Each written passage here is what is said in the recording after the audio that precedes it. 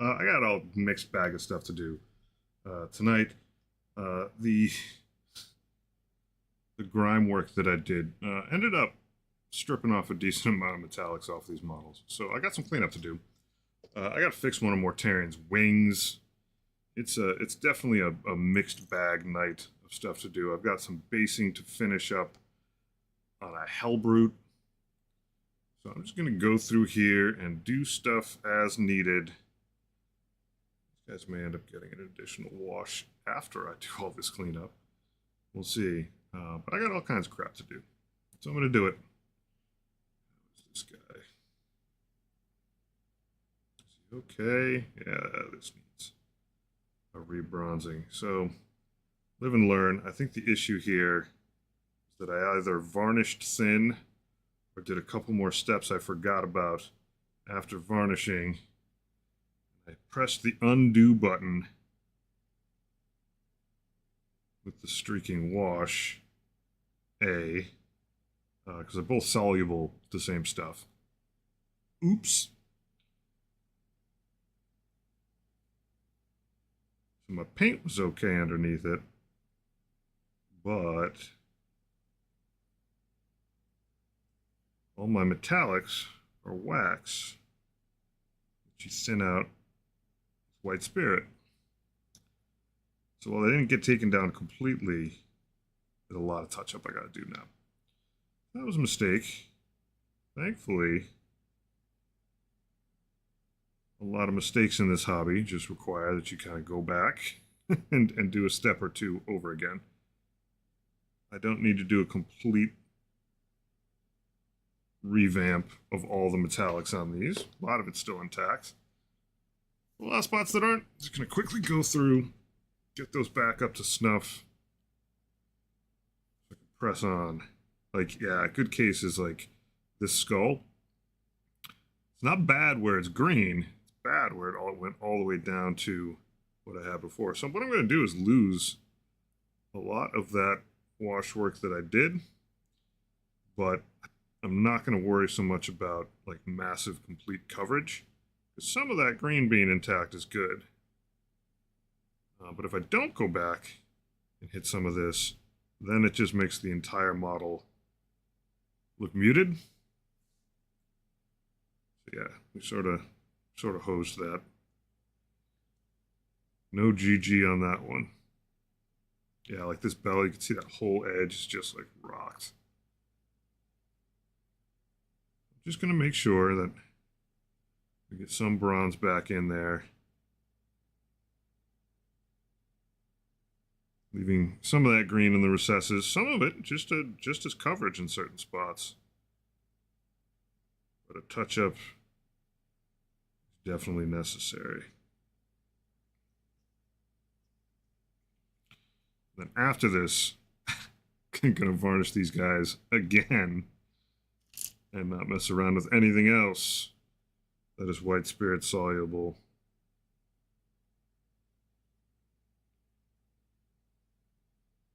Do all the necessary detail work and then varnish them up and be done.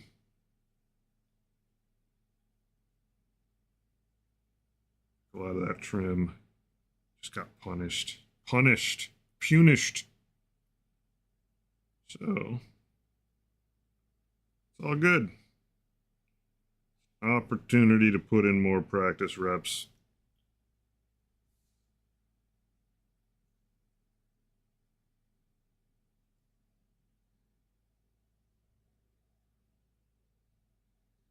And a good learning experience.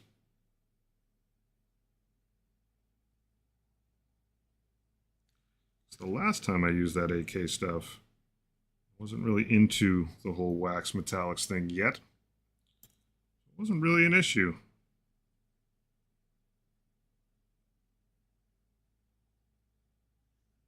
I also think that AK grime is somewhat streaking grime, but it performs a little different to what a lot of the standard applications are in Warhammer stuff. Like, I think it is a little, I mean, it does what it's supposed to do, so I don't want to overanalyze it. But a lot of their examples are like the side of a boat, which is a big, wide, flat, albeit curved spot, and I think that's where it's like at its best. Like that breastplate has like a beautiful gradient of this stuff, absolutely phenomenal. But elsewhere on like trim and stuff, where a lot of times with streak and grime, you get huge gains by using it. Not so much here. Not so much. So yeah, we're just re-emphasizing a lot of the bronze on here. Do the same with the gunmetal.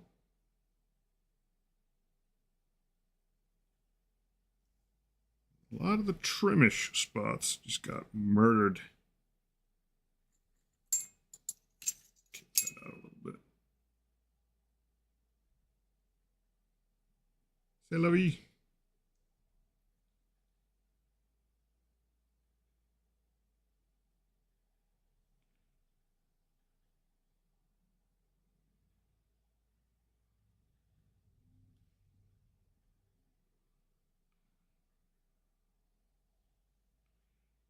Just dabbing some in. I don't want to kill the green off. Hey, buddy. How goes it?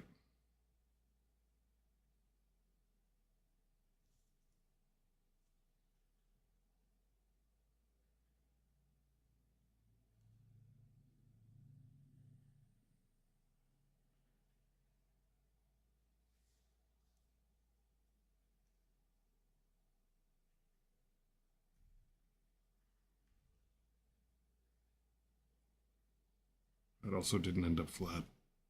It goes. Nice. Take it. Obviously, it's... When we say it goes, it's not necessarily like phenomenal news, but it's still going. It's pretty good. Take it.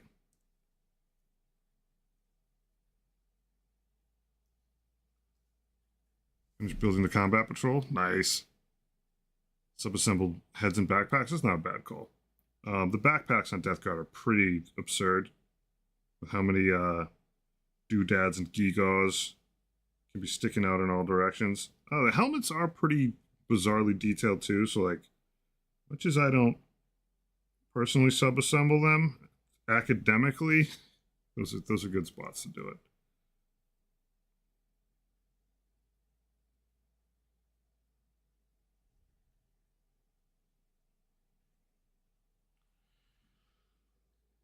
Magnetizing 30 bases is not a joke. Yeah, it's a big family. Gonna just hit the outer edge. These holes with a little bit of bronze.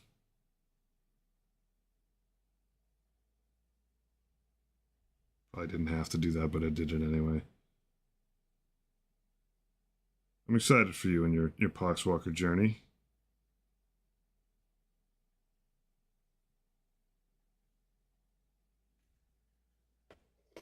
Yeah, I'm just going to do bronze for now. And then I'll come back in a loop and hit the gunmetal again. Once again, I'm just sort of in a lot of... Some spots I just need to straight up recover, but most of these, not so worried about the green as where this wax just straight up got wholesale removed. You know, I push the undo button on a lot of my work. He is a phenomenally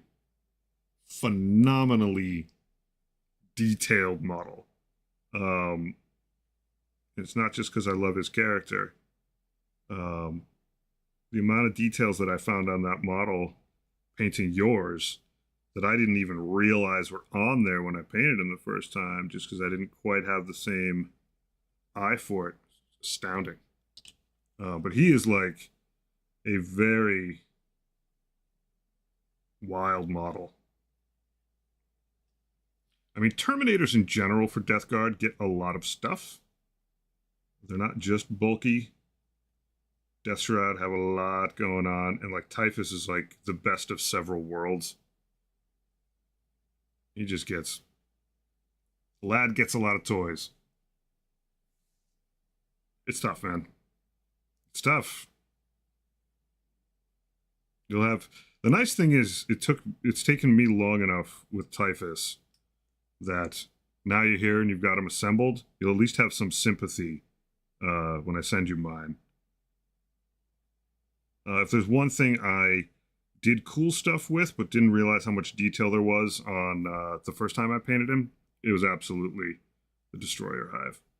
That thing's just like, the bugs are some of the bugs are wicked tiny, and so you end up just going back and seeing a ton of these little like wings popping out of places you thought you were kind of free to paint as warp smog. It's not bad, it's great, but it's a lot. It's a lot.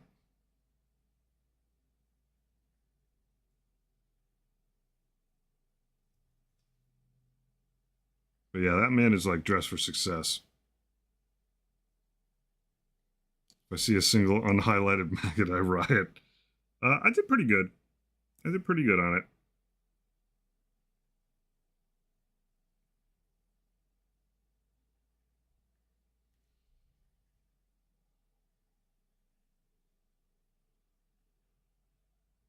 But I guarantee you will see some amount of unhighlighted maggots.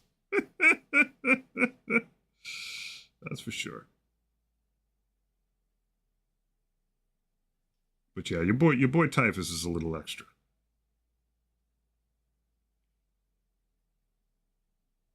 He's earned it.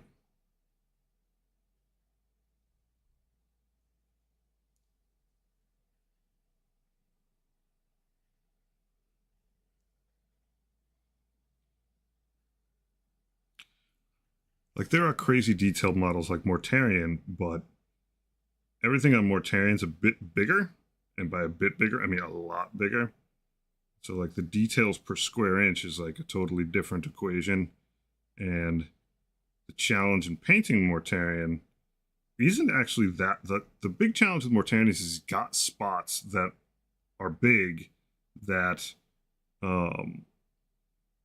it's almost like the amount of coverage you have to do makes it a challenge to make it look good. It's like the opposite of the tiny details are really what make him a little bit nuts.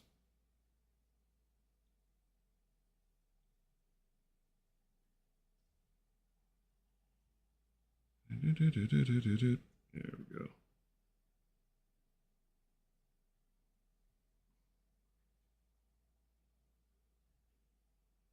I don't know if that was wise, but I did it.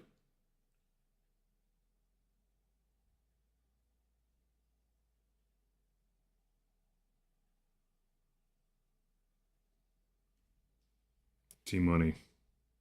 What a champ.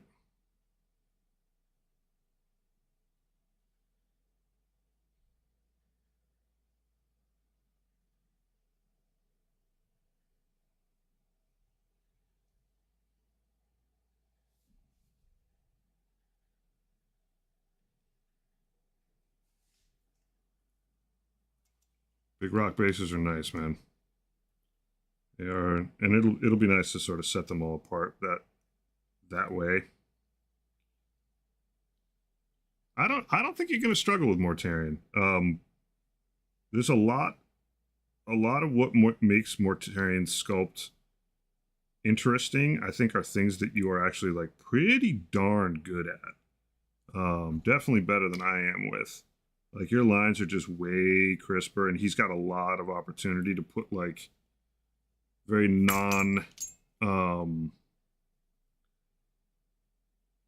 like put in really good highlighting. Like, you're better with just like light sourcing kind of highlighting than I am. And so he's not like a big box that you're doing like 8 million edge highlights on because it's cubic math. It's like there's a lot of opportunity to work with light play on him that is just like interesting as opposed to overly geometric. I think you'll find a lot of fun there. But I honestly don't know like if he's going to actually challenge your skill all that much. Hey, what's up, Cable? Oh, you can. I mean, I guess what I'm saying is I don't know that you're going to make all that many mistakes. Like, you're very good with like crisp armor, and he basically wears Death Guard armor with a honestly a little bit less ornamentation, or at the very least, the ornamentation is like large. Like his kneecap is like this big, like as big as this guy's torso. And his ornamentation is really clear. And then the other part that makes him a little like challenge, like obviously the wings are like big tapestries. Okay, so I'm not saying there's no challenge at all with him. I'm not saying he's an easy beginner model, but you're pretty good with cloth, and you're pretty darn good with, you know, with armor. He's like his trim and stuff are like pretty chill. I mean, his face is like half the height of a plague marine. I don't even need to say it. One of the things I got to do tonight is fix Mortarion's wing, but like,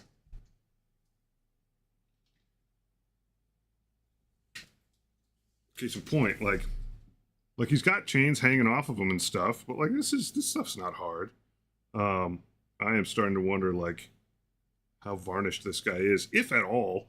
Like his head's huge. Like all that ornamentation on his armor is massive. The cloth for me was a bit of a challenge to get it to fade. Hey, Auditor. I did have an awesome Saturday. I got to see a good buddy of mine from the days of yore. You know, I made his eyes like cataract-like. Little broken hole where his wing was, but like this model's super early in my career, and it's give you a random color. Like a base color or just like a random pot of something.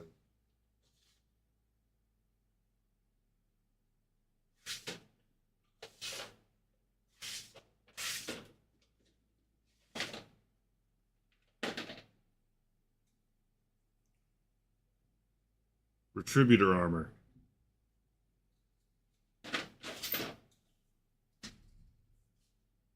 Yeah, I mean, like, look at how big that trim is, and it doesn't even go all the way around.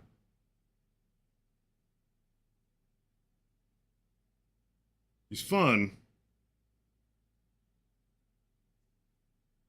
But I don't know that any one part of him is, like, super challenging. One wing Mortarion. What a guy.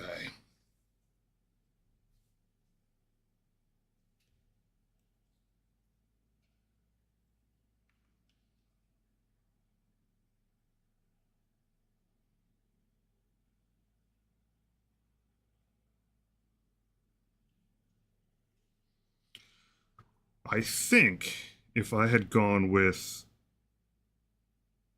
I think this would have worked out a little better, even though color would have been drastically different. I think if I had gone with Dirty Down Rust, hey, what's up, Digimon?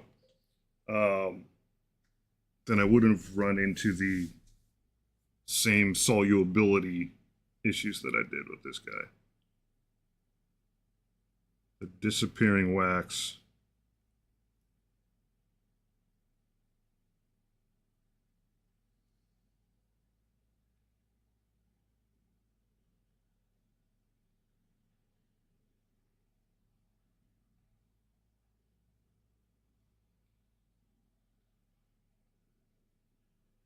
Just give that a base of all bronze.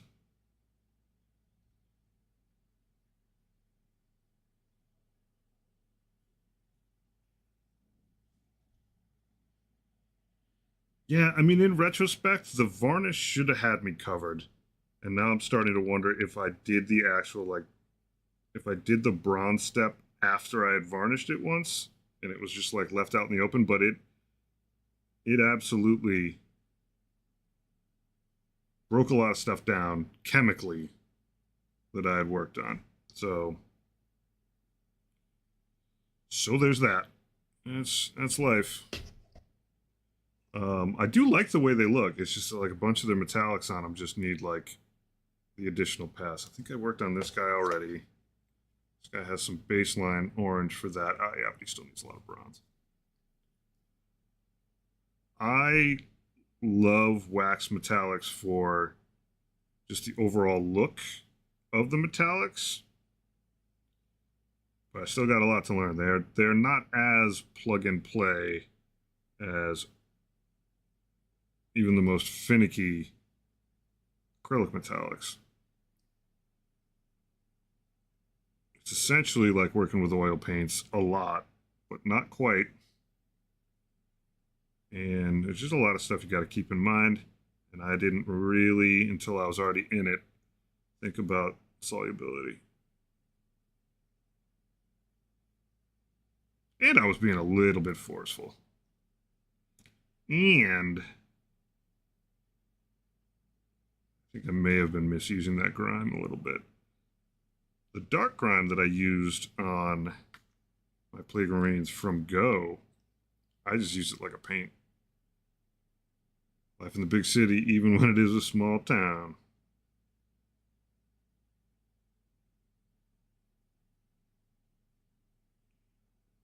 So, you know, it's all right.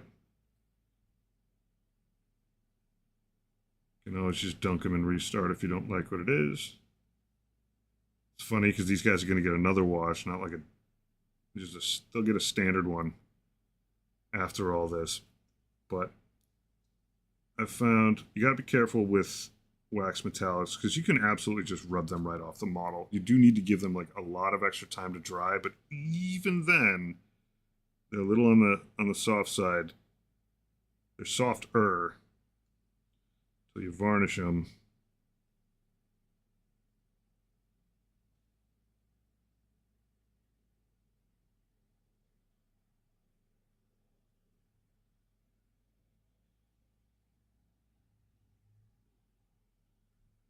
Bony Maroni. Ah, yes. More trim.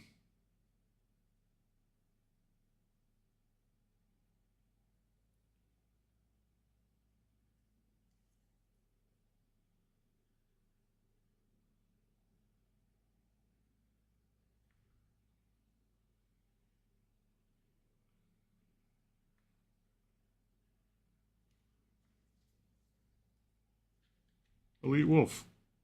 How goes it?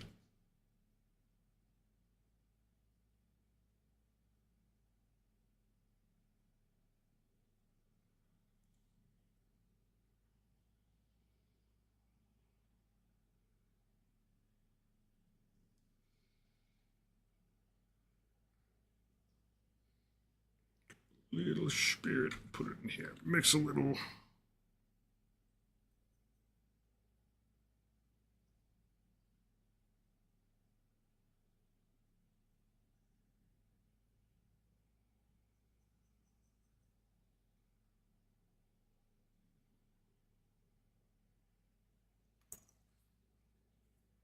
Cleaned out your resin vat.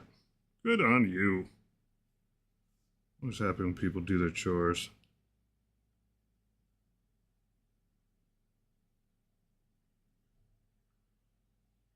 Mostly because I don't vicariously live through other people's diligence.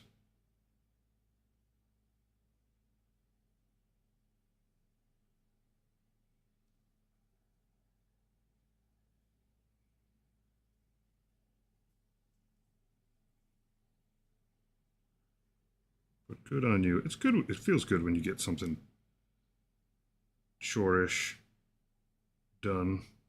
And cleaning out vats just sounds properly industrial.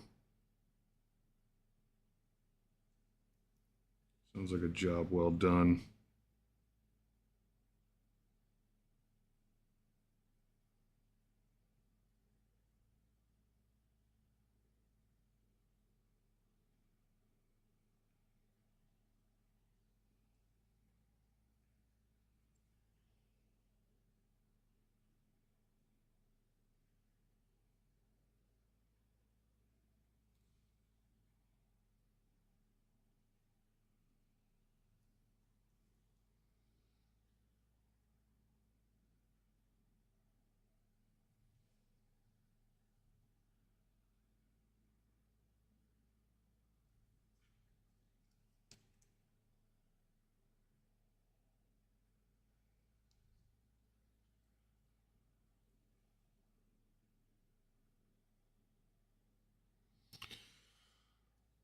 I'm gonna pass out. Gotta work early again tomorrow. Already made poor life choices the last 2 days.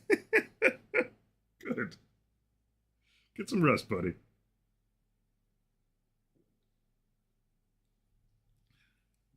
There's a lot of stuff I cleaned and prep up for stuff since the film is slightly scratched. I'm going to try something else. Epic 30 to 40K to fully print out a second company for Blazing Scales. Plus, I've been working on Lauren stuff for a bit. Sweet.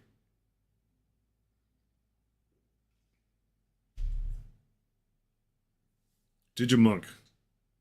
Working on the beginner box thing. Fantastic.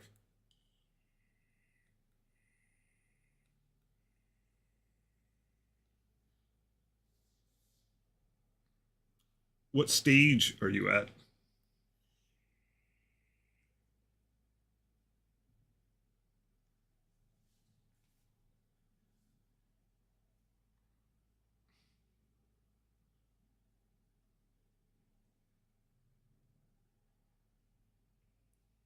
You're such a pain in the butt, Death Guard man.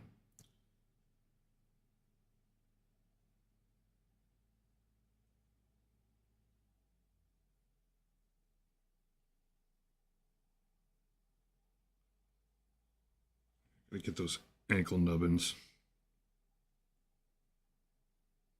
Boop. Boop.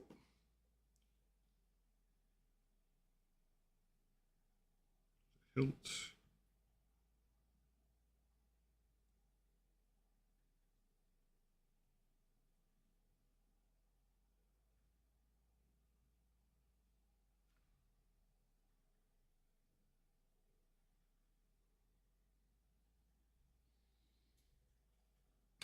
Building. Building's a great step. Awesome. The building is a part of this hobby that I always, beforehand, as an outsider, thought was going to be like the thing I'd most likely want to skip. I love building, man. That surprised me.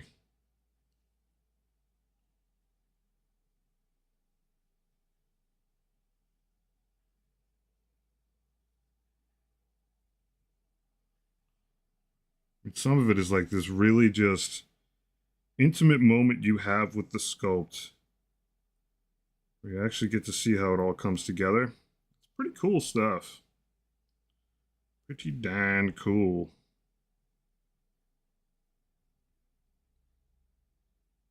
Before you cover it in snot. For example.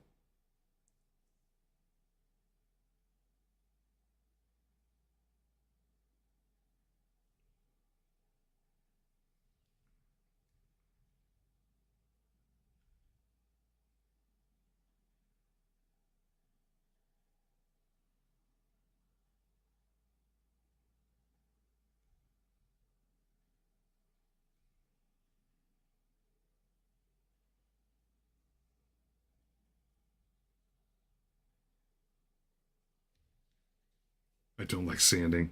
Yeah, me neither. True story.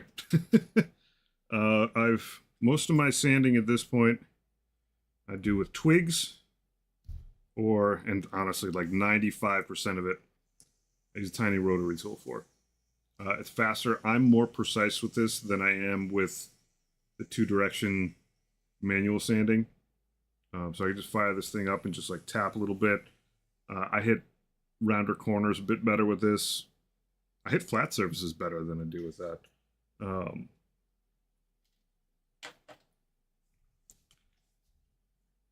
Yeah, the sanding is a lot.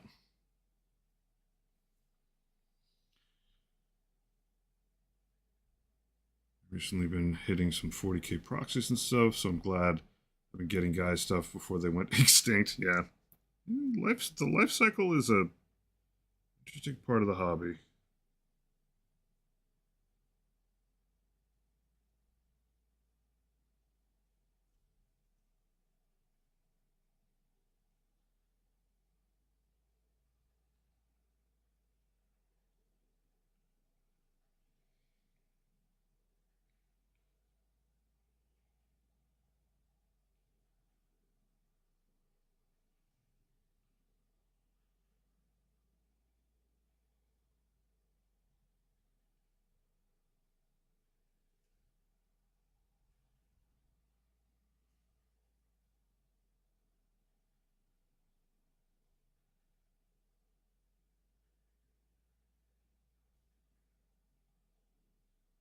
Spin, spin, spin, spin. Check on all my angles. Yeah, there's a spot.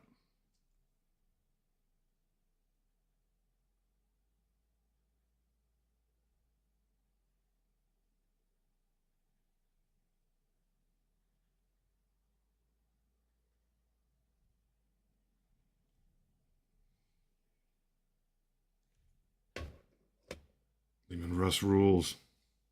Started assembling some Noise Marines. Ooh, with guitars I've been printing lately, hoping to get some second, third edition games with them soon. Old school. Proper old school. I love it. I do think it's like a very cool aspect that some people are just like, yeah, I don't like the current rules, so I just don't play them. I just play old rules. Like, great. I think that's cool.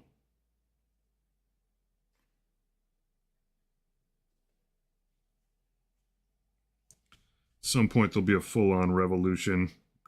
People will just have tourneys in 4th edition at some point.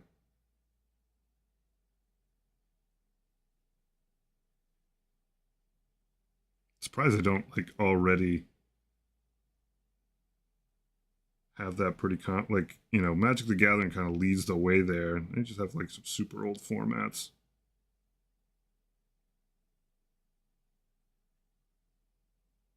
It's like revitalized 3rd edition Warhammer.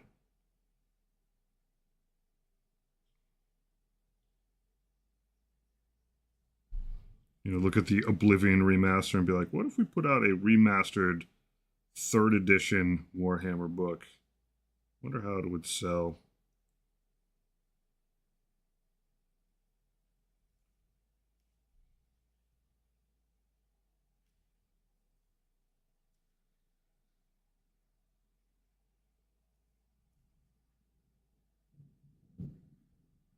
We'll apologize in advance if this stream suddenly just stops. There's a thunderstorm rolling by outside. There's a non-zero chance I lose power while I'm on here.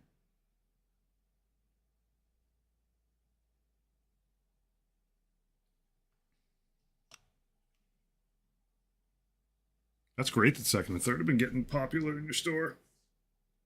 Lots of people fed up with 10th. I like 10th, but I'm too new to like have any proper opinion on it.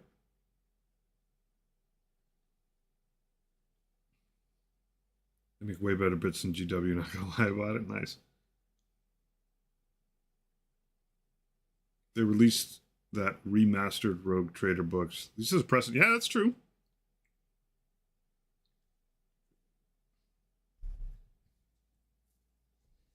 Elite Wolf, are you like in my backyard?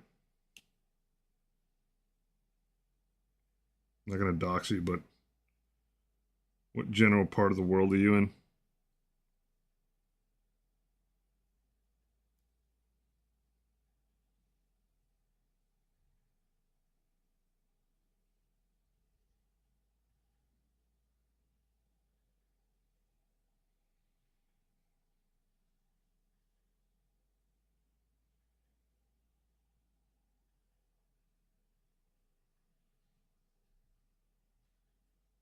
Supposed to get some storms tonight here in Tennessee. Sweet. I'm presently representing the great state, Rhode Island. Oh yeah, it's crackling out there. It's popping.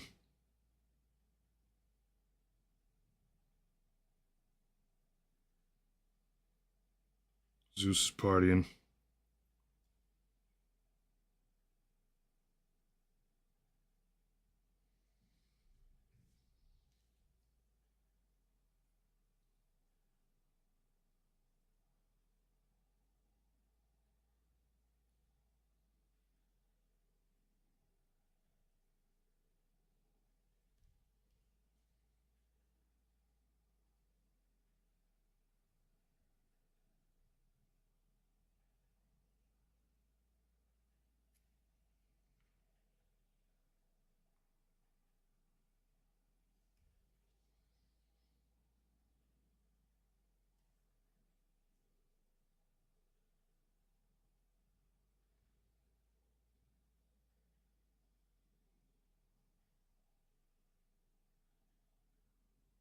Slightly east of Georgia. All right. So vertically, pretty close. Decent size storm just blew through here in PA. Yeah, I'm in. It's good to see you, Lord of Rights. I'm in Rhode Island, so like, at least PA storm's the same. But it could just. I didn't actually check any weather maps. It could just be the same thing going all the way up the East Coast. Everybody's joining the party.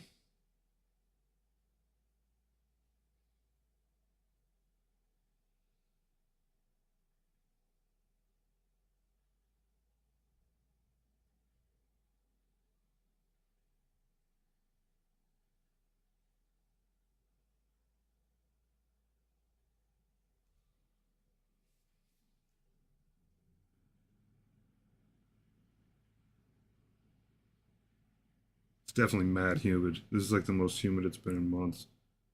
My sinuses are so happy right now. Like they get all jacked up when it's dry. This winter was brutal.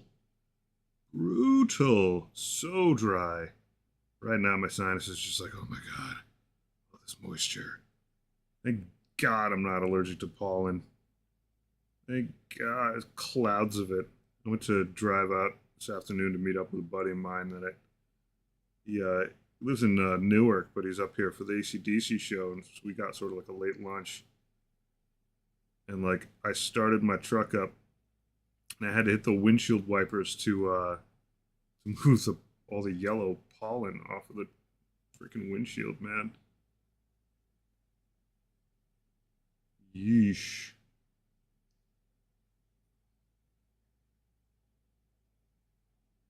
My garden's definitely gonna love this rain. Peas are doing well. The only thing sleeping right now is the fennel. The radishes are in good shape. I should check my posture before I wreck my posture. Fennel's slow. Hopefully it'll be prolific, though. I love fennel.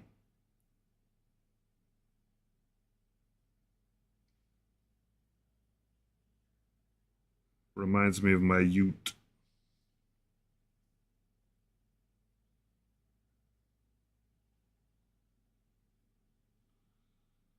So presuming pretty close. Still got stuff to do, but I'm pretty close on most of this bronze. At the very least, I'm on the last model, I think. What I'll do is I'll cycle them through, do the gunmetal, and cycle them through again. Add a few little highlights with brass. And then we should be back to where we were before I grimed them. Before I put them in grime peril. One thing I do know is that it's hot as hell where I am. I can only imagine. Today was warm up here and muggy, like thick muggy. Like I absolutely was like, why isn't the storm here yet? It was that muggy. Like that mugginess that you know means a thunderstorm later, even if you haven't checked the weather. And I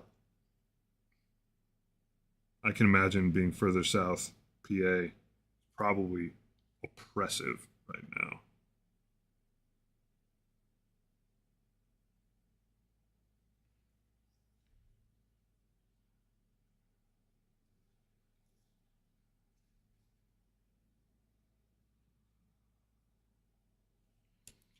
Get your faceplate, buddy, and actually inside a little scooch in there.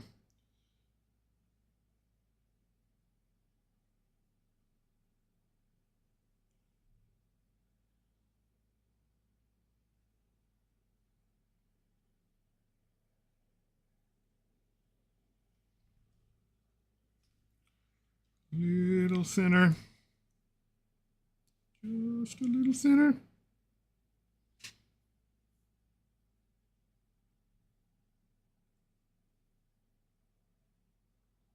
I mean, I got the AC running in this room. It's that muggy. This room does get hot really fast, though. Like between me babbling, being upstairs over I think, completely uninsulated section of the house, any heat from downstairs just waltzing right in. And the lights, yeesh.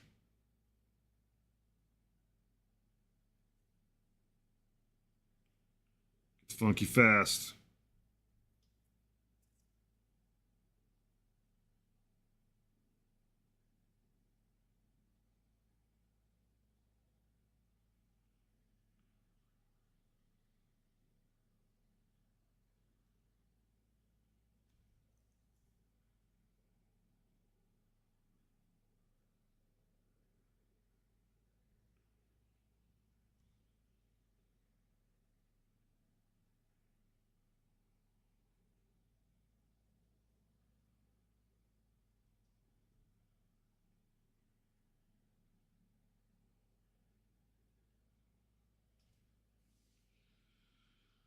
All right, spin this guy around. Look at what I've hit, what I haven't. Yeah, I didn't get that side. There we go. Sneak in here a little bit. Whoop.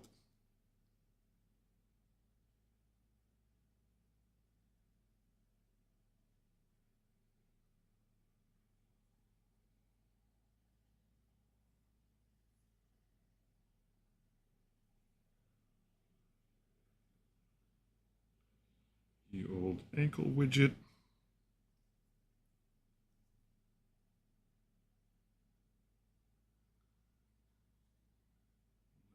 One last check. Arm.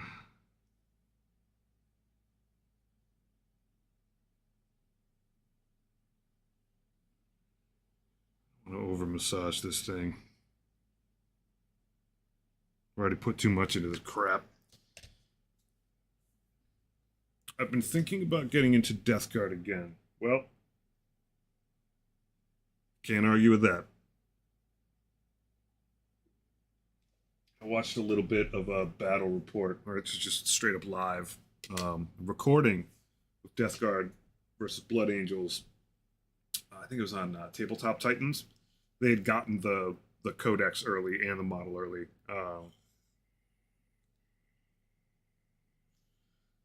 Looked fun. He was playing the detachment that is very like character centric, and it looked like it was like Terminator. It's very Terminator and character centric. It looked like a lot of fun.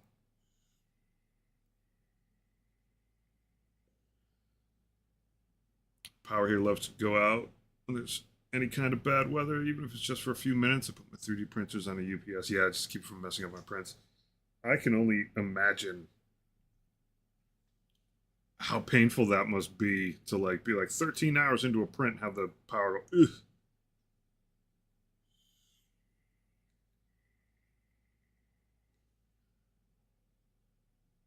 Yeah, next Saturday for the is it next Saturday? We're a week out from the Combat Patrol and the Battle Force and the Codex. I am excited. I did not get the new Combat Patrol, but I could play the new Combat Patrol with its rules with what I got. But I did get the Battle Force, and I'm deeply excited about that.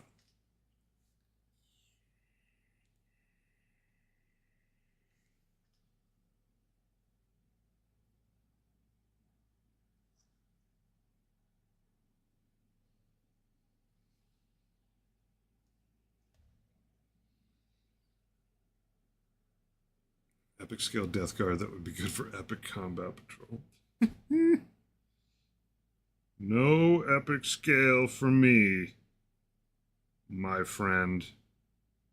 This BS is small enough.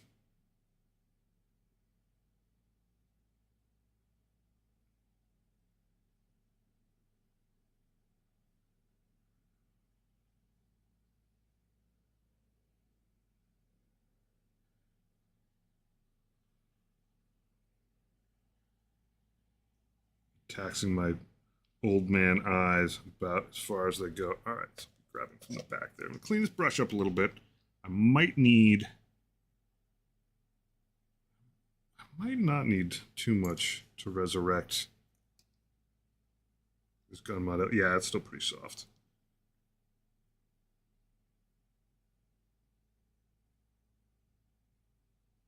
Some of these guys I did already earlier today have a little time to mess around with, so we'll just add another drop or two in here.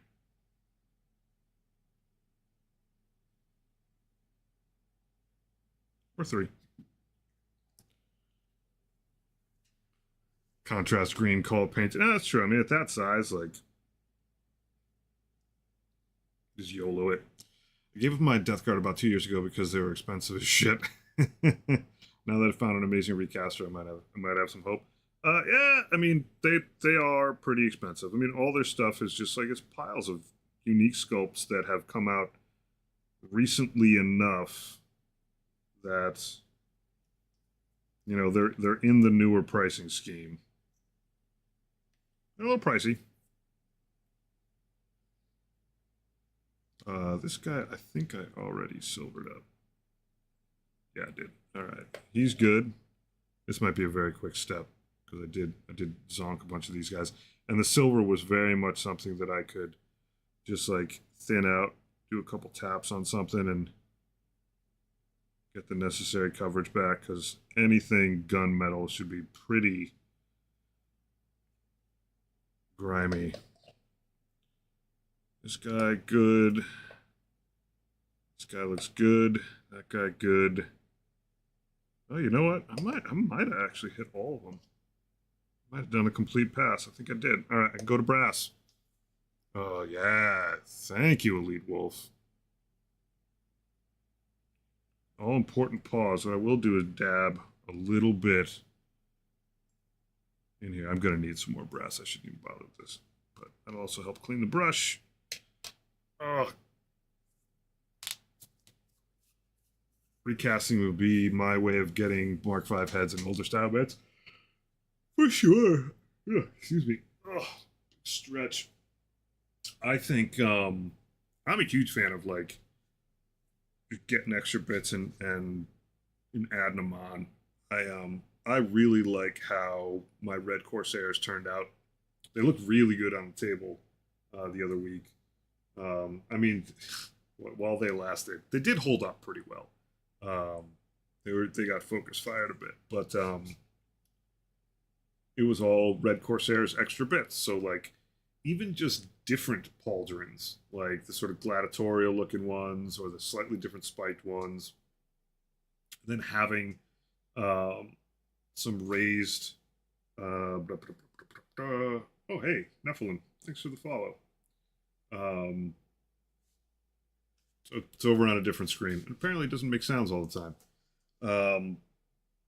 Having the like faction symbol be raised on a bit, so I could glue it wherever I wanted to, and it was nice because they're slightly rounded on the back, so they fit right on pauldrons or a chest plate. It's got that slight rounding to it. I think I actually might have put one of them on a greave, on like a big shin plate. Those are nice because like, especially black on red, like you paint that and it's real easy for that to get lost. But when it's raised, you got a little texture to it. You can sort of hit the edges a little.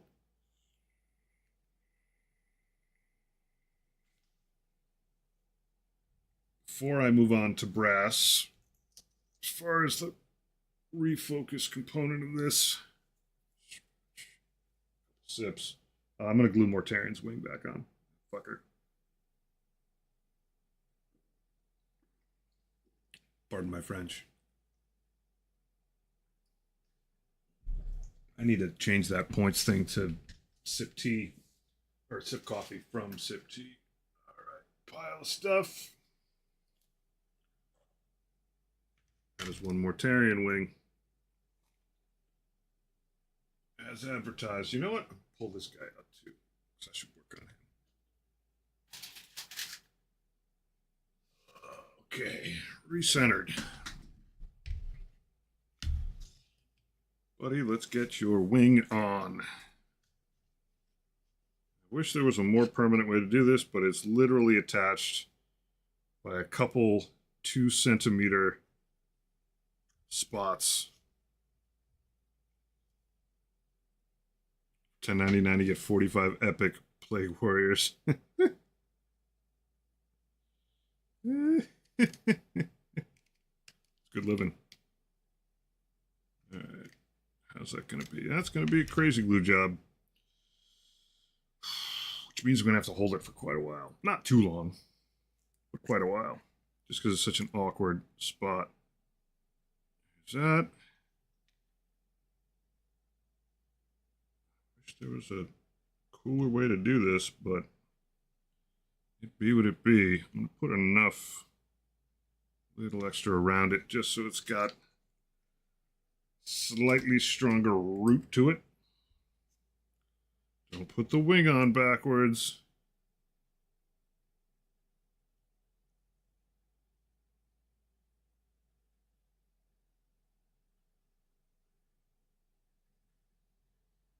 Elite Warriors of Plague. Is that different? Oh, or is that their name for it as a recast? Come on, Morty.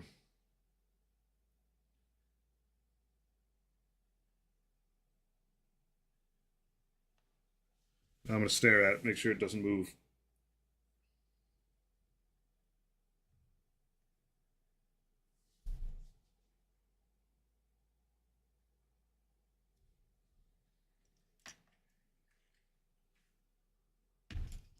I'm not going to stare at it.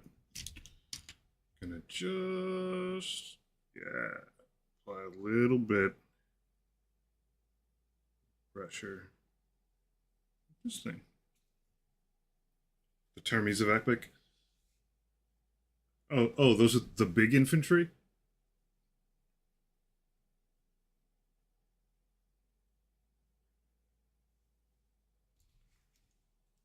Now, because I can't stop myself, sort of just check that that's pushed in.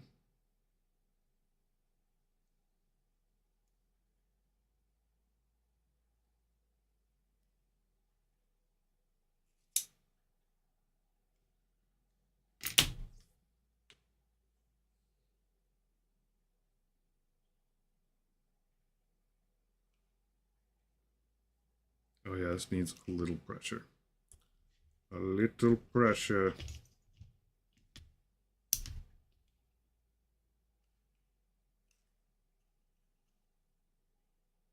There we go.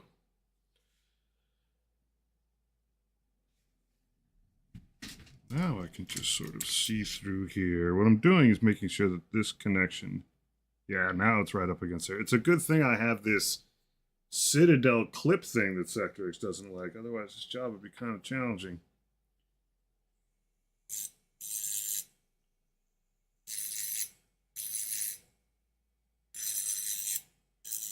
The other thing this rotary tool is good for is cleaning tweezers.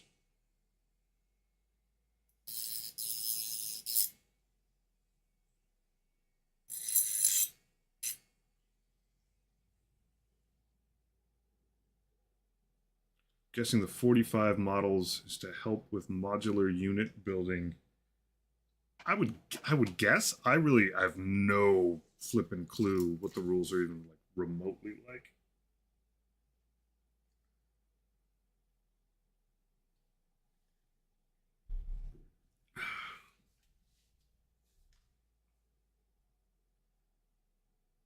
Should be 49 for Death Guard. 49 is a good number.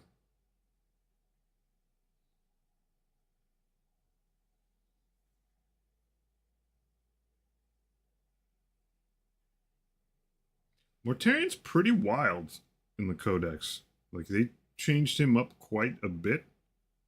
He's got like a reactive move. He's got some like weird plague BS that he just like dishes out mortals. It's gonna be interesting to see how he plays.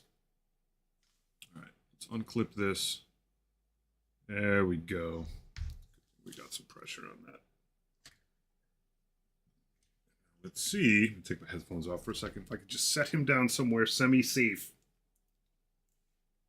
to just dry in peace.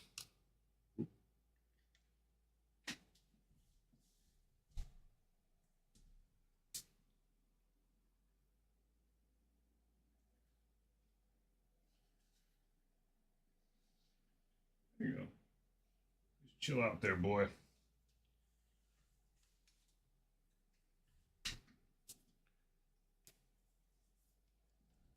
All right. Next on the docket, I have this Hellbrute The plan is to add a bunch of like planty material. Some of it might be moss from my yard. Some of it might, I have some, actually shipped with this. My buddy Sharp put a little baggie of some of that, like, I'll just grab it. Some of that green stuff. Badger, well, now I just need to work on my desk. Yeah.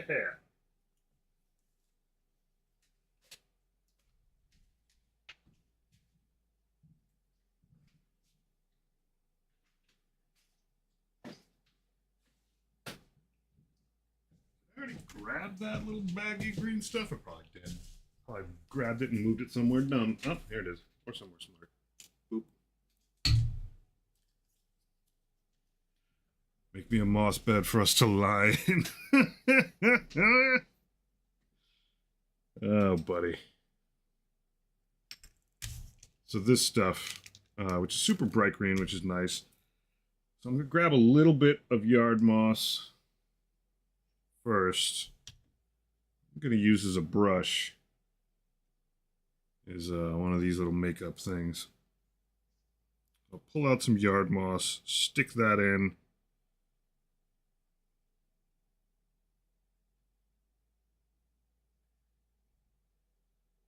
That's not enough moss, my love. My yard's full of moss, buddy.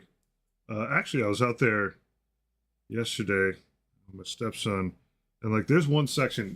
No joke. I was like, oh, I should put a tent down here. There's one section of my yard that is like that type of like super loamy moss, where when you walk on it, like you sink a little bit. Good stuff.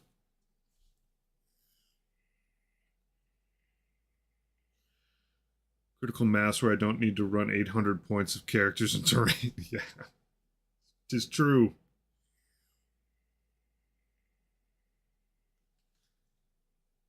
Zombies are 10 for 45. Sweet. What I'm going to use to stick this stuff down and soak through it is some Diorama Effects glop from Vallejo. I love this crap. I've used it for dioramas. I do use it in basing to like make little pools. But I've found you can also use it to hold real life plant material in because it'll gel around it and make it a little bit more substantial. So that moss is like real moss, and it's got some like dirty grit underneath it. But if I take this model, clean my hands, I pour some of this wet stuff in there. So that obviously the look is going to be wet, but that's cool. If I pour some of it in there, I could drop a few of these in there and then like dab a little bit more of this Diorama Effect stuff on the actual moss, and it'll soak through it and sort of make it rubbery rather than brittle. You know the other thing I'm going to grab? Tiny little eyedropper. So I will make myself a tiny little pool between a couple of these rocks. Set that down. Grab some tweezers. Try to do this in a way that you can sort of see what's going on here, but I can only tilt it so much because I'm working with pools of liquid. I can drop. Hopefully, this thing doesn't stick. Drop that in. Tap it around a little bit. Grab another little chunk. Tap it in there. Hold it down a little bit, give it a little push. And now, go with this little eyedropper. Just kind of drip some on there so it soaks in. I'll essentially take this kind of brittle, dry plant matter, give it a rubbery backbone to it, and make it look glossy. What I'll do with this green stuff, which is not green stuff, this green plant thing, is I'll put some more around it and just make it look sloppy. Have some of it growing up the legs, some of it growing onto the lawn gnome. Just have fun with it. Forgot what this stuff was called already. But it's mad cool.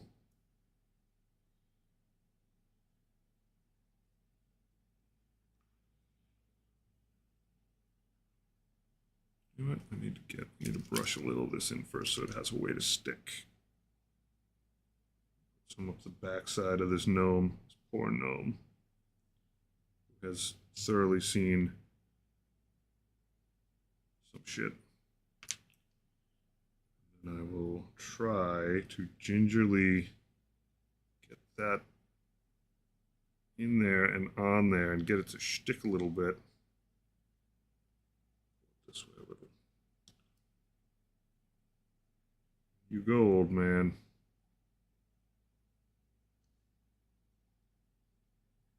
Maybe a little spring to do this. I may need to dry it out a little bit before I even get started. Or I could just like forcibly push it on there. Drip a little bit more of this on there. Yeah, and then it starts getting grippy. I gotta get rid of those bubbles though. Oh, it has an interesting reaction to this stuff though. I'm not sure I can use that. Let me pull this guy out of the mix. That is interesting. Do a little science experiment here. Little bit reactive.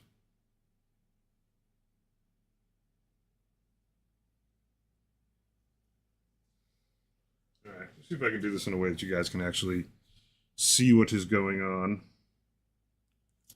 Issue I'm running into. Take a nice thick chunk of this crap. Put it on a background that is visible. Yeah, I don't know why I was thinking about cutting it. That's unnecessary. So, actually, the black background's probably good. This stuff, I put diorama effects on it. It's like it bleaches it.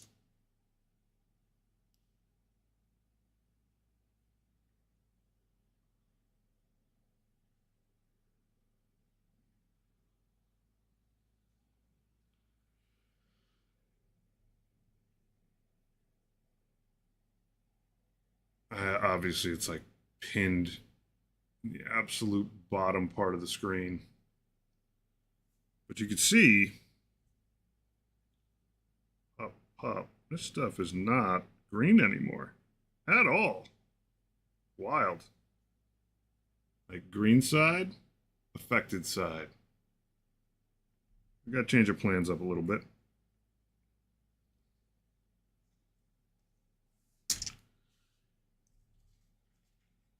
Piece of paper towel and clean up. Doesn't affect the organic matter at all that way. So maybe I'll just use a bit more of that for now instead. Think of something else. Is that my alarm that says stream? I bet it is. At the very least,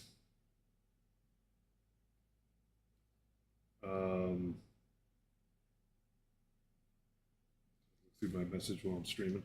At the very least, some of this stuff on here just make the stone look mad, glossy, wet. Put some of that on there. It's going to be really hard to figure out what to do with this model when I need to let it rest. Should put it on a plate right now, in fact.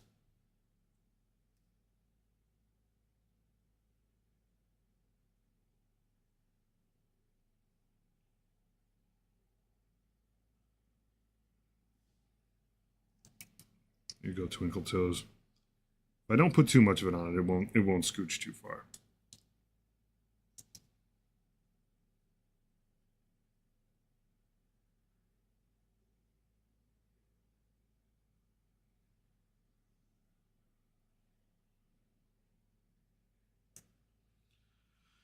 All right, let me grab another chunk of this. Lay it in behind his foot. Looks like he's stomping through it. And I can put some more jus over it. Protect it. Keep it from drying out. Make it look glossy. All those good things.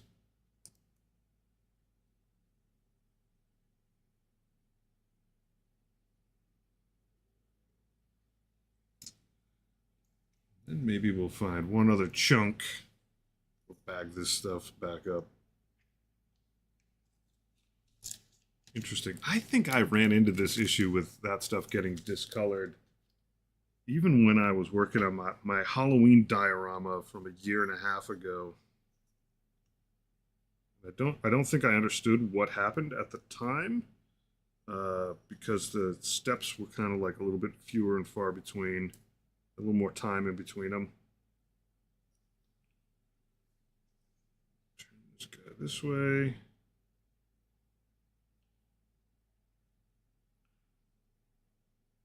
Something very pride-inducing, adding moss from your own driveway.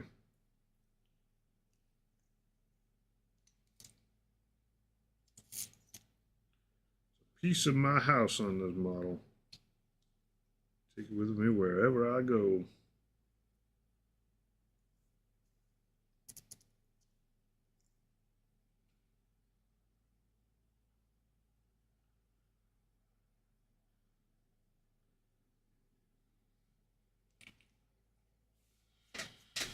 All right, get rid of that. Set this aside over here. And then put this model someplace remotely safe to dry a bit. And I will clean out this little dish. Then I'll go back to my Plague Marines again. My good boys. Isopropyl in here, which definitely reacts to it as well.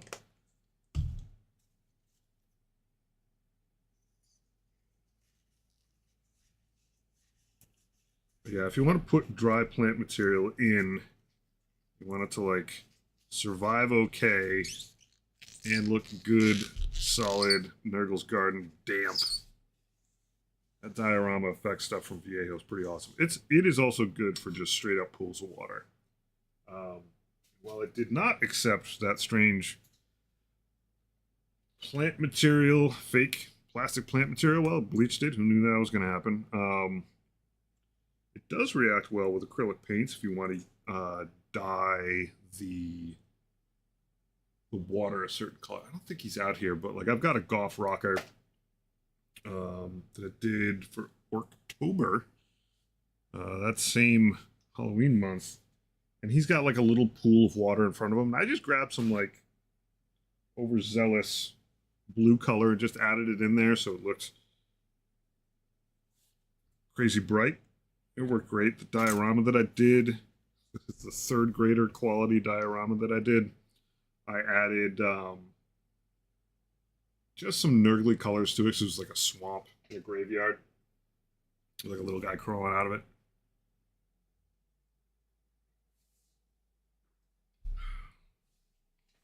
Cool stuff. All right, what do I need to do now? I need to thin this brass wax out a little bit. Couple drops of 3 drops of extremely dirty white spirits. What I want to do is get this thin, not so thin that it's a wash, but basically just want to get the clumpies, get to the point where it's like nondescript. There's no more chunks in it. And that tends to be like good enough for rock and roll. If it's a little thin, you just spread it out a lot and you get a little bit of evaporation. It'll thicken up a little bit. But even in one session, a lot of times you got to add a little bit more spirit to it. It does evaporate in a shallow dish. Strangely enough, the white spirit doesn't crazy evaporate when you've got a lot of it in a dish. Not sure why that is. Maybe I'll look it up someday. But it be what it be. Let's see, let's stay right here. I'll be in focus. All right. Pull these guys all out. Set them down. Grab a plate to put them on. So when I move them as a unit. Know who's done and who's not. There's not a crazy amount of brass going on these guys. It's just for a few things that I want to have super stand out. And sometimes it's good as a highlight on bronze. So like a little dab just on the tip of these little spikes on there. That's solid. A little bit of highlighting in the front of this guy's gorget. That's fine. the edges on here, like the top side of that, just to make it a little brighter. That's cool. Beyond that, don't want to go nuts. A lot of times, if I've got an icon, it's so iconic. I'll just, if most of it's bronze, I'll hit the skulls with a little bit of brass, just so that they're a bit different, a bit shinier, a bit lighter, really. They're not actually shinier.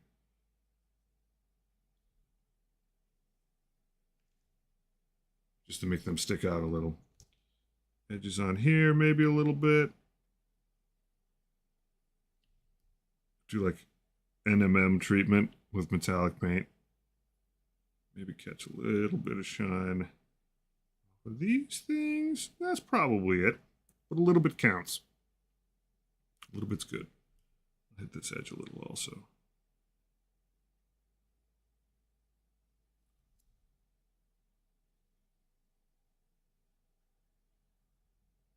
Good enough.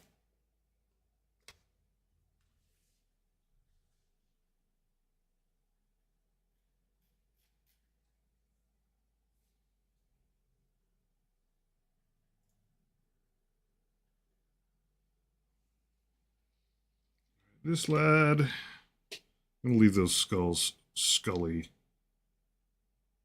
Oh, this guy's missing some bronze. I need to set him apart in a special place. All right. Yeah, I definitely missed this guy in the bronze. I hit this guy on the gunmetal, but not the bronze. I'm going to rectify that right now. Bronze pass first, buddy. That way I can come back and revisit him proper. Resurrect some bronze wax out of here. That should be enough for this guy.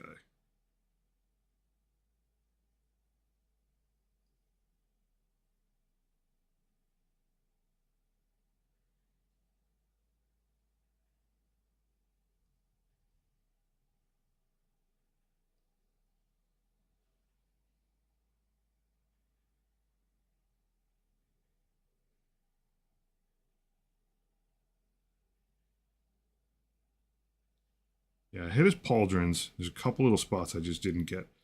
His fly, his arm is also the trim that's right there. Whoop. That. God, you guys have so many details. I love you. I love you, little plague marine.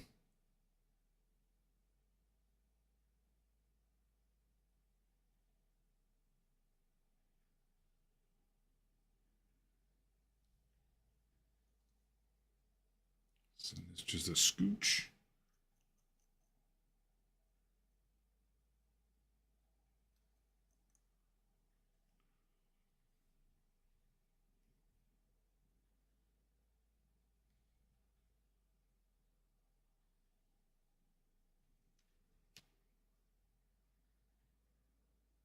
I got some of this guy redone. I just didn't do enough of it.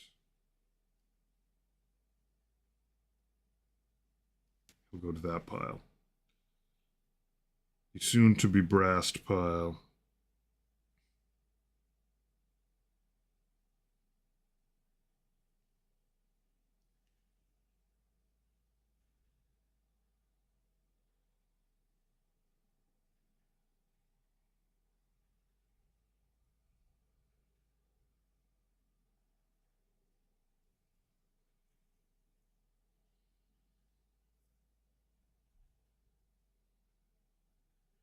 Grandfather has blessed me with a wicked flu this week. Amen, brother. I'm proud. GG.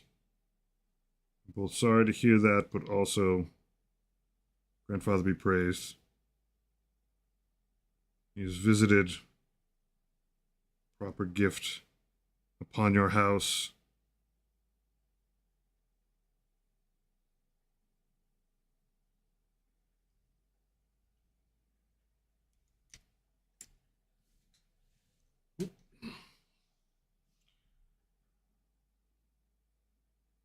Hopefully it doesn't last too long, bud.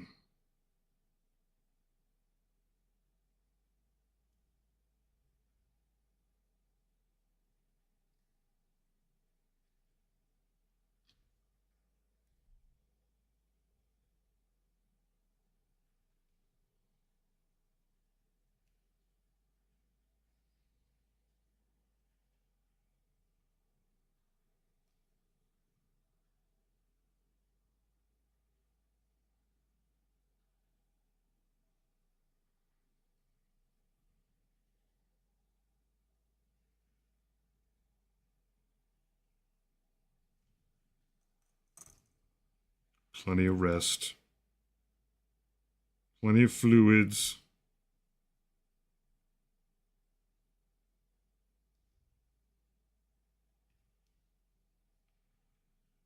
All right, now we can brass this guy. Just got to clean this brush up. Make things happy. There we go. Back to the bright, shiny. Edge of this icon a little bit. Edge of this armor a little bit. Maybe down here a little dab. I made that a blade, but I did. Spikes a little bit. These spikes just a tad.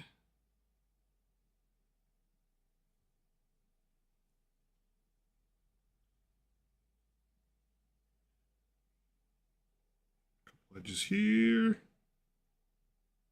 A little bit on the roundness of this orb. A little bit on the roundness of this orb. It's probably okay. It's probably plenty. Good, buddy. This guy's got much more to do. Big old fly icon. Make that shiny. You guys been playing a little too much Call of Duty.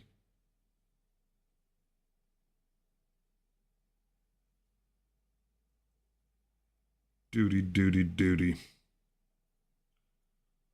Edge of the hilt. And the pommel. Yeah, once again.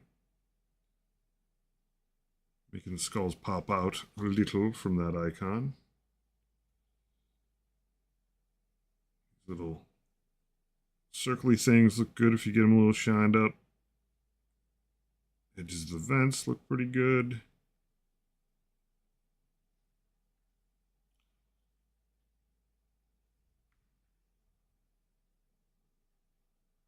That looks good. Head horn is not brass, that's bone. A couple little touches around the eye to make it pop. Around the armor. Occasional little dot on something around.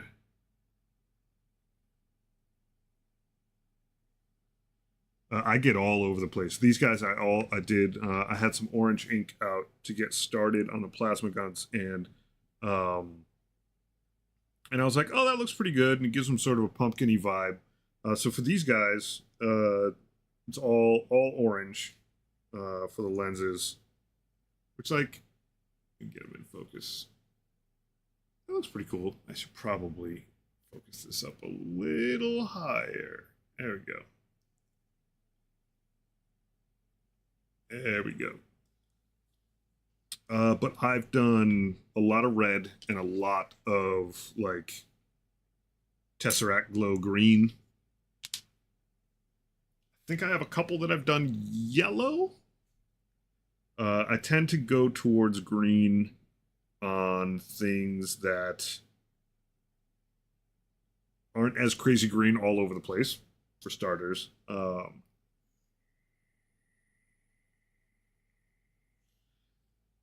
But just whimsically, I liked how the orange looked here. You make me glow. You're such a sweetheart.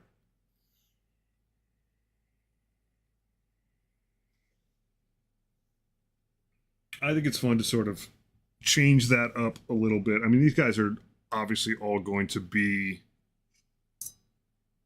an absolute unit. So having them be similar is kind of cool. They'll all get like the same base treatment.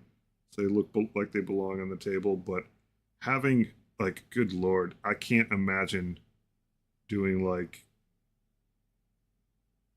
2,000 points of models that all have the same color lenses. I can respect it, but good God, am I never doing that.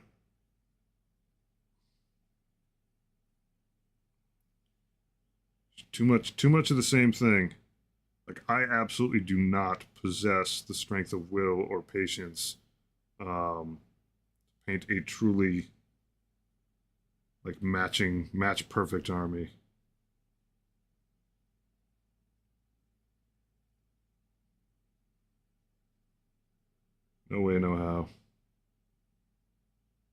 Cool when someone does, though.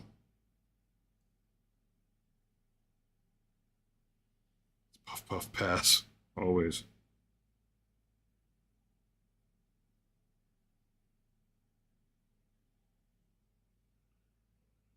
But brass and bronze work really nice with each other. Just to give it a little bit more oomph in spots.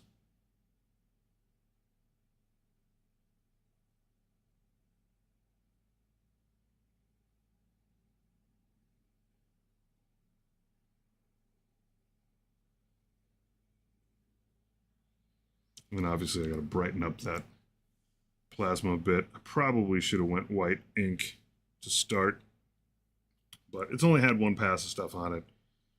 It'll take a bit more.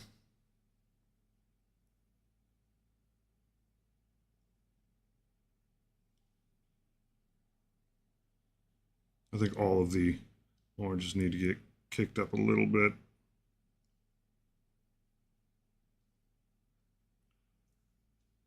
Blade edge is a great spot to just give a little more shine. As is like a little bit the rounded edges on things. Covering the whole bit. Bolts a little bit.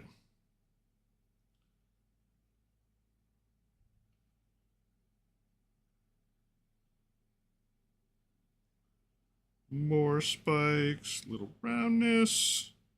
Yeah, and then when you get something like a skull, like getting the eyebrow ridge and the nose, a little dash on the cheeks, little dab on the forehead, make them shiny.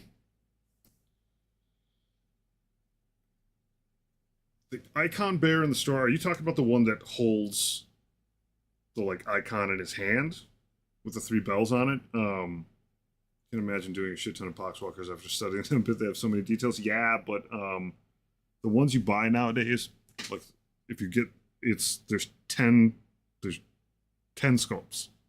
They do have a lot of details, but you have to remember, you don't have to do shit, but I like to remember that there's a lot about them that you don't have to do. They have no crazy armor trim. None of them. They have practically no armor. None of them. They have no guns.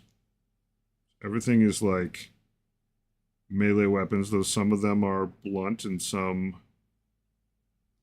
are a bit bladey, but you're mostly looking at like all weathered weapons, which is fun and not as much work as some other stuff.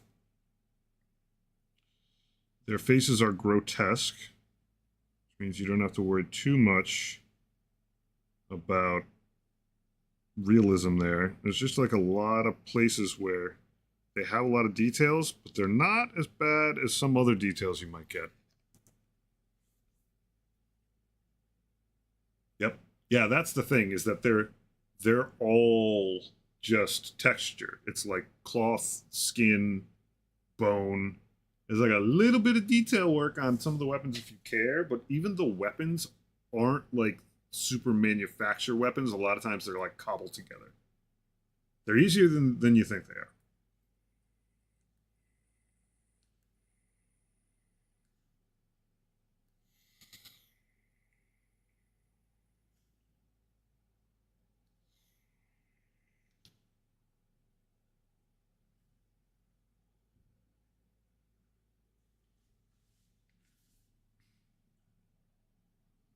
And to that point, Sectrix, they are very conducive to like lining a bunch of them up and doing the same process across the board. There's some models where that's like a little bit of a challenge to actually like fully leverage speed painting techniques, but they're like begging for it. And a couple little twists to make sure that they don't all look identical is not a lot.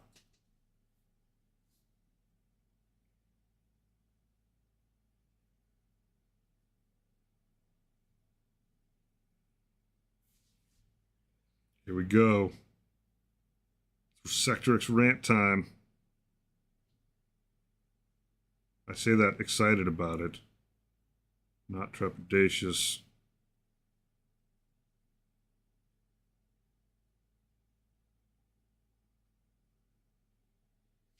Or a nice, succinct laser shot. Nicely done, buddy. Proved me wrong.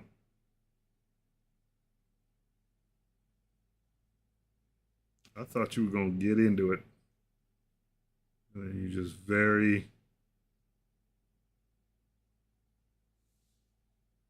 That dude loves the Thousand Sons. What if that robot was 8 times bigger? And I'd have to get it.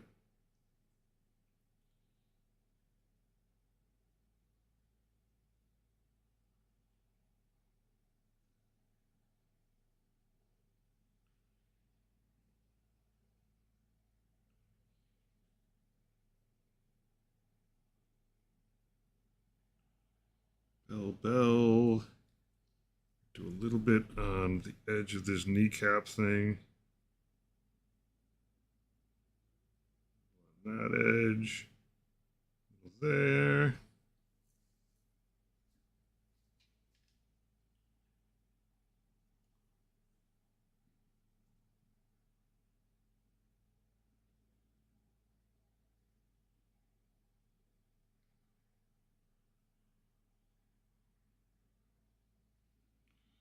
All right, I'm starting to fiddle with this guy. I should just quit while I'm ahead.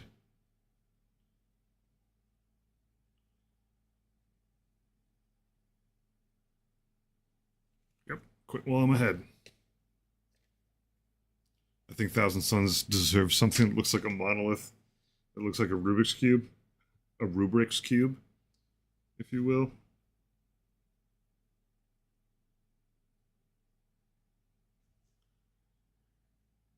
That's a little heavy there, buddy.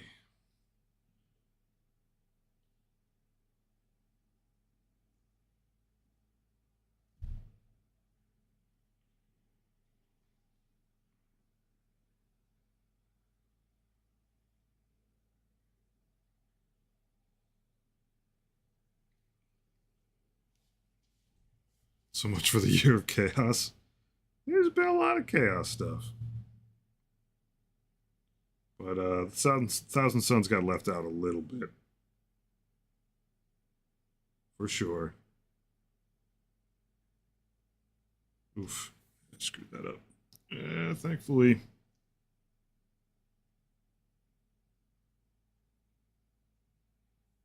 Should be able to fix that pretty easily. Just squeegeeing it. There we go. A little clumsy there. The Space Wolves have gotten more than all the chaos combined. You're probably right mathematically.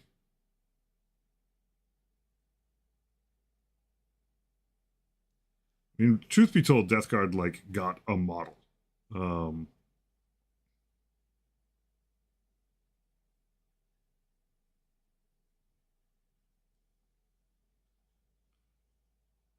some validity there. But like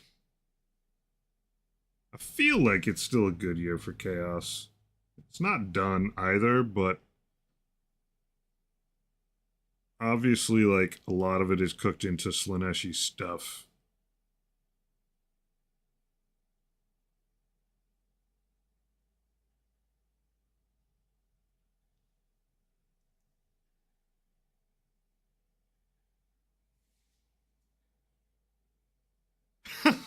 Oh, Doc Rose. True, true.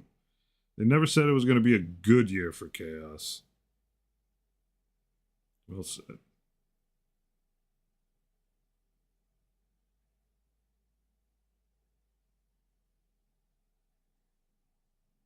Get around these little vents. Right there.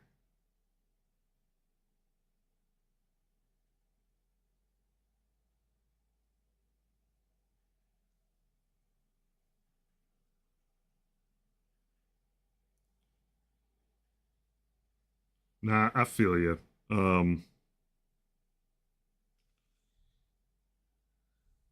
I think they did get. I mean, I'm going to like go out on a limb and just say that like I feel pretty good about Death Guard right now. Um, I'm happy with the rules. I'm happy with the new model. I'm happy with the new boxes. Um, for me, I got stuff where I'm like, oh yeah, those are solid purchases. And I'm excited for them. I'm excited for the Codex work. I know there's some people out there. I don't know at all what the world leaders got or didn't get, or if it's good or not. So I can't really speak to them. But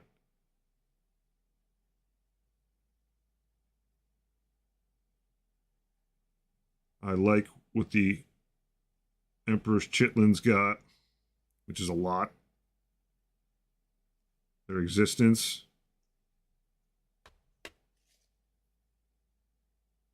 But I do see your point. You are correct. Like it hasn't been like crazy. Hasn't been a crazy amount of new stuff, excluding Emperor's Children, who are allowed to exist now.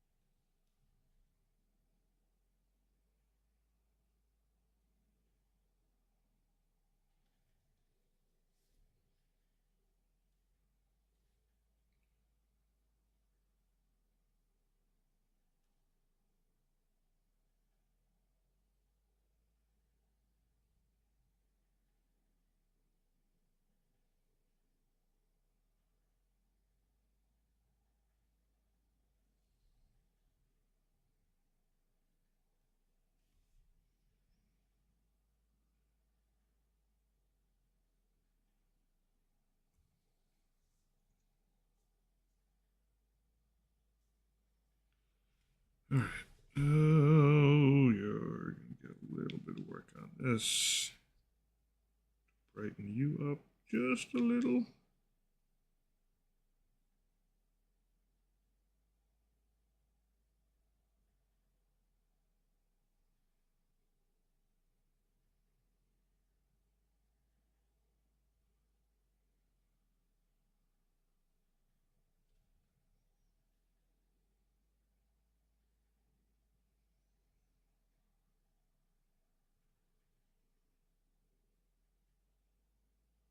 Harumph harumph. Oh yeah, these spikes need a little work. Dab on the ends of them. Make them look stabbier. Everything's got to look stabby. Icon. Oh yeah, and his kneecap too. All right. Oh yeah. Take the edge of that a little bit. Yeah, just to make the fly stand out a little bit better on the background that it's on.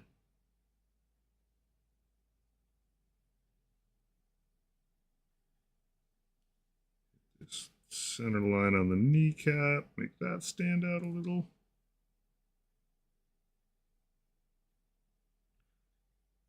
Ooh, some skulls. I like skulls.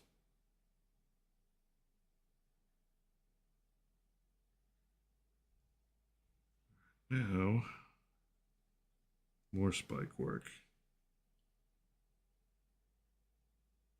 I do like spikes. I like them a lot.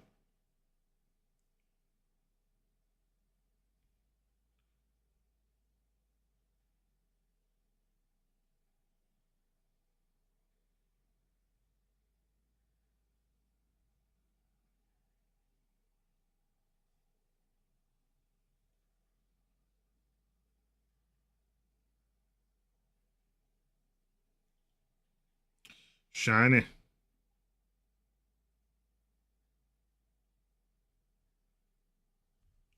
grab a little more of this.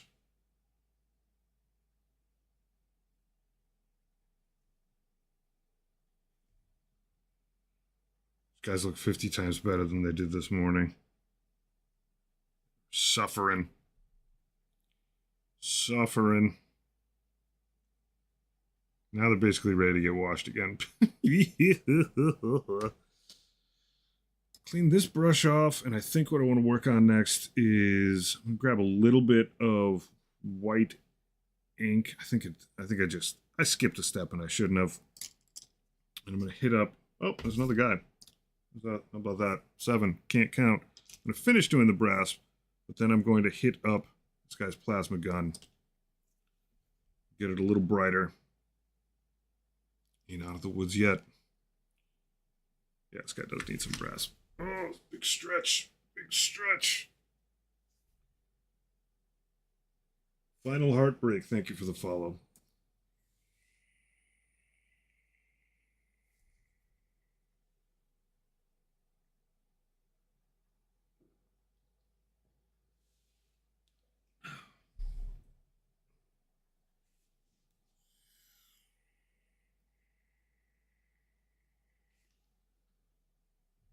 I mean, these guys are turning out pretty good, given the fact that they're all rescues. I mean, each one of them had sort of their own dramatic problem to cope with physically. Something I had to fix or change. Considering I didn't buy this lot for these guys, they're just kind of added bonus. I'm in a very happy place.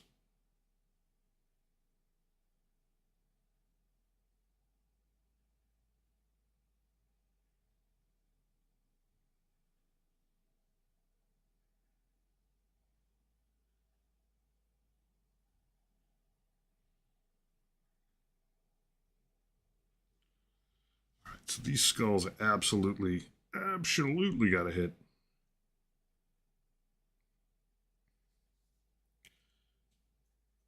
I also got today the Dark Angels Combat Patrol. Start my salamander. Sweet. I love shopping stories.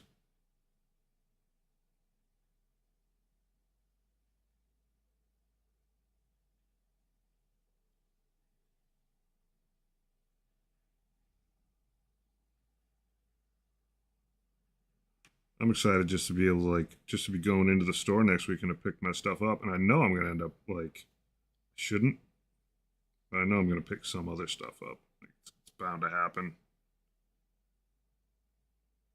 I don't need anything right now. I'm literally going there for a box of stuff. Whoever designed this model was just... We'll get some Corax White. Whoever designed this model was listening to Metallica while doing it. Yeah. The bell tolls. Actually, it's for this guy, or they were down with my hands totally in the shot. Time marches on.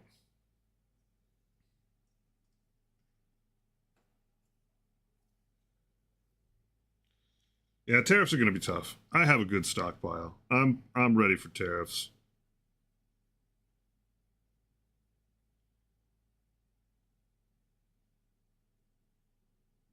I put a big order to BJ's in for delivery.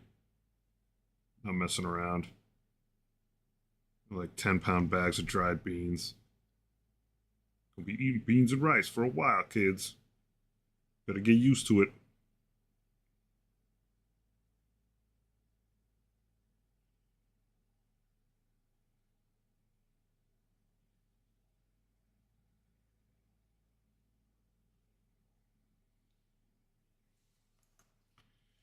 It's been 2 years since we started dating, so my fiance got it from me.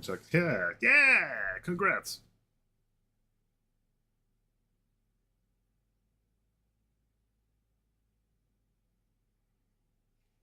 That's fantastic.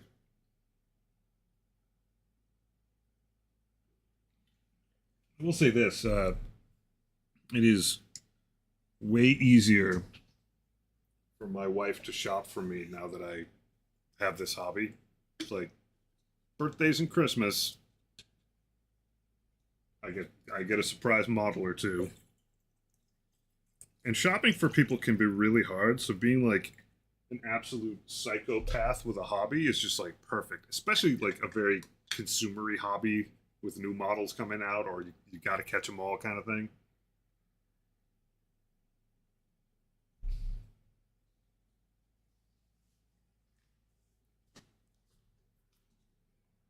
Everything's in seven sectors, seven bells. Everything's plentiful with Nurgle. Why have one bell when you can have seven? Everything's a little extra.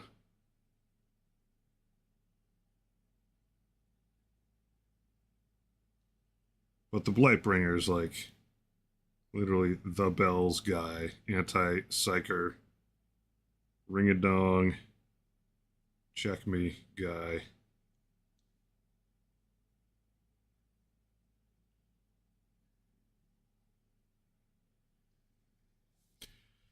I want the chosen, but not sure where to get them. Go to a local shop you haven't been to in a while. Surprise someone.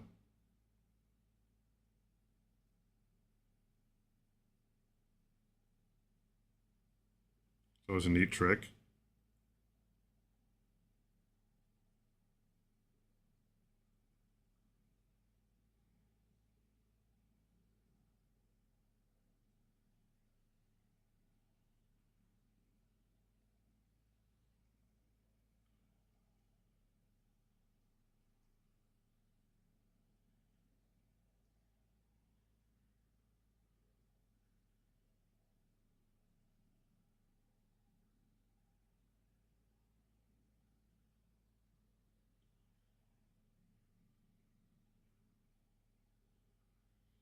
Alright, are there any bizarre flies hanging off this dude? I don't think so. I don't think so.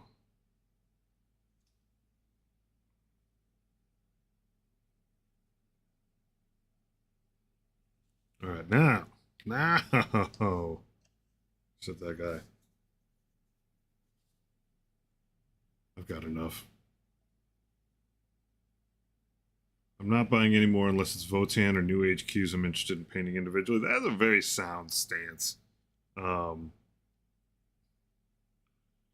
very sound stance. Much as I've been harping about like getting 800 million Poxwalkers, like that's for a very specific purpose, and everyone should have 8 million Poxwalkers. But in general, like broadly speaking,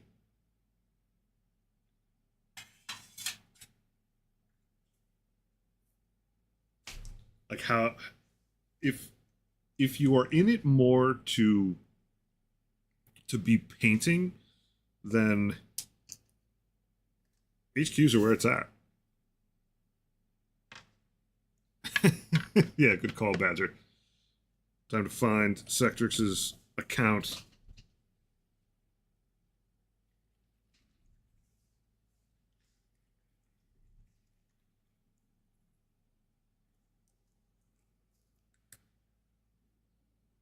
All right, a couple drops of white ink.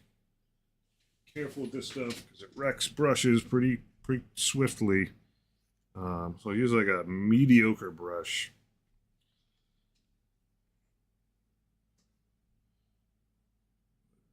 It's just a little bit of white ink into this thing so that the next pass is a little brighter than what I got.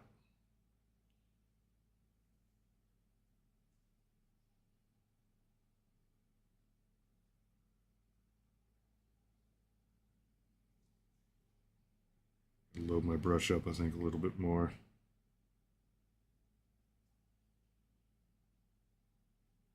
There we go. Now y'all are filling up.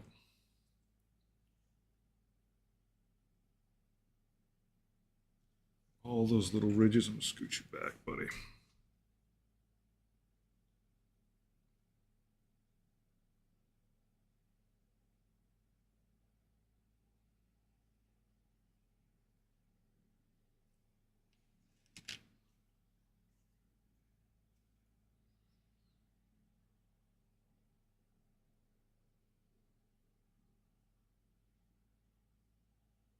Now you may sit down and dry up a little bit.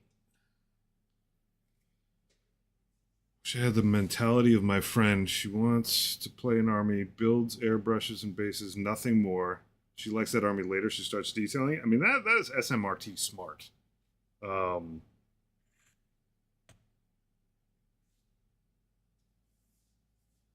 that's like the smartest take I think I've ever heard of like, yeah, take it this far so that it's like cool to play with.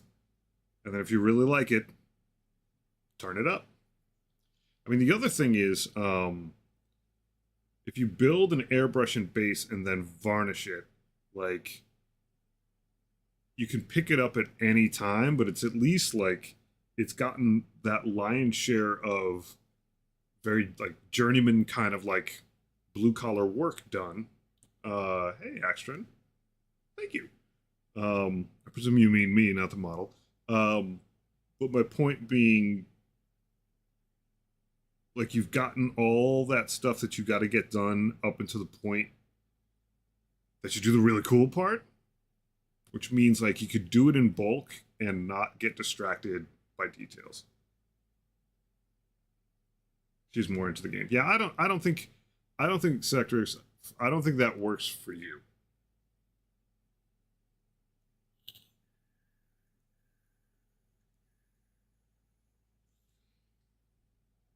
I think if you were like looking to get a game, looking to get a game, looking to get a game, that is the healthiest take I've heard so far.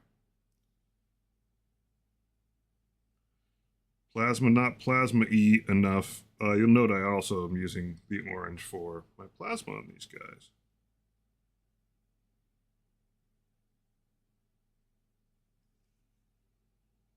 Now with that white behind it, that's screaming white.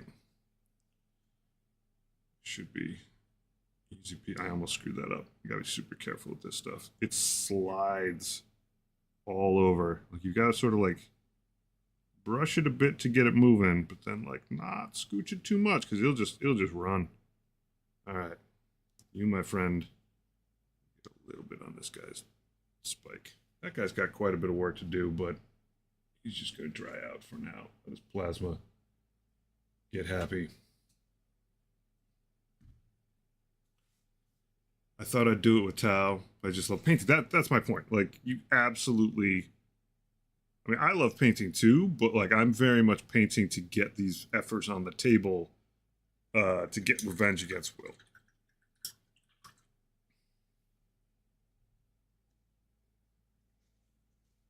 So I think the attitude is like very, very mature. I wonder though, considering like I don't like my armies looking uniform, that like for me, that might be a little bit of a struggle. Maybe not.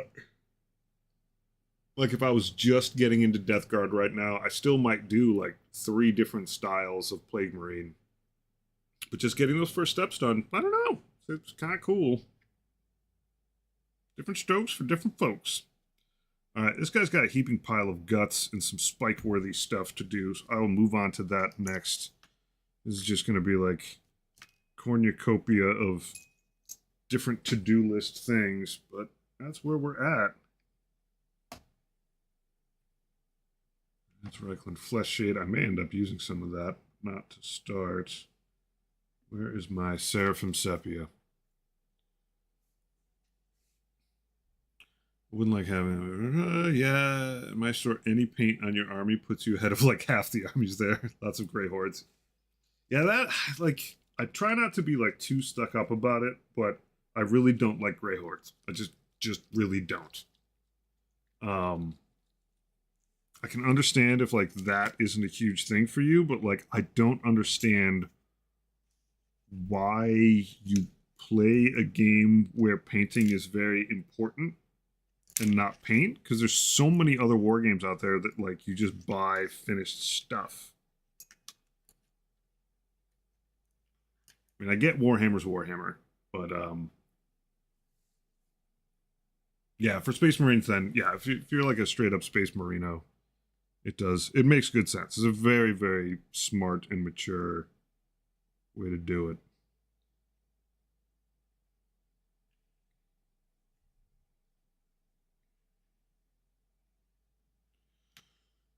Yeah, we're not at the wash phase yet. I don't know who I'm trying to fool. We'll pick that back up.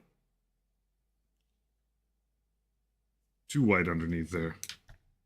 Too much whiteness. Pale sand's a little too light. Maybe pale sand's all right.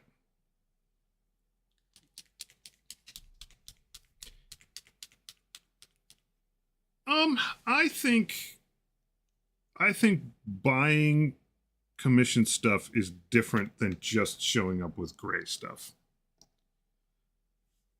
Because it's weird because like building isn't like fast or easy. Like if you're gonna do the building, like just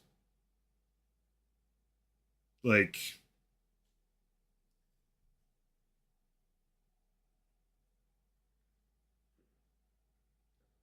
yeah. If you're going through the hoop of doing all the assembly, yeah, that's the big issue is like I can still get the immersion if you like use a rattle can of colored primer, but you grab like 2 other pots and you do a bit of basing, like that's kind of enough. I don't need to like pick your model up and look at the eye lenses. I don't need to do that at all. Frankly, here's like a baseline to me that I think is like, all right, you really love this. Is like, you really love this. This sounds like a totally egotistical thing. I don't mean you really love this. This is like what enough is for me.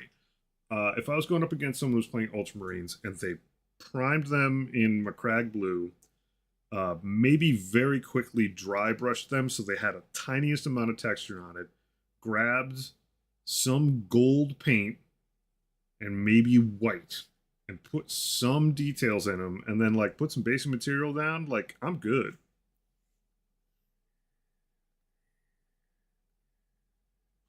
Maybe hit them with a wash. Washing's easy. Dab, like either dry brush them a little for texture or wash them. Absolutely fine. I think that's my issue, Sectrix. I want to love your army, and my standards aren't very high.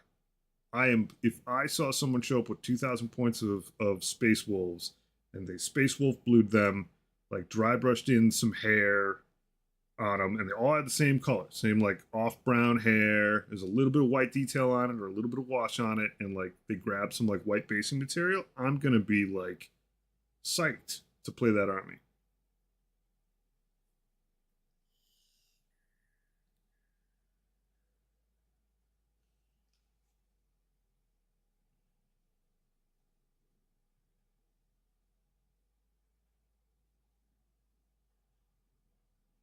Yeah, like I feel like my bar isn't high, but it's not sloppy zero.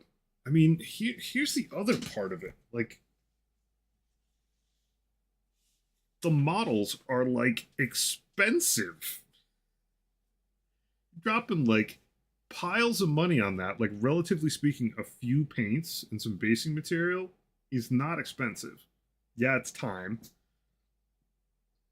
but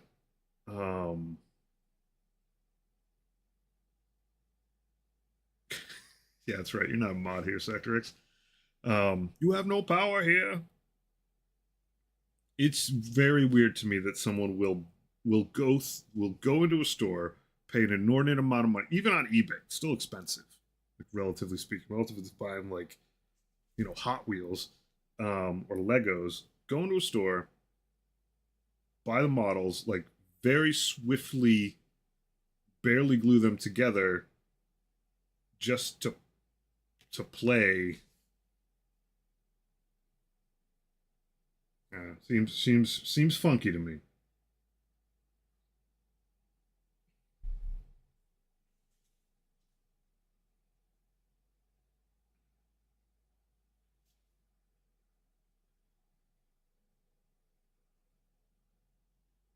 But everybody's different, so it is what it is. All the armigers are sprayed Rust-Oleum silver, and the big guys are sprayed Rust-Oleum gold, and that's it.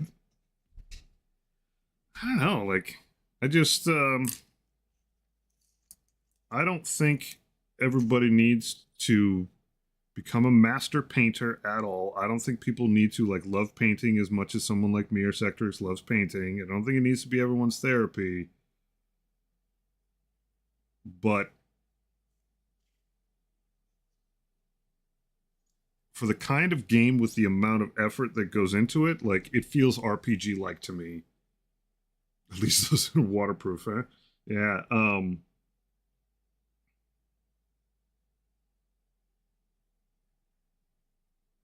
Like for the same reason you like playing with like cool terrain, that immersion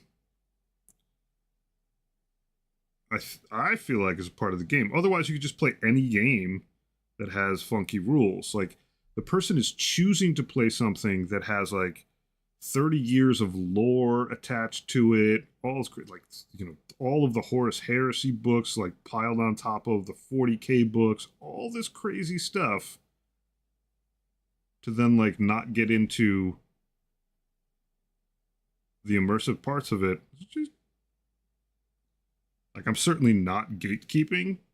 It just seems like a very bizarre choice to me to just like totally skip out.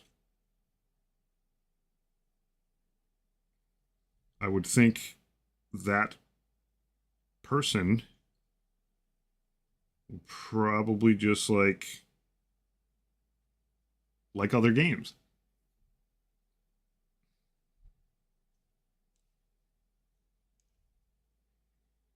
But they're attracted to Warhammer, which is dense. And maybe it's because the game is also like horribly dense too.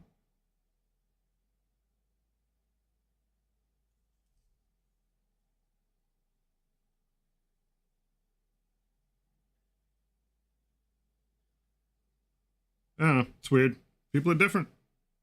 People are just different.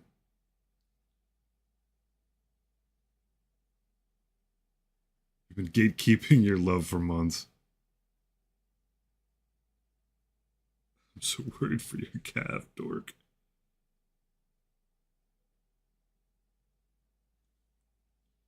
Yeah, I am pretty stingy with my love.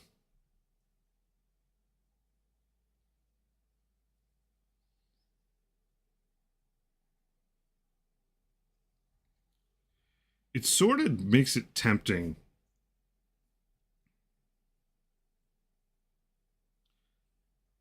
to just come up with a game that is about playing with gray plastic that requires so much less and just seeing how it does. Like you lose 10 points if your army's fully painted. Clearly there's a market out there.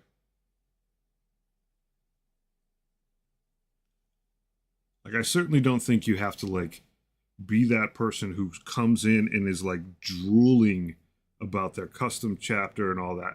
I love that stuff myself, but like I don't think the game requires that part.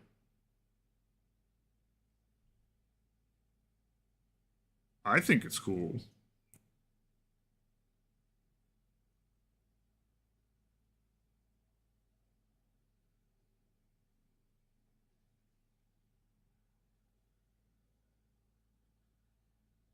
All right, now at least a bunch of this is off-whitish. Let this guy's face a little bit.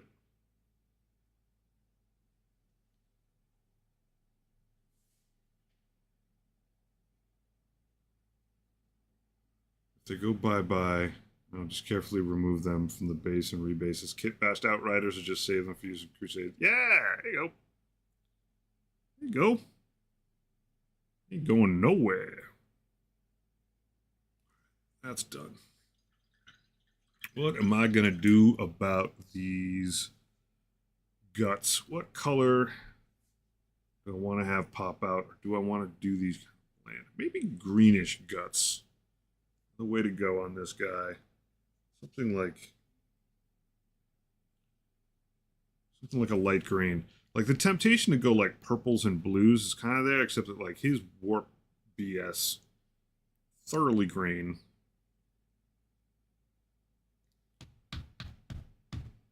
Let's just grab something fleshy.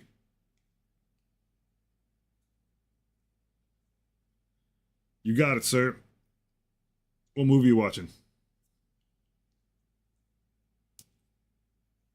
Before you leave, that's your price to pay.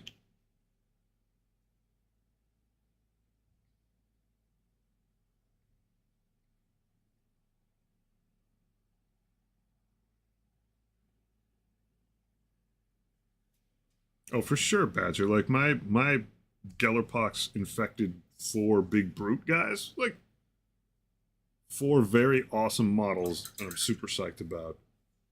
I should just proxy them in because I just love how they look at other things when I play against my one friend.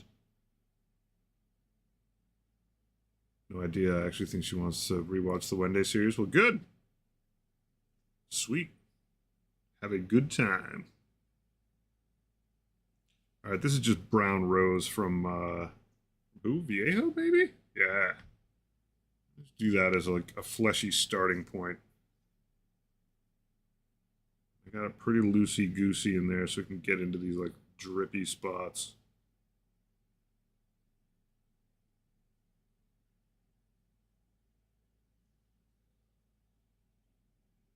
This is very much like this little rubbery wrestler toy thing color. It's very pink. We'll make it look ungodly eventually, but that'll be our starting point.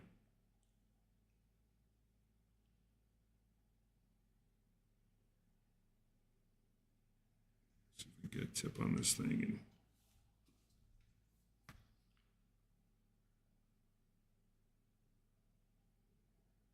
sneak under the wire.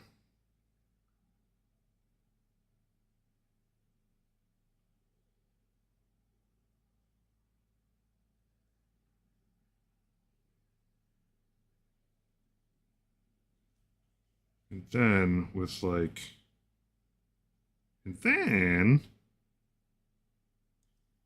with some washes or contrast, I can go over different organs in here and make them uniquely disgusting to layer over this. Such a weird sculpt, buddy. Still think you're trying to be too many different things. Yeah, Brown Rose is like solid.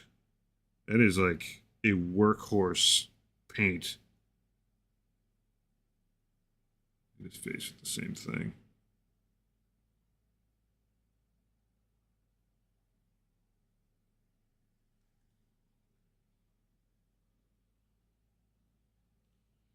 It's not as rosy as Bugman's Glow.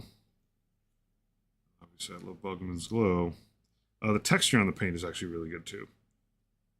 Aside of just the color, just very smooth.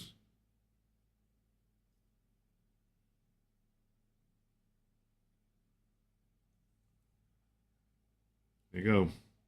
Big pile of pink.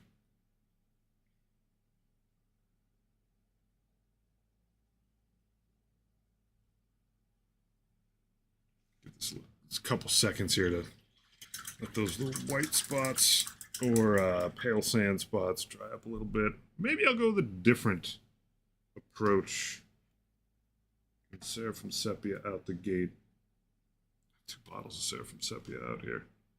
What a weirdo. Maybe. Maybe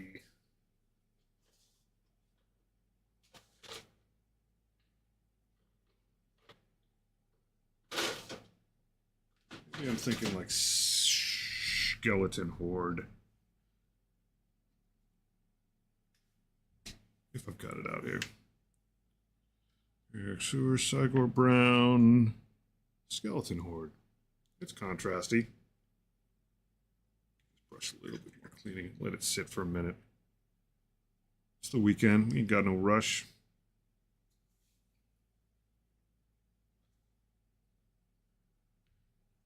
I was going to lay him on his back, but then he'd be laying right on his stupid cloak that is absolutely going to fall off. This poor guy.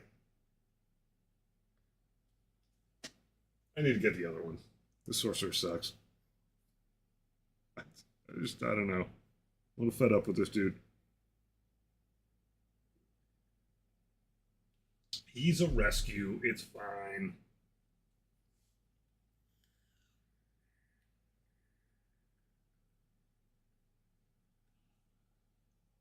I'll be psyched to have him in my army.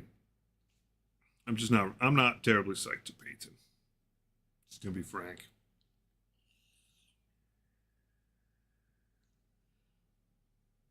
He's bizarre. Like he just doesn't feel tasteful. And that sounds really, really weird, but like Death Guard models have a lot of stuff on them, but it's generally got like intention and purpose, it feels like, when you're looking at it. And this guy just feels like, man, we just grabbed like every possible trope and like not only put it in there, but like really flexed on it.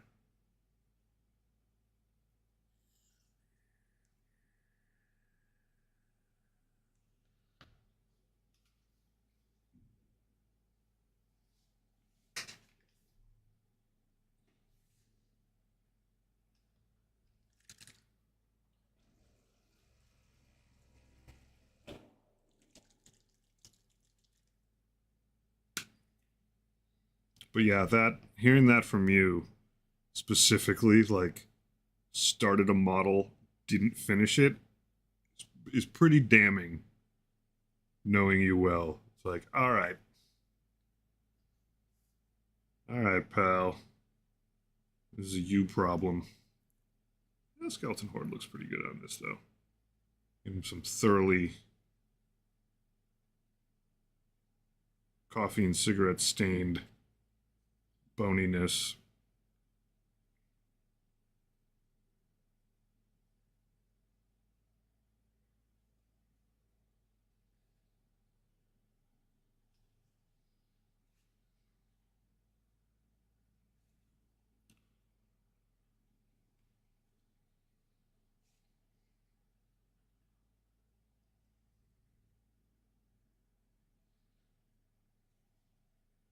Oops.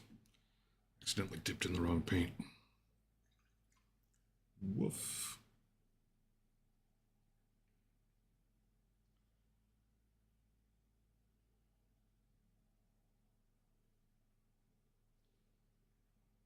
I don't use Skeleton Horde all that often. Like, this pot is still really full. Normally go with Seraphim Sepia. I might still hit these with some Seraphim Sepia when all is said and done. A lot of cases, this has been like a little too dark, a little too yellow for my taste, but I'm liking it here. Maybe it's because the paint underneath is so light. I finally am doing it right, but it's working. I mean, models on the desk to be done. Full army, I'm going through a step at a time. Terrain I needed to step away from for it, yeah. But rarely intentionally, yeah, it goes back to the unpainted wall. That's exactly it. Like, the only thing holding this guy together is my present vigor for Death Guard, which has revitalized me. Like the desire to get him on the table, and that's about it. Like, he's along for the ride. What it does is it allows me to clear out that entire shelf of rescue stuff and put the entirety of that mentally behind me. That's a good thing. That's not any that's not any compliment to the model itself. It's not terrible. It's just like it feels like it's trying to do way too many things.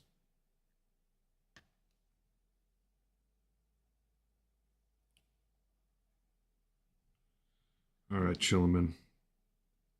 Going in.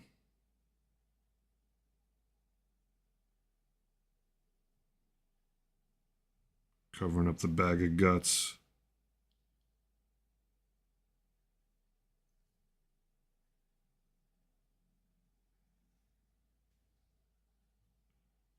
In your face.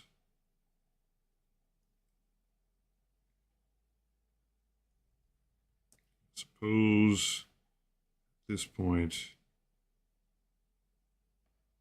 sit for a bit.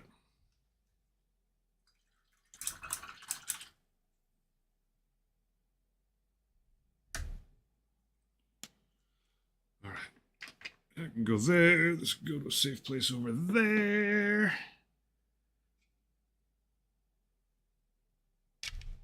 Why not? Surprise Scarbrand. He's been sitting over there waiting to get finished for a long time. I've got a ton of different paints out.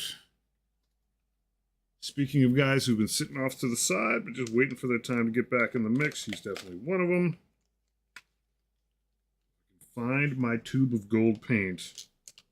There's brass, bronze, gunmetal. I can do some Scarbrandy work. Copper, which I don't use enough of. There's gold. Yeah, what happened to the World Eaters? I heard a lot of people, a lot of internet beefing on it.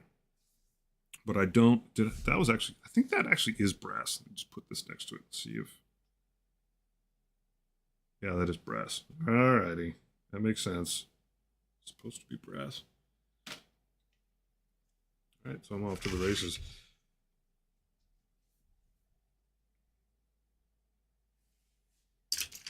What happened to their codex? Because I literally didn't even like look at their stuff. I was like, yep, I'm in the good place. Sign me up.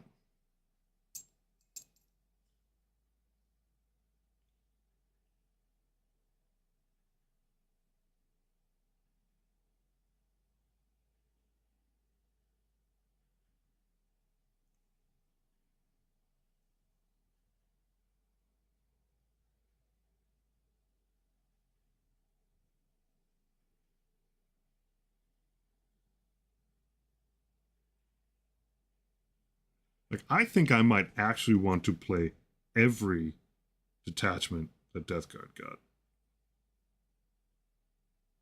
It's a little insane for me.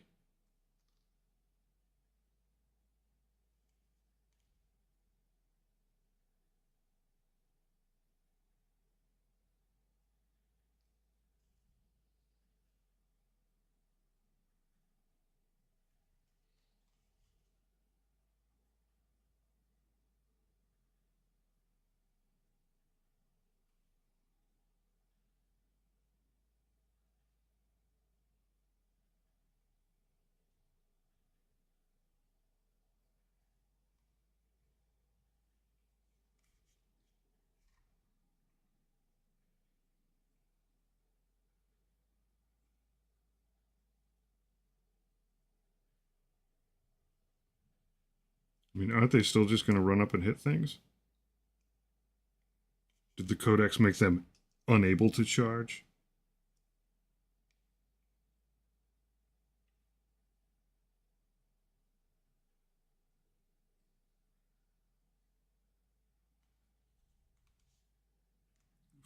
Careful.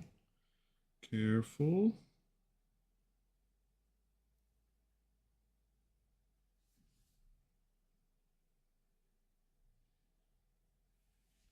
Like at a stats level?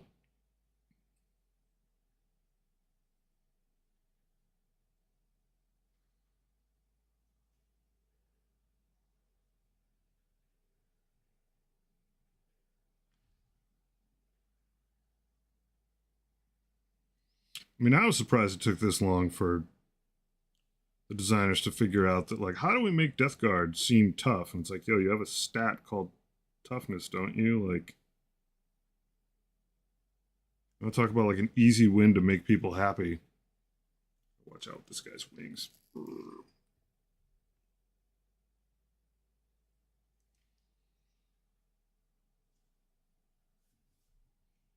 Like, don't make your life as a designer difficult.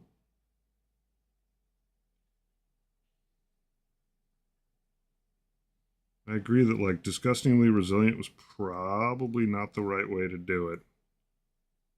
probably mathematically problematic a little bit. Fine. Just make your Marines and your Terminators a point tougher, especially given the fact that like the toughness spread got pushed way out in 10th. Just let people be happy with the fact that they have a different number than everyone else. Good. Good. Easy.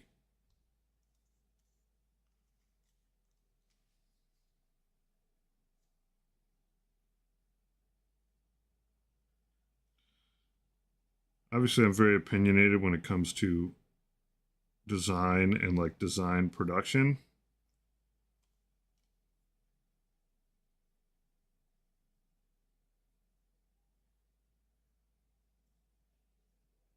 But I think I think one of the things that Games Workshop sometimes suffers from is like a weird tone deafness in terms of like not what people like specifically want. Like, I wish I had this thing, I should give it to them because I don't think you should design things that way. You know, designed by committee. But like sometimes they avoid things that just make good sound sense. They're just new.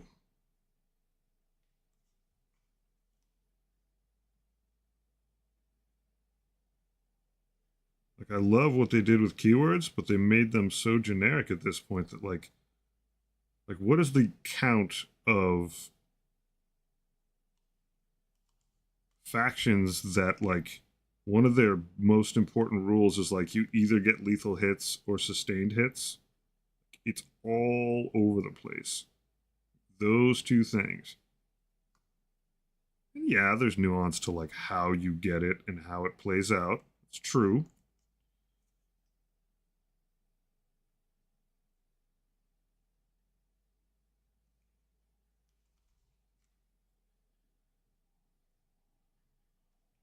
But like one of the cooler uses of the stats is one of the more boring ones, and that's that like Death Guard units have lethal hits across the board on tons of their like almost every weapon profile's got lethal hits.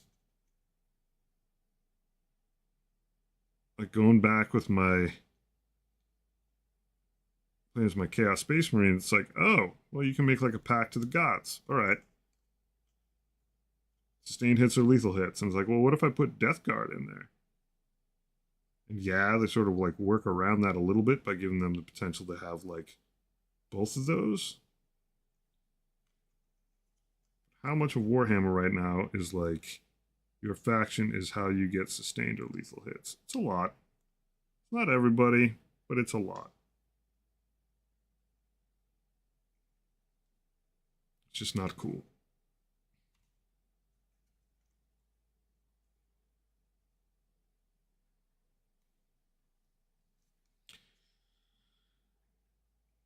Keep it somewhat simple.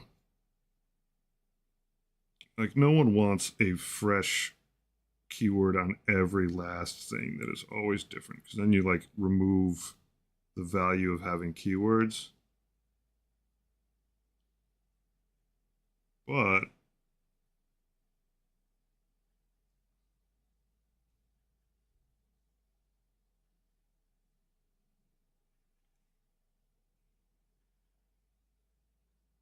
let me look something up. I don't even remember if I'm remembering the right keyword. I want to make sure that I'm in the right nomenclature. What was the one that I was thinking of? Let's see.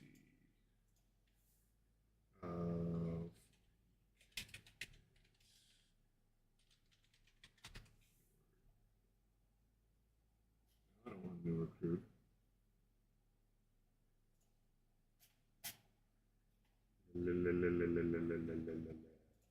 It's just an example.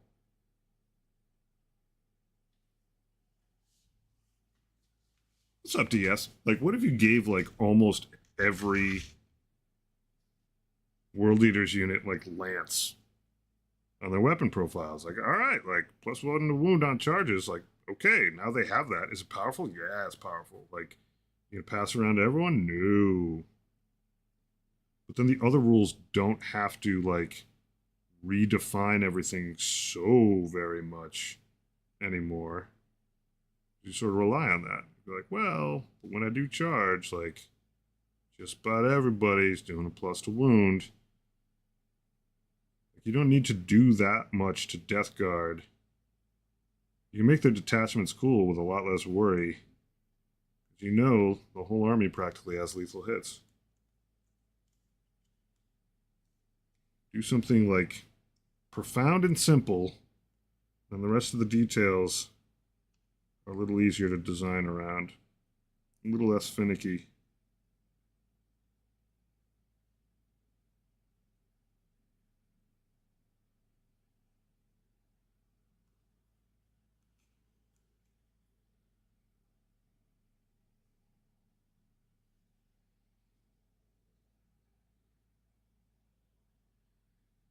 I am now painting a little risky with a super long shtick.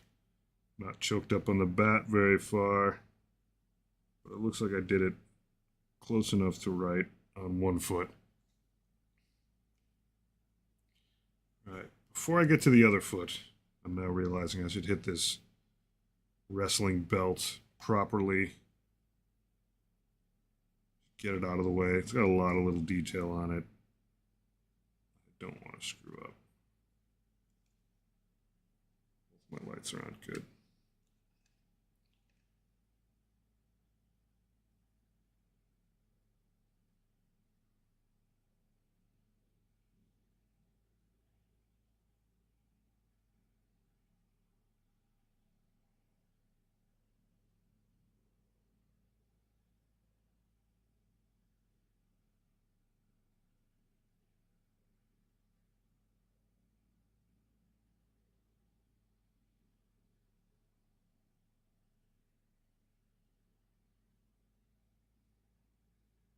There we go.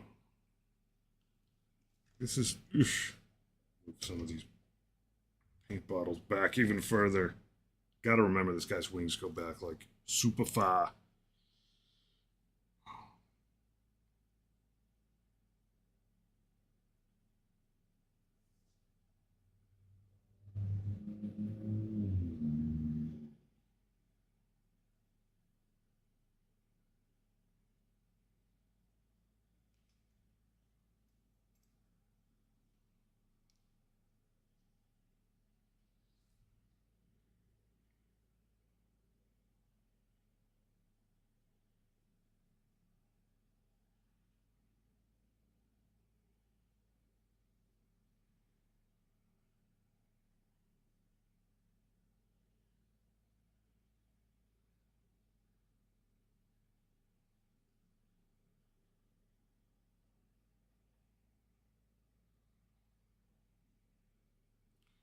Scarbrand, I didn't think we were going to paint you tonight, buddy, but right place, right time. Hey, Barbie. I'm doing good. How you doing? I got so much Death Guard stuff wetted up. It just kind of made sense to move forward. Mr. Scarbrand. I think it was honestly Badger talking about models that still need work that are like still queued up. I looked over at him. I'm like, you're ready. I'm already in a waxy mood. Already in that mode.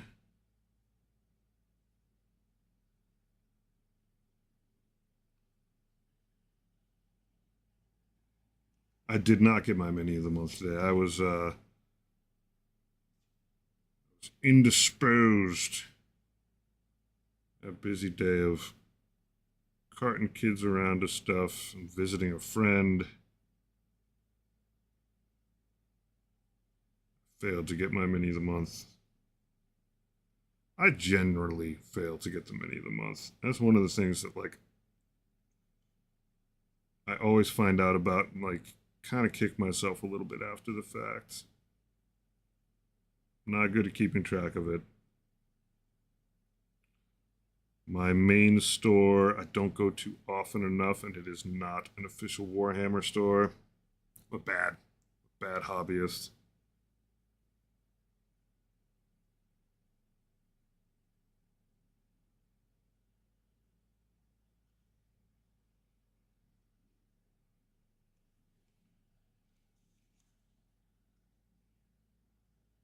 that's right. It is an Emperor's Children one. Yeah, there's very good reason to go get this one.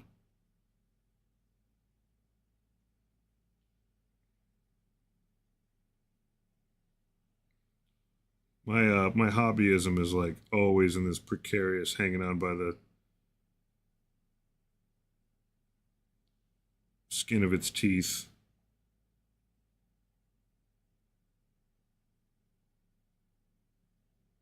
But like having no tangible source of income, like this is the time that I should be going in and cashing in on free models. I really should be. It's not really a good excuse. Instead, I'm buying battle forces. It's all good. Do it your way. Whatever works for you. And I do the same.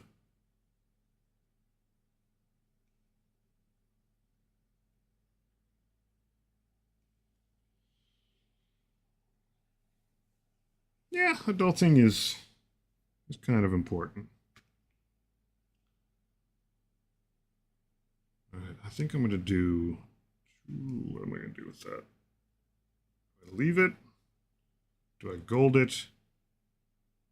I'll do one gold stripe. Sure, why not? One gold stripe on the bottom. On the bottom.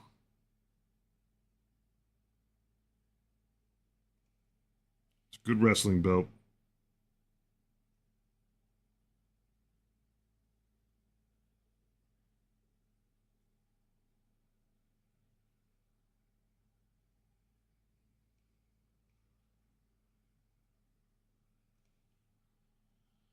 I will have to field a Legions Demonica force at some point. Definitely got the points for it, especially with this guy coming into play. I have centerfolded. I got absolutely crushed a couple weekends ago. It was just a 1,000-point game. Yeah, it was a 1,000-point game against my buddy Will. He brought his Leagues of Votann. I brought my Chaos Space Marines. And for my first time playing against Will, I was playing an army I was unfamiliar with. And he was playing an army that he was more familiar with. And he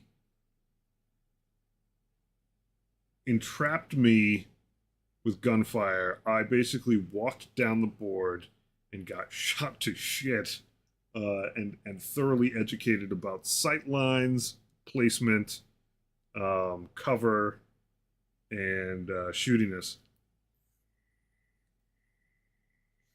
It was awesome. It was a really fun game. A really good time, but I got freaking lit up. It's the only way to put it. I had a unit of possessed, which are like really fast and like really strong melee, and they got a lot of wounds, and they're not like, flimsy. Absolutely just shot, making their way up the board, using cover somewhat. I had to throw my obliterators into like a YOLO deep strike just to get some heat off of the rest of my army and let them move forward a little bit. And those guys lasted, they soaked a ton of fire and they did a decent amount of damage. But they just got like starched. I had a Hellbrute that was supposed to like hold one area. Oh yeah, no, it was such a good fight. What I care about is that the fight is awesome. It didn't matter to me which side. And I certainly respect the fact that like a lot of times I beat Will because I have way more models than him. So a lot of times he's playing something that I painted up that he's never played before. And I'm like, okay, but I've played this before, so it was good turnabout. But it was really like it was a good cinematic battle. It's just I wasn't on the winning end of it. I didn't actually like really construct a great army. It was like let me just grab some shit. I'm gonna do Chaos Space Marines this time. Like let's go. So there's a bit of that, but like honestly, he just genuinely outplayed me. Like his distancing was really good. I rolled pretty mediocre, and he rolled like on the other end of it. Like, you know, like I stayed on the 3 side, and he stayed on the 4 side. It wasn't like either of us was like crushing either ones or sixes, but like law of averages, I was low and he was high.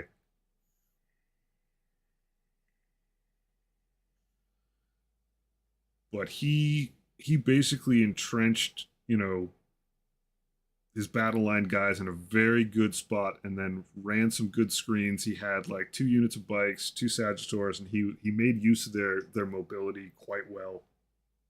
Um, I think some of it was that I had to sort of sacrifice my obliterator, so that wasn't bad. Like it worked. It did what it was supposed to do. My havocs, um, like close failed a lot of their like, hey, you get 1 attack. Like it could do a D6 or a D6 +2 depending on the circumstances. I choked on those. So like his Sagittars just ran around, causing very bad things to happen. Um, in the places where I bloodied his nose, it was just his berserks. It was just like his sweaty naked dwarves, or topless, I should say. They're not naked. Um, I messed them up a bit. I picked a really tough, like stuck secondary. Um, I learned a lot. It was good.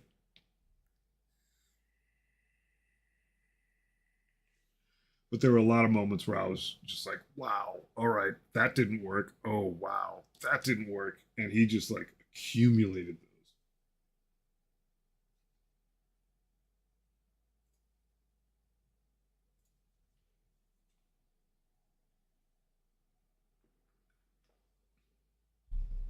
Don't worry, I'll get him next time.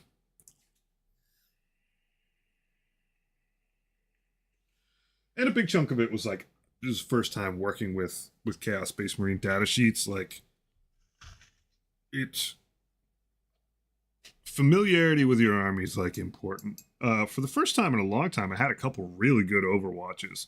Um, that was nice. I think like most of the kills that I got were actually like via Overwatch, which is a little insane because like it's so inconsistent.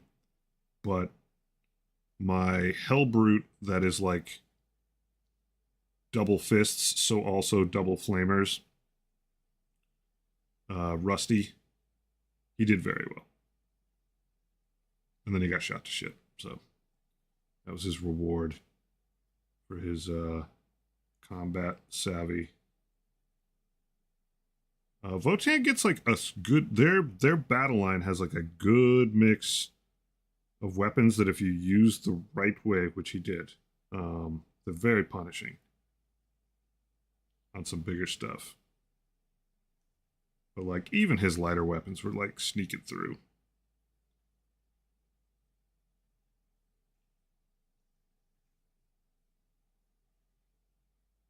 It was a great match. 10 of 10. We'll do again. But I was surprised. I was prepared, I thought, um,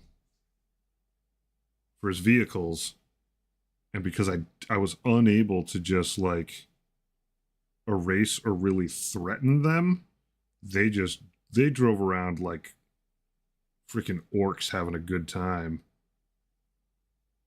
having their way with my army, and they're just like I did not counter his vehicles at all. He was driving around like there was no gunfire whatsoever.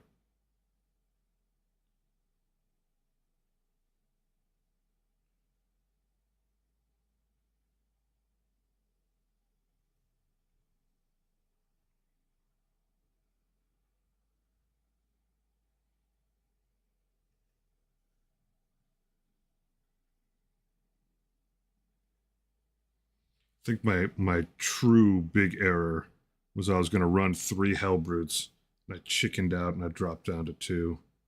If I'd kept that trio in there,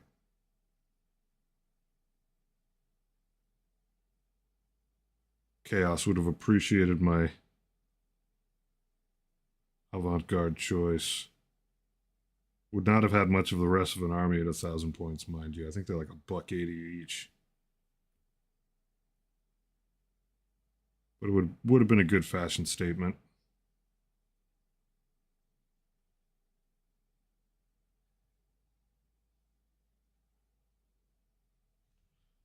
Essentially, I very much failed to screen well. All my trades were bad trades, and I didn't make any solid ones.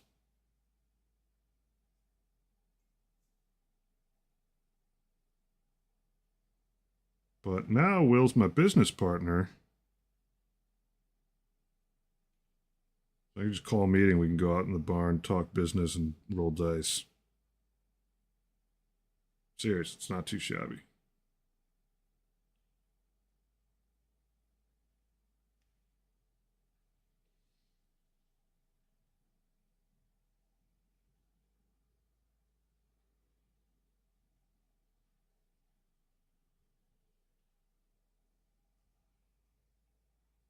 I can write off lunch on my taxes.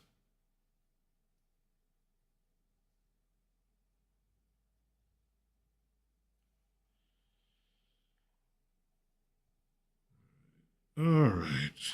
That looks okay. I'll take okay. Some gold filigree on this crap.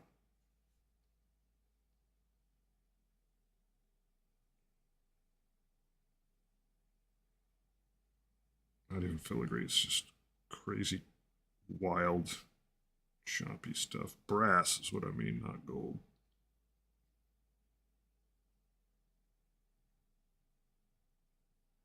Now we're cooking with brass. Maybe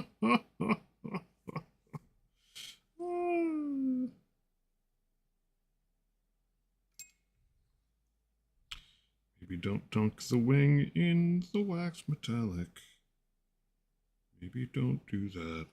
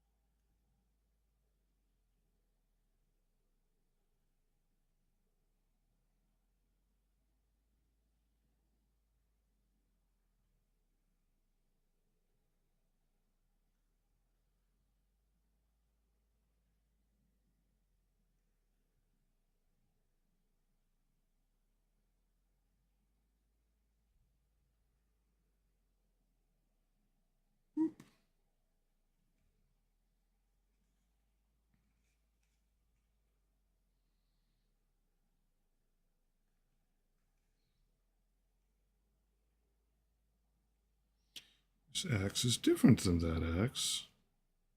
It's also somewhat similar. Guy's definitely got a like two sides of personality jam going. This one's just more mangled up than it is, just like his face. Ha! I see what you did there, imagery.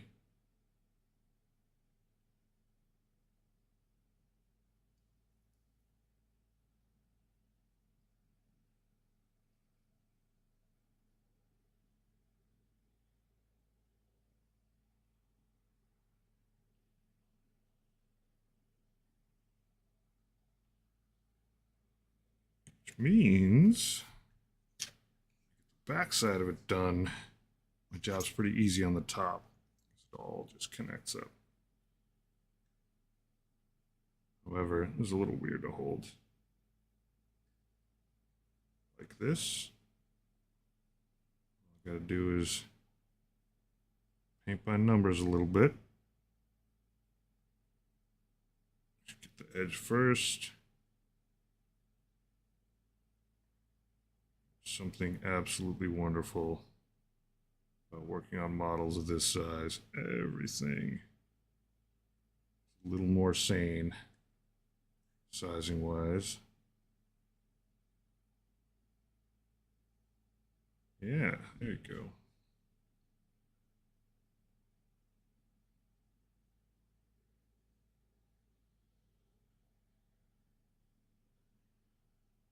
Put this down for a second. Oh, a little stretch. There's a lot of like eye lasers concentration to do, but it's manageable.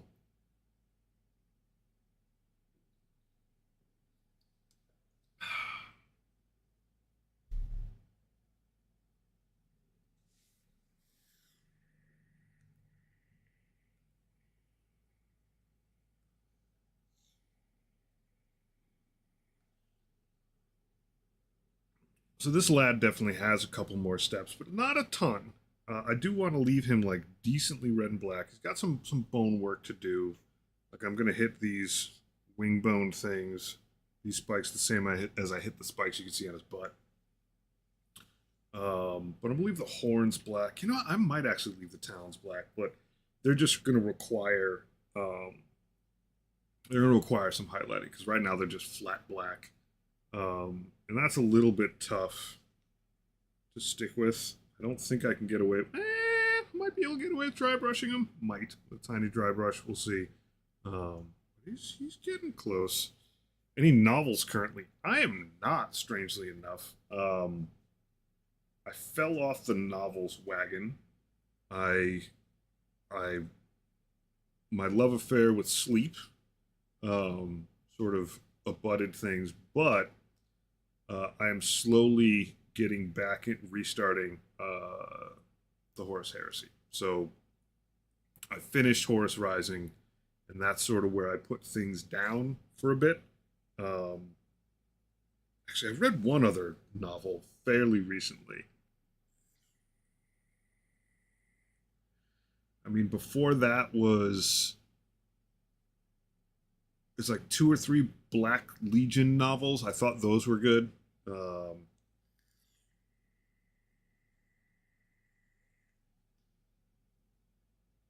I thought those were solid.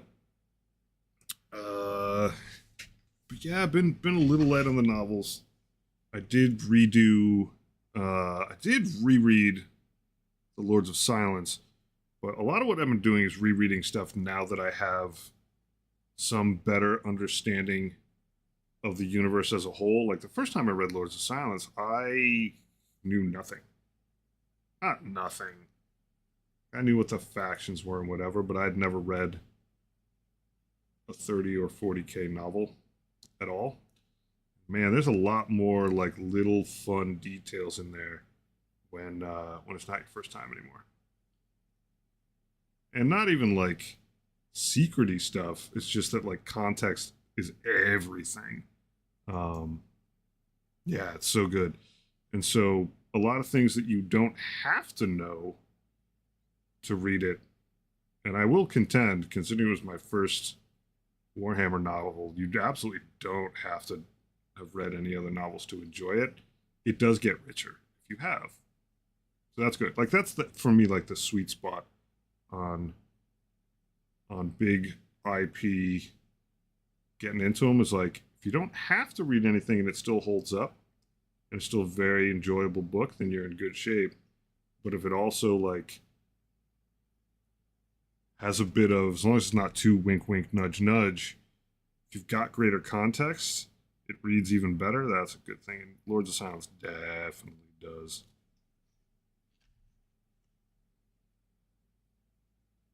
And it's such a timey-wimey flashback fast forward book that it also has the benefit. It's like watching the movie Memento second time. Like once you know what happens, it's like a different interesting experience to then read through it without any, like almost with dramatic irony, because you know who done it.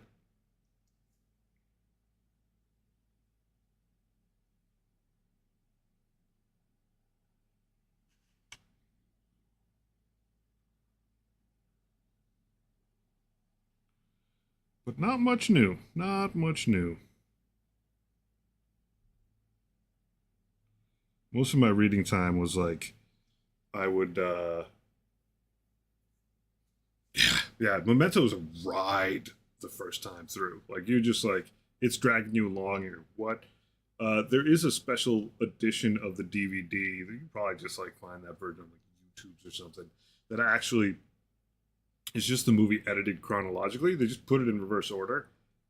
It is it is wild to watch. My buddy Nate got the DVD back in the day because we all just like adored the movie, and so we got the special edition. And it's like it's got the chronological version in it, and the big thing is that movie takes place over a much shorter time period than it feels like when you watch it for the first time. It feels like it's spread out in the first one, and I think it's like kind of like a couple of days at most of time when you watch it. It's the strap, that's the edge. When you watch it in chronological order, like a lot of stuff, you realize that who's it? Benny? Is Benny the name of the cop? Benny literally just like runs back up to him repeatedly after he's told something to him, like leveraging the fact that he can't remember, just waiting a couple seconds. And some of those things, when you watch the movie the first time, feel like uh, moments that are just like establishing moments, like establishing shots, and they're actually like Benny just walking somewhere to like wait for just a minute. It's not Benny. Um, it's totally not Benny. He's just waiting for the dude to just quickly forget. So he just lingers somewhere for an extra minute. It's rad. But yeah, Lords of Silence, very much out of chronological order. Reading it again is just like watching Memento chronologically. Like it's less about like some degree of mysterious confusion is essential to Lords of Silence the first time, but it's like really neat when you don't have any of that and you just like watching it play out. Characters say more interesting things, even though the text is identical. Like Vorks is more in command. I do that to my wife. I'm sure my wife's a saint. Um, Vorks is way more in command of the situation when you read it the second time.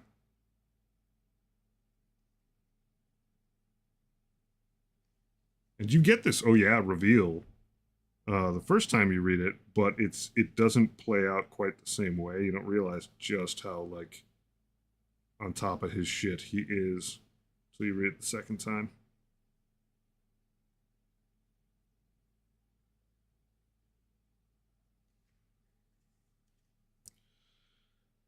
All right, I think I will probably put this guy down once I get this axe all set. One of the catches is with this much real estate, real easy, especially with like a bunch of black and red, to just like accidentally touch a piece of brass and like hit the undo button on a lot of your work. Give this guy a little time for the metallics to dry. Even though I could just power forward on it. And getting the belt done, plus an axe. Not too shabby.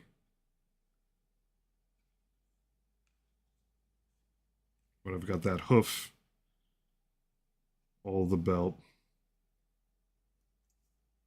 Just becomes liability. Work liability.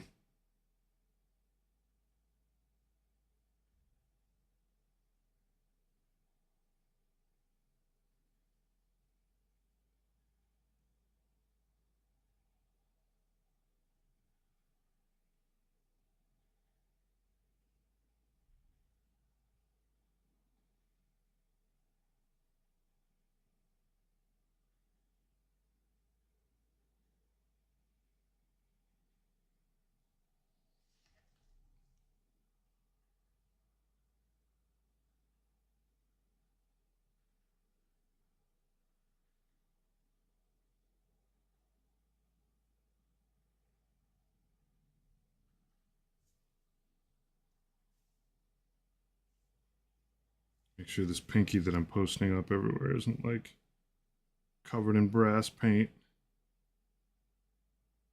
Certainly done that before.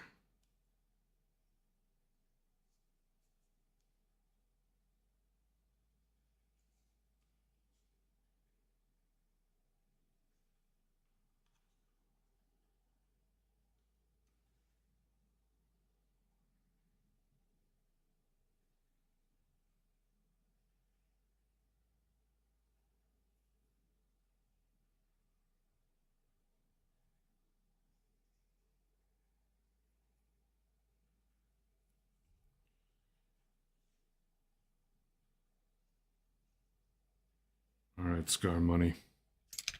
Putting you back in your sacred spot.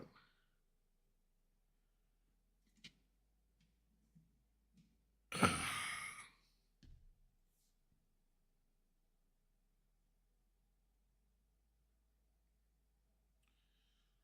brush a little, God, it's so much easier to clean brushes that are using white spirit than like acrylic paints. And stuff just comes out. And you don't like give it a secondary rinse with anything. It's just like, nope. Get the stuff out of it. Leave it feeling greasy. It's like cleaning stuff in your garage with gasoline. Like, it's like feels wrong, and then at the same time, it does get clean.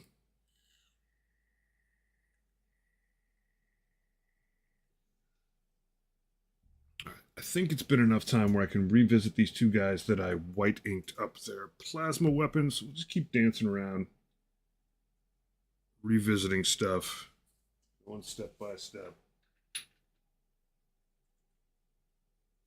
What I'll do is I'll hit them with orange again, and then later, not tonight, I may give them a tiny dab of yellow.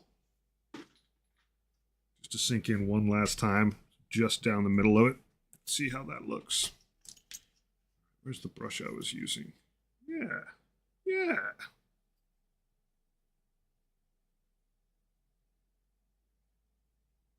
Clean that brush a little bit. Did clean it before, but still got a little bit of crunk in it.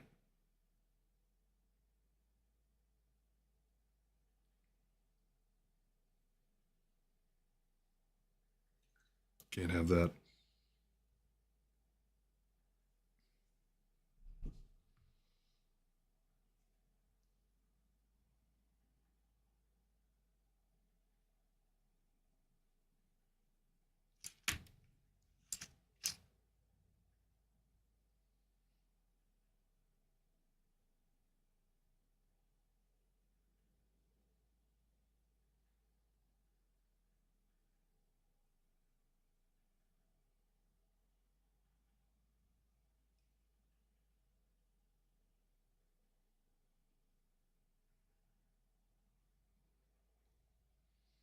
And then around it, I'll probably dab it with a little bit of like red, so there's like a soft glow to it. But yeah, now it's good and orangey. Oof, sit. It is a little weird working on like so many models that are not done, but that's how you get them done. Like I knocked out those poxwalkers, and everybody else is like a little bit more of a special case. Every single model. Make sure I got a good grip on this thing. Let this pool up, hopefully nicely. Much more orangey.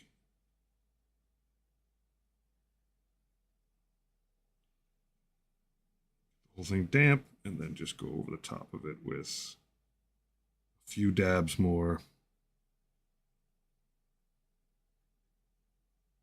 There we go. Potently orange. Put the brush down. Put the model down. Come up with an entirely additional new project. No, not new. But go back to something I was working on before, which was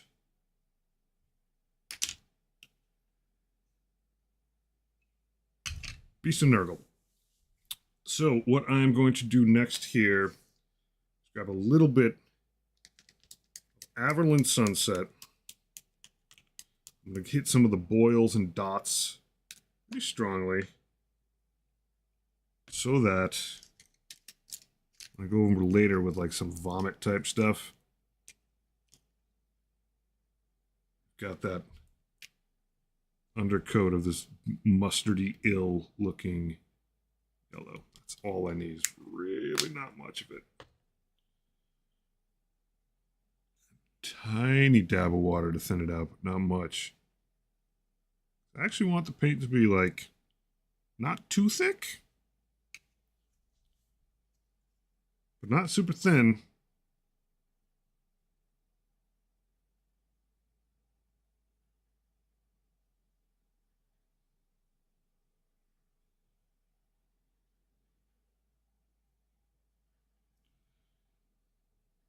And as the yellows go, yeah, as yellows go, like this is very, very mustardy yellow. It's definitely not supremely bright.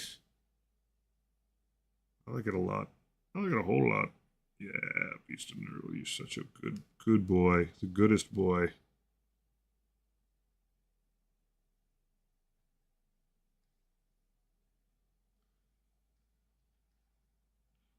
And I'm also not getting, I'm not fully filling that in. Don't want to do that. It's just like 90% of the middle of that is enough. He does. He desperately wants a hug. He wants a really big hug. If you like Beasts of Nurgle, speaking of novels, I highly recommend the Fabius Bile novels because there's a Death Guard apothecary that he works with that lives on his ship that basically has a pet Beast of Nurgle with him at all times. And the thing is just like a big dog with like caustic slobber. It's quite adorable.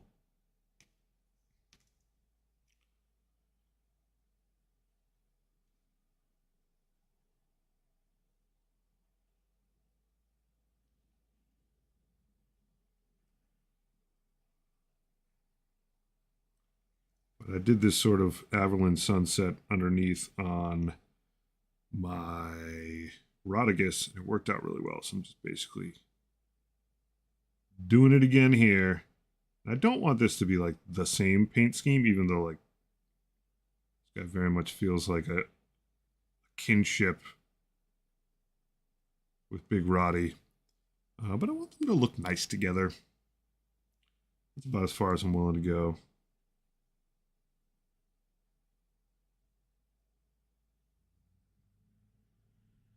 And getting asymmetrical dots to stand out a little bit keeps the model from looking boring. I'm actually going to hit the edge of this just a little in a couple spots.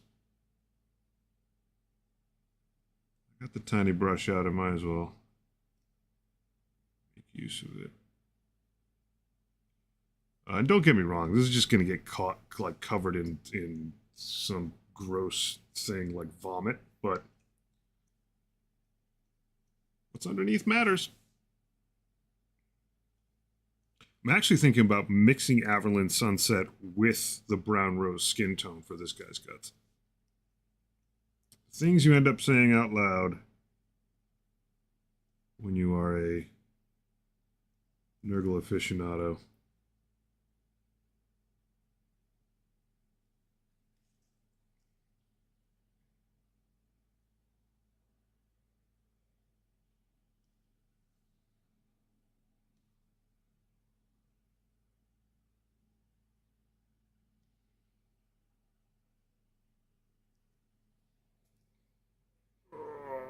Stretch.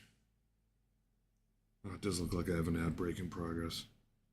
I'm going to do something where I pull some of the stuff from that screen over to this one that I'm always looking at. Just to keep me on my toes.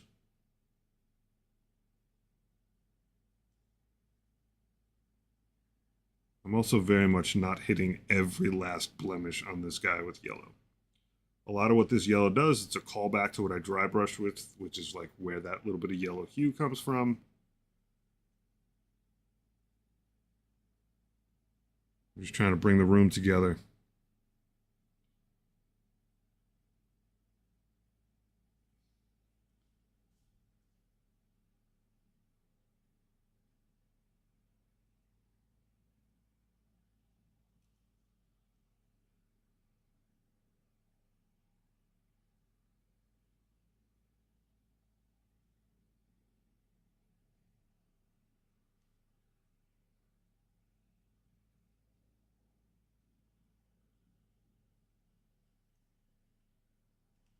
Hey, Beer Cat, life is pretty good. Pretty good. Got to hang out this afternoon with an old friend that I haven't seen in a bit, dude that I've known since I was 3.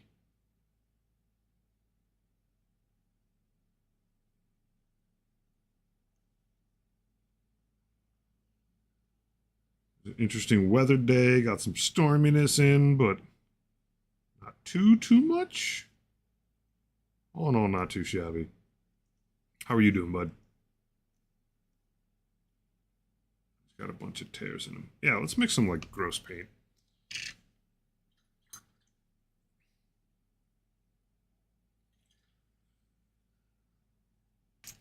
So the flesh tone that I really like, this brown rose, I'm gonna just mix with it some Averland Sunset. See if we get to some like distinctly ill, straight illin. Shared a diaper at least once. I don't think I still wore diapers when I was 3. I'll use this brush to mix it. It's gonna be a nasty color. I know it. Or is it? Or is that pink just gonna gobble all that up? Yeah, exactly. We're eking ever closer on the other end.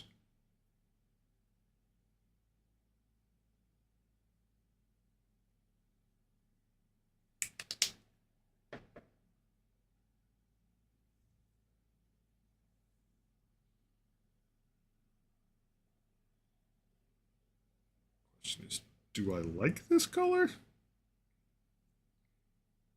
Questionable. Questionable. It'll probably work with some green as a wash in it. So yeah, let's do it. Grab some of this lighter stuff near it. I'll lighten it up a little bit. There we go. Mix in paint, having fun, mixing paint off camera. Sorry about that. It's not really good TV to do this, but that's how my setup is. All right. Yeah, there we go. A little bit slightly jaundicey kind of color.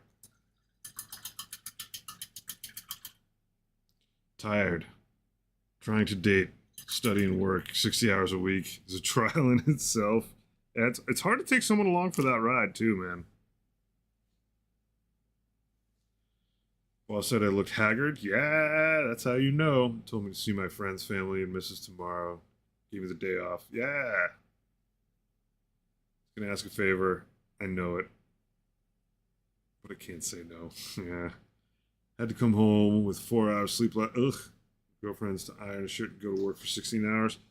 Yeah, I mean, it is important. Like, you sometimes got to burn the candle from both ends, but you also got to recognize when you're like, when you're finally cooked, you just got to like, all right, take it down a notch. Get a little breather, come back together, rally up. All right, so what I'm doing here is I'm just going to hit these weird places where the skin is just straight up broke. Yeah. Fill it in a little bit with this like jaundicey pink. Let's see how that handles some wash.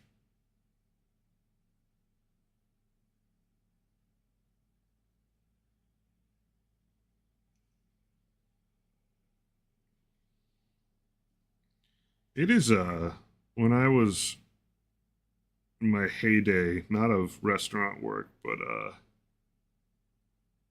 of video game work. I was working 60 to 80 a week. It was like I tried to have girlfriends. It just like it just did not fly.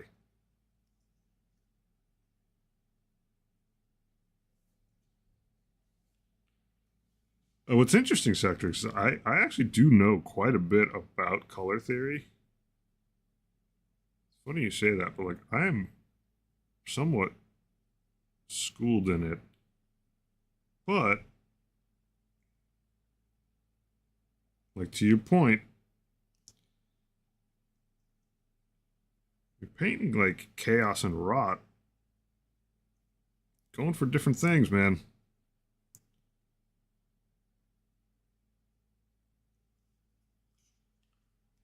Some of what I do is simple because I know it actually does work in terms of color theory, and some of the experiments I do absolutely don't work out. Absolutely. But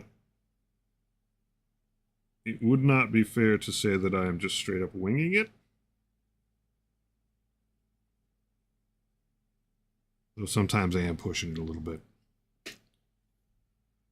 Luckily or unluckily, I work with my girlfriend. My days off are her work days. Some crossover, yeah.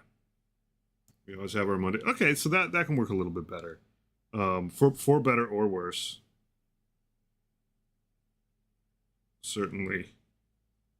But like, I dated gals who were just like, "What do you mean you're working again today?" Ah, it was a joke, Sectrix. All right, I dig it.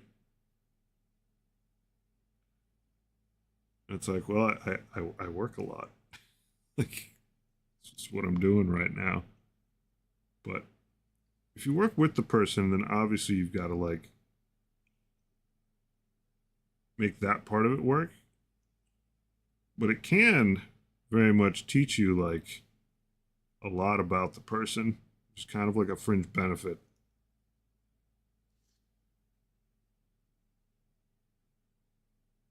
You get a lot more time to see how they interact with other people, and that can be very telling, for better or worse.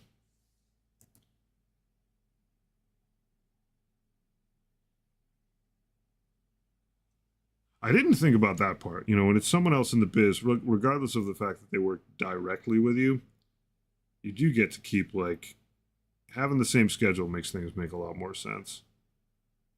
When I worked in restaurants, I actually like I never all that often capitalized on it. Maybe later on, but like having that same schedule, I was just an idiot, and I tried to date people who were leading normal lives. You want to go out Saturday night? I work Saturday night. All right, we're done. I'm like, whoop, sorry. That's what I do.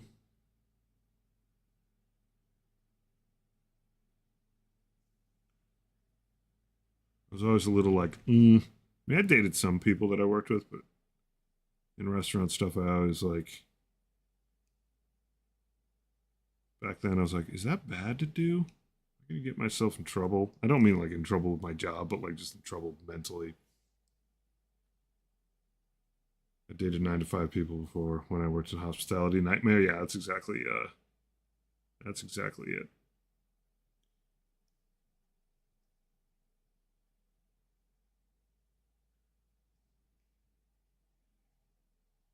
I just spent time trying to do that, and I think it was dumb.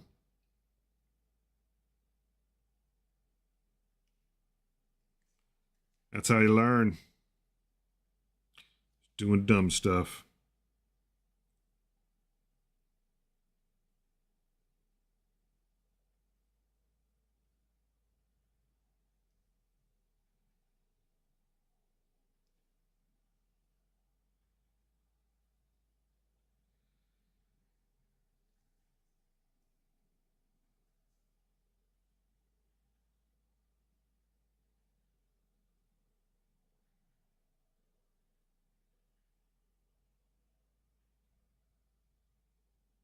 Organ meats, we got to figure out. That we still got to figure out what we're gonna do there. Like I think this unhealthy yellow is gonna receive like a bunch of different washes or contrast paints pretty darn well. I think I could do them red and make them look like very like woundy.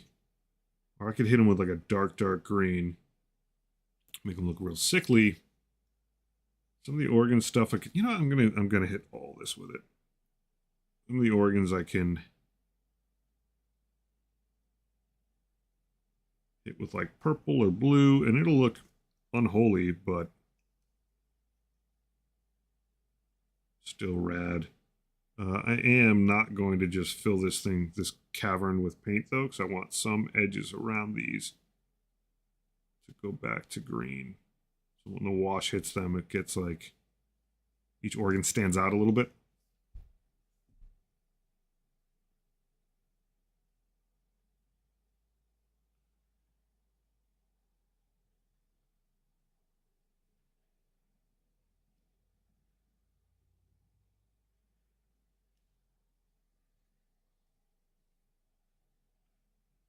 It does have some ribs. I'll have to lighten those up a little bit. And I'll leave the stringy things that connect these organs undercooked. I do still have some pale sand, which I'll do for the ribs to get started. I'll probably get tobacco stained thoroughly at some point, but for now, just a good off-white to start them with. Probably a little too thin. Doop.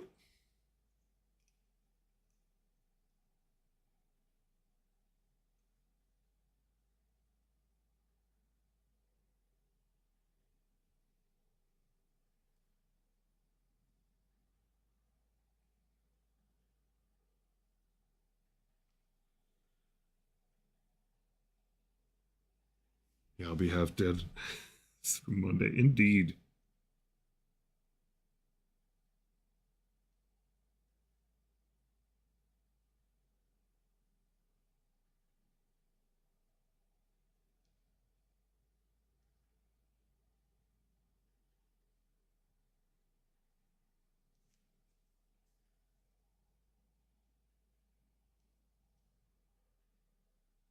Go a little thicker on this if I can. Soak up a little bit of that extra jus. There we go. There we go. Good bones. Good bones.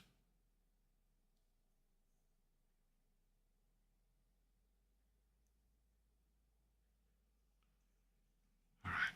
Now I'm just going to quickly peek around. Other spots need jaundicey cuts.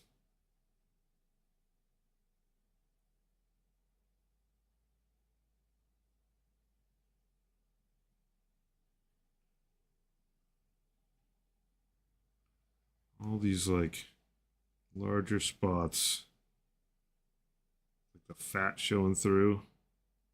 Hopefully give them like a little bit, an inkling of like a tiger striping sort of shtick going on.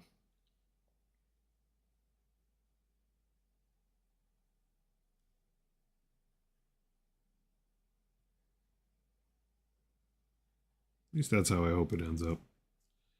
I think I need to use very strong washes on these though. Like most of the colors that I got on here are like pretty low contrast. And these cuts are like perfect pockets for like really strong color to jump out at you. Can't really be using Mortarian grime, anything that's like super subtle.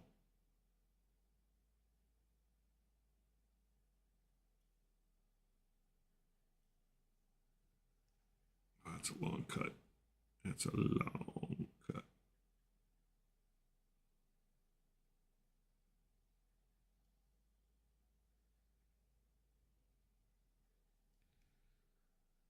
Like I might be going to like Beltane green, stuff like that.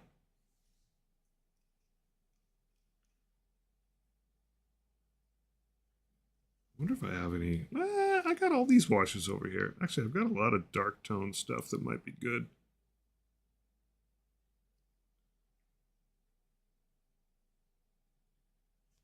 spin them around, have a look-see. And maybe just hit a couple slashes here.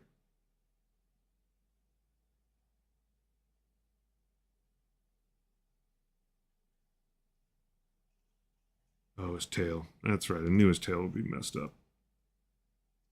In the good way. Can't forget the tail. It's very slug-like on the underside. It's pretty sweet. Pretty sweet. There we go. That's why I spin the model around. There's a little spot here. It totally didn't hit. El Slasherino. Fill that up with glop. There's another one. Boop. So in an effort to let some of that dry, I think my next trick will be adding some sort of wash to his absolutely delightful hair. Actually, you know what? While I'm here and I've got the brush, I should... Should I? Should I? Am I going to just give trouble for myself? I'm wondering if I should hit his horns. Just lighten them up. But I'm pretty sure I'm just going to end up hitting them with wash anyway. I'm going to wait till all that business up top is done before I work on the horns. And then that way I can get them cleaned. Yeah, that's the SMRT way to do it.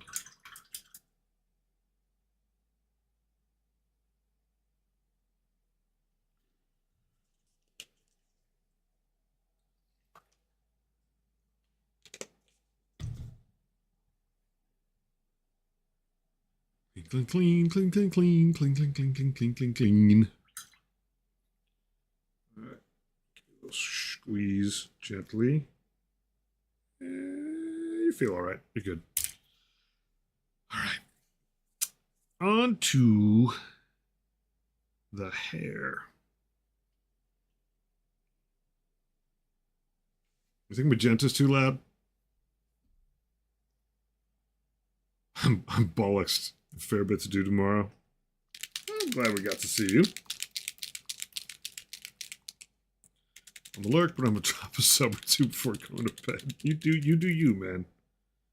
All right, we're about to make this model a lot brighter.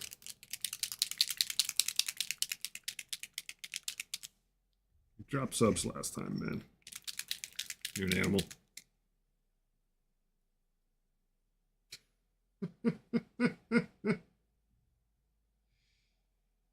You're an absolute animal.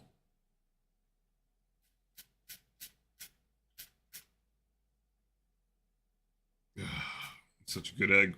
You're too good to me, man. I do appreciate it, though. Anything for you, boss. I wish I was your boss. Actually, you already have a good boss. You don't need another boss.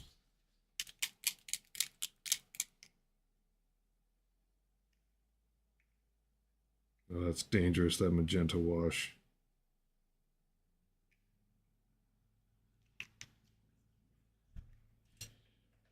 You a good egg. I'm going to thin it out a bit. I want to change its color, but woof. This might get a little spicy.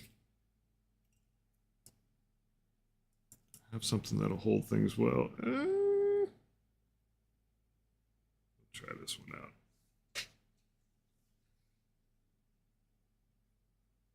That is syrupy wash. Nah, that brush is not going to cut it. I wonder if it's separating a bit. It's probably the first time I've used magenta tone. Oh yeah, this is a hype, hype, hype. Too good to me. Let's see how this looks. Oh yeah, that's bringing things out. Maybe I don't need to thin it out.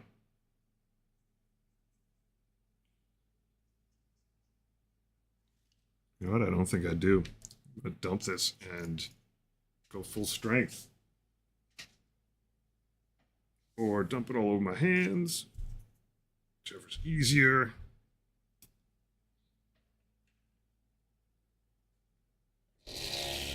I swear, Beer Carrot, you're like the primary funding for my entire Warhammer hobby.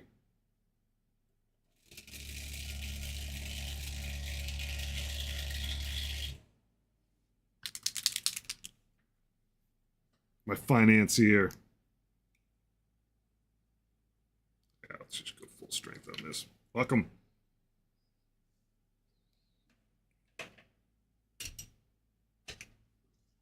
Nice and syrupy. Yeah, raspberry jam.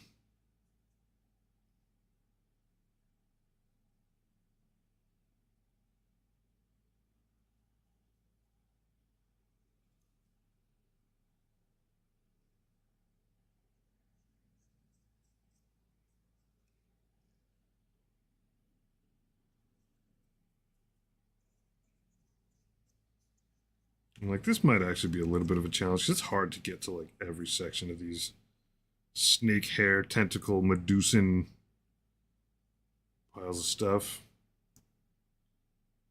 Might be a little bit of a pain. This is definitely a case where like maybe you just want to dunk the poor guy's head in there, but whatever, we're just gonna work with it. I'm pretty sure I can get to most of it.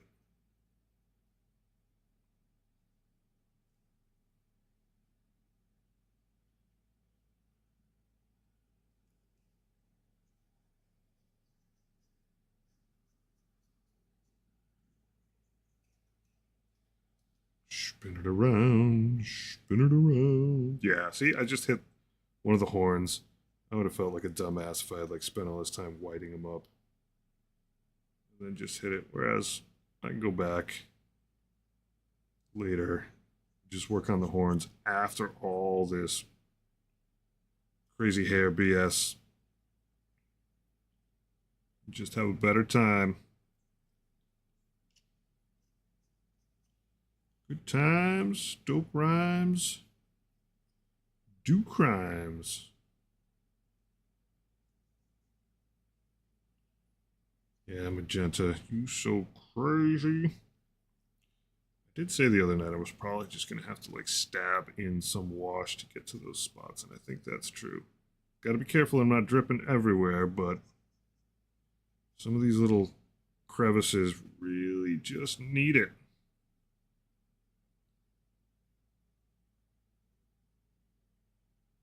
Of them where they connect up. Just need a direct deposit of wash. Oof, oof.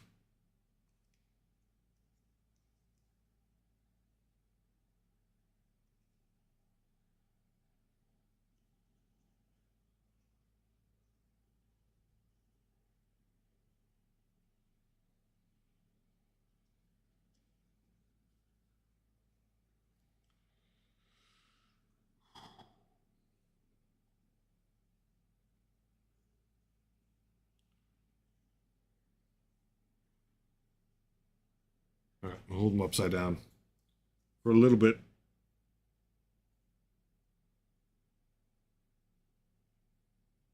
And then I'll flip them back over for a little bit. In the meantime,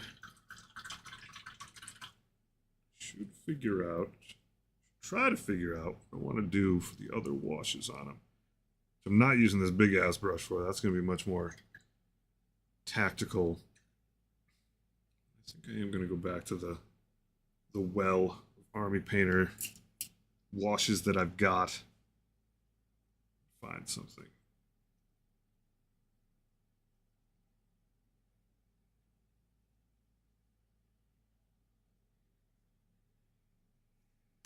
I'll be back in just a minute.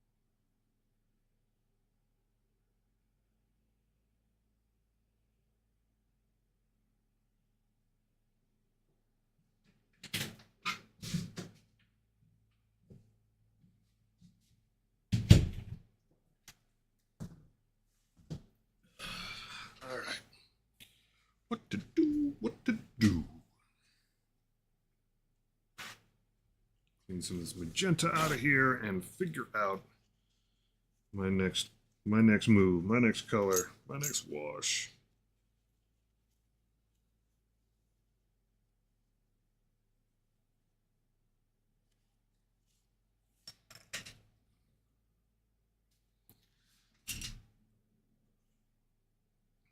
I think on all these cuts, I think.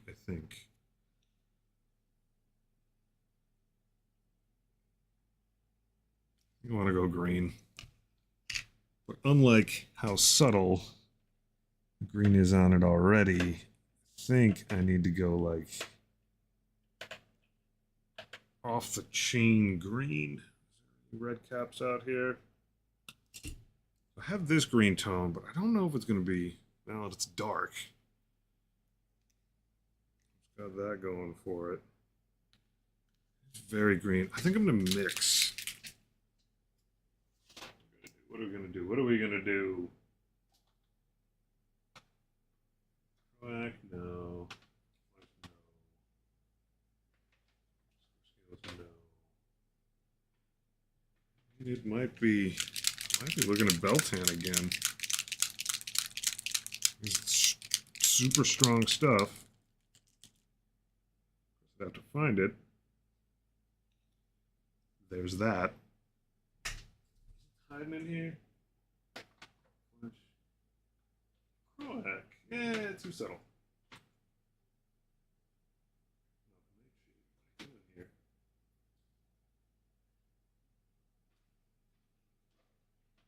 I don't see it.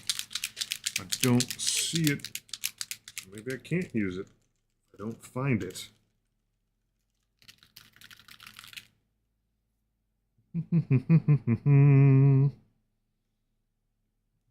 Sewer. Gary Gygax sewer. Let's see.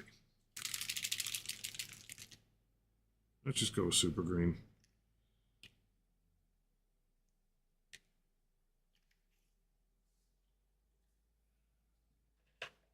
If I find Beltan in the process, I'll put a couple drops of it in.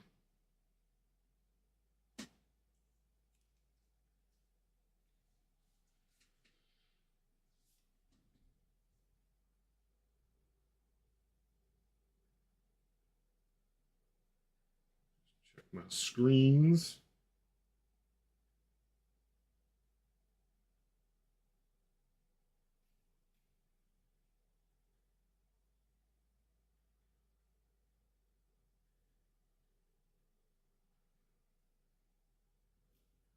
I think we're in good shape.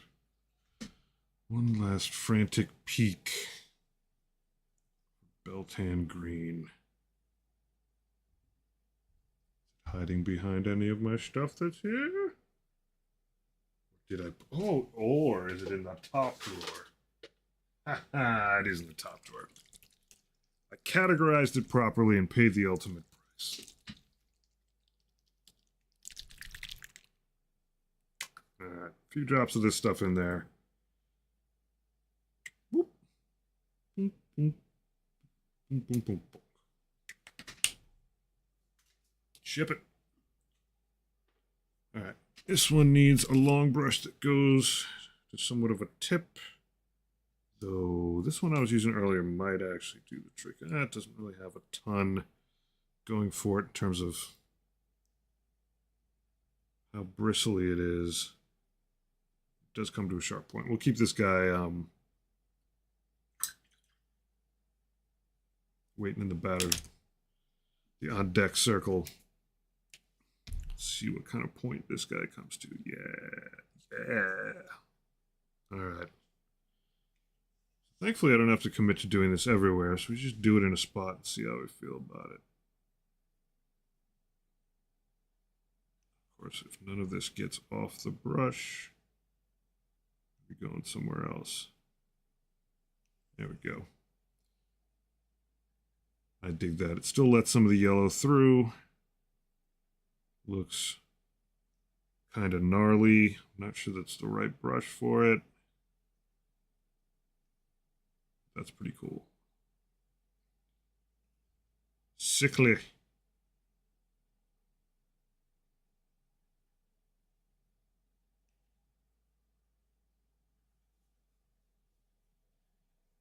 Give it a stir. Don't overload the brush, but we do got to like payload enough in so that it dances around a little bit, gets in the edges and stuff.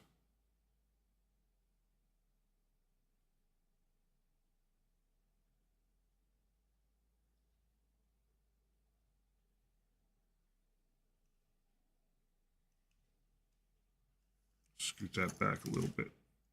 Make it less likely, though not impossible, that I'll just knock it over into something.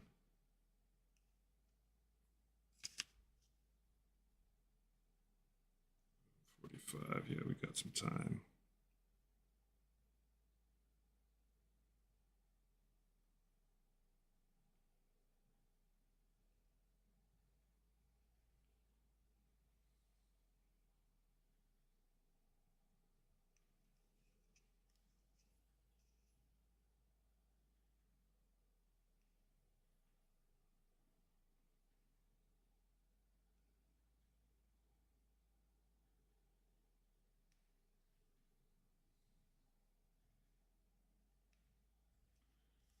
Spin, spin, spin.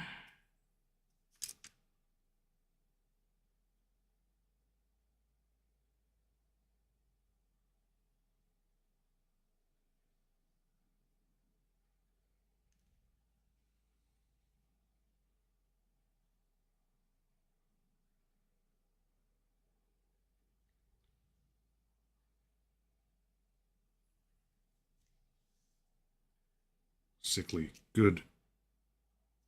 Good, good, good.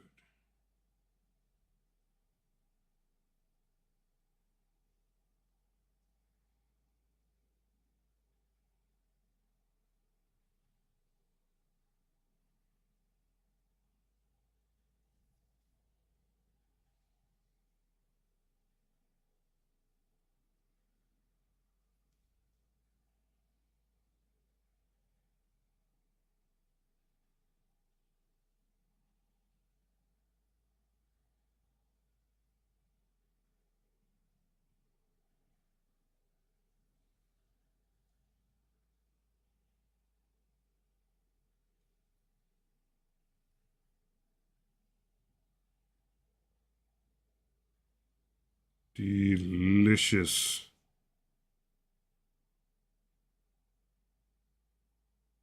Conveniently, this brush is actually shaped pretty close to a lot of these cuts.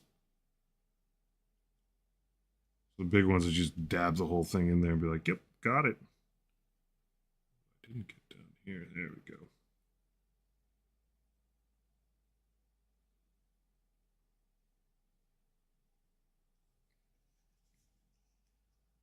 Oh, you dribbled down the side.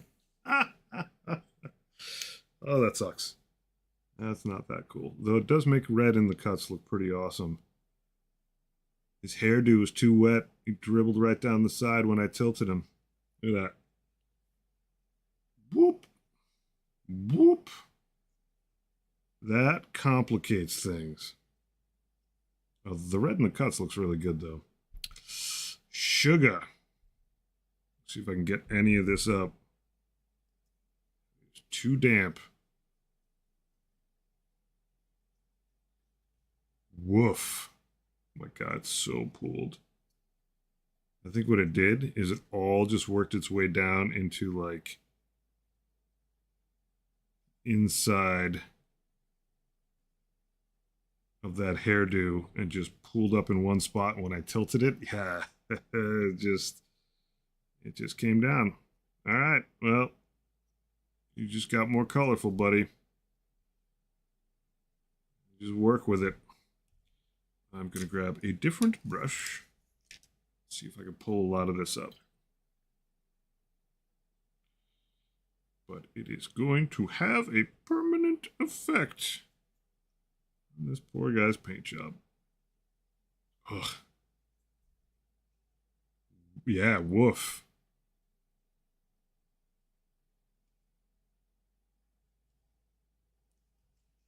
The magenta does look really good in the cuts, though.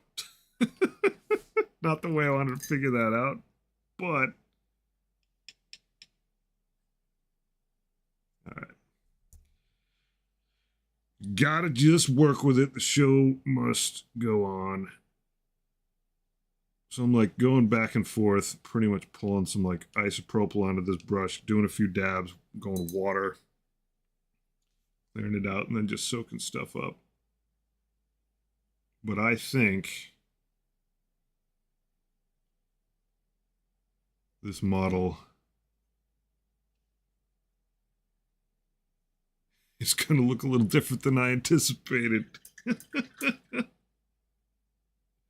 right, we'll keep rolling. Some of it might still keep coming out, but I'll just be a little more mindful of it. Oops.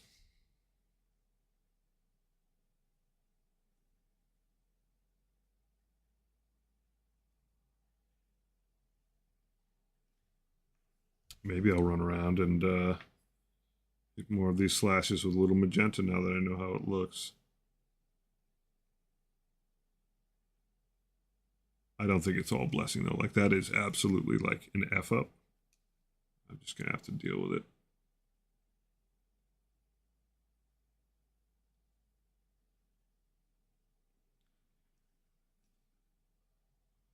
Not that you weren't gonna be weird looking no matter what. I like to be intentional with the weird looking. It's all good.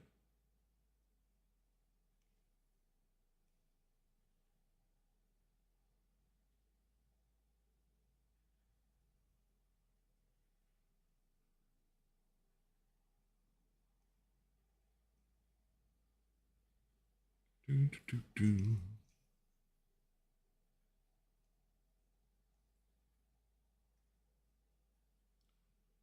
These things happen.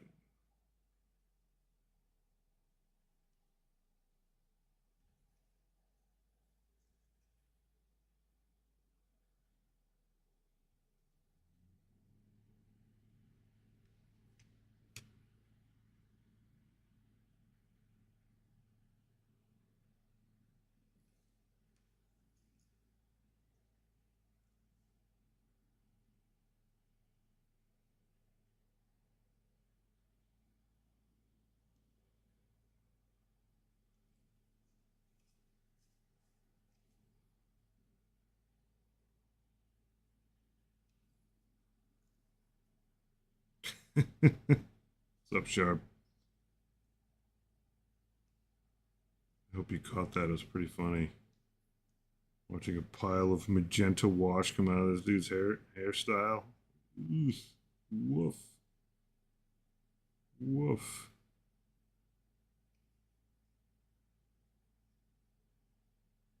You can't stop the Nurgle train. Shit just keeps on running. All right.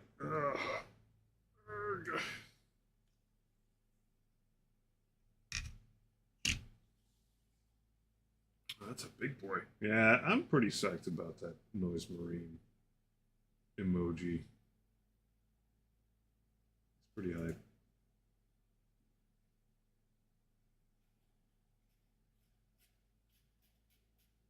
These get noisy. How you doing, buddy?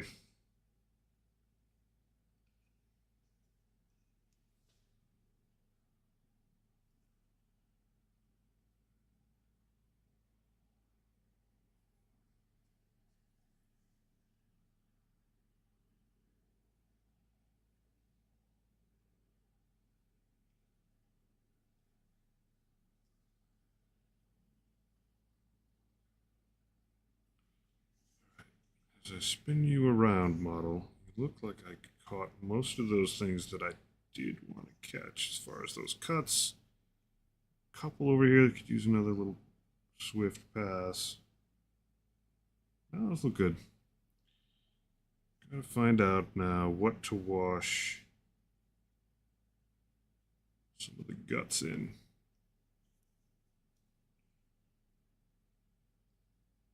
I think it's time for a new FEP film.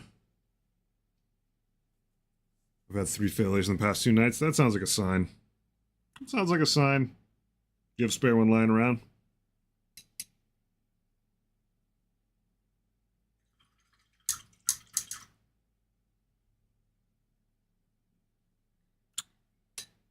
Better. You knew the day was coming. The day is here.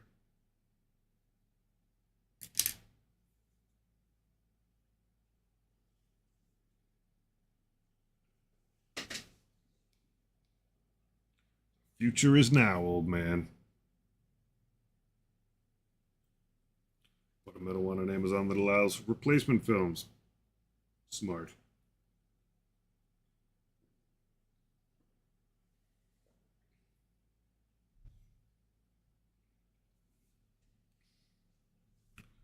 All right, what I'm trying to do with these organs is hit some of them with different colors. And hopefully that looks cool.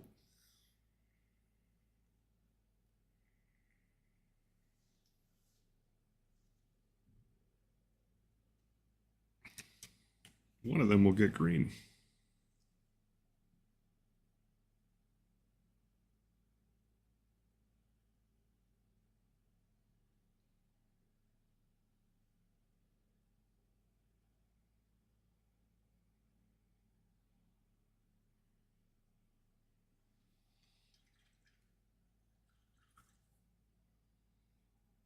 I can actually clean out this little dish. So I'm just going to work off the wet palette next.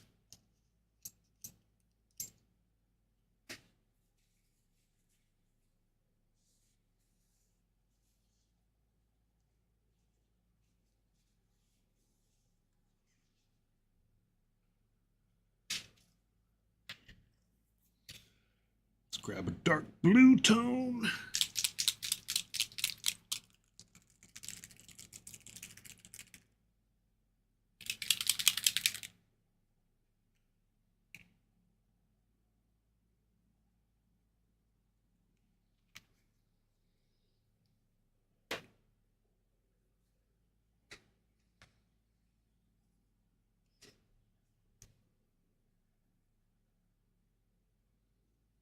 This big old organ in front. Yeah, you're gonna be gross.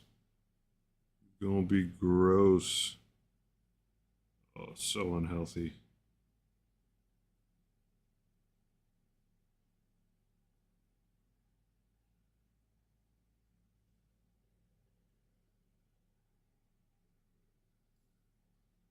Bloated and veiny.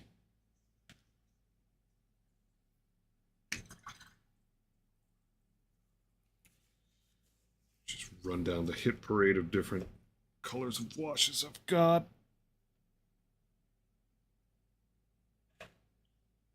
Dark red tone. Sure, you're next.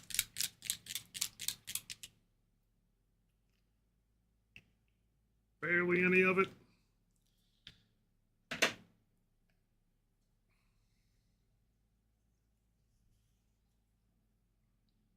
Hit all three of these. No, I'll hit this. Yeah, all three of these lats down here with it. Might actually need to drop more of it.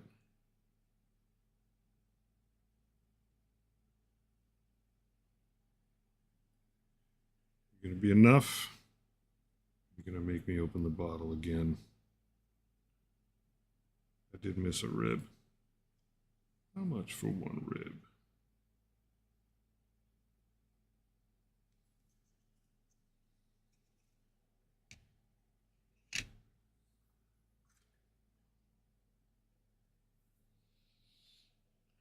Purple.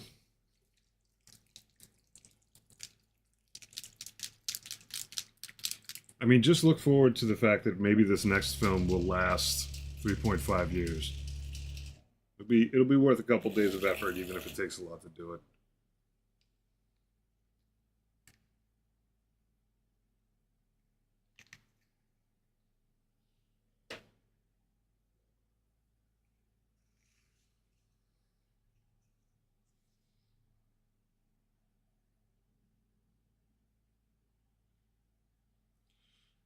Purpley up in this biz.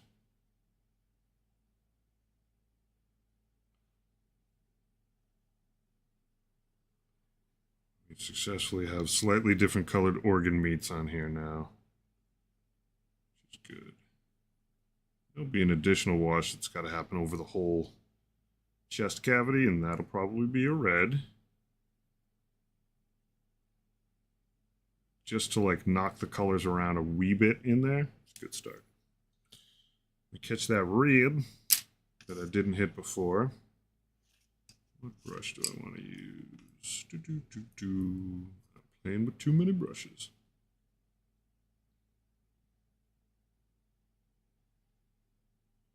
That right here is a rib.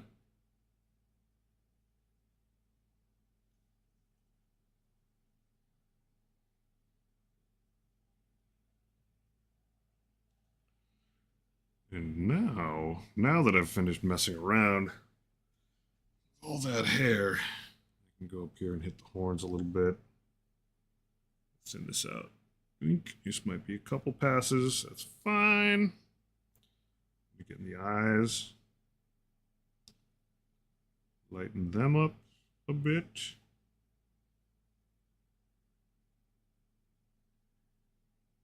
Then lighten these horns up a bit.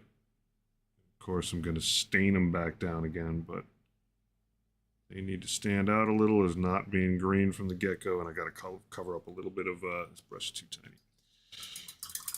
Cover up a bit of things like magenta that are just hanging out there, having a grand old time.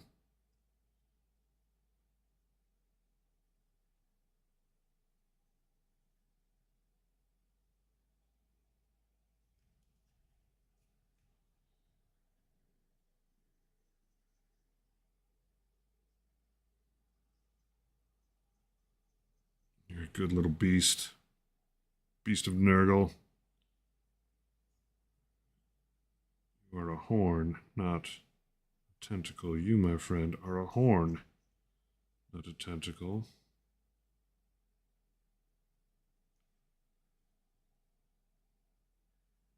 Oh my god, that's so much paint. Easy there, but I gotta thin it. These wet palette papers that I have like 2 different kinds, and one of them sucks. I've done worse repairs. I'm sure I'll persevere. That's exactly the attitude you want.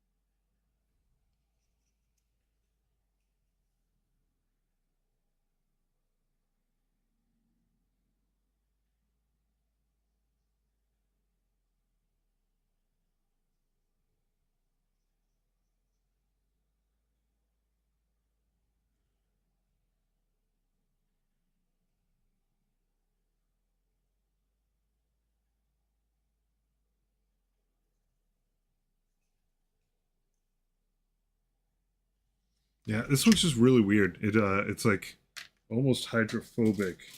And I don't remember which package it came out of. Oh no, I do. Definitely this package, which I got a pile of it. It just feels like too slick.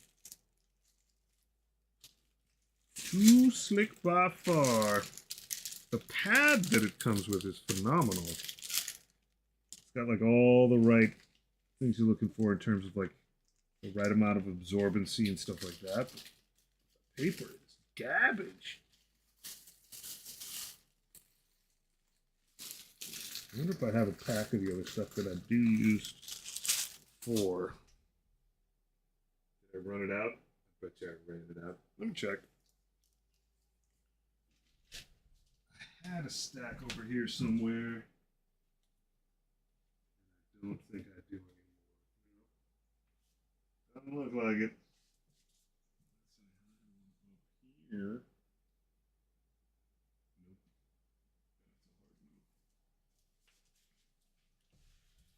Well, time to cope.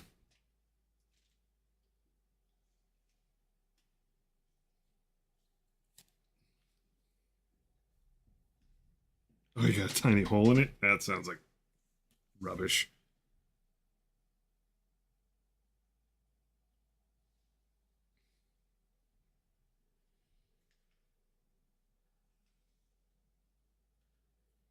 I leak test my film just running my finger over the film, on top of a paper towel, some alcohol in the reservoir. Huh.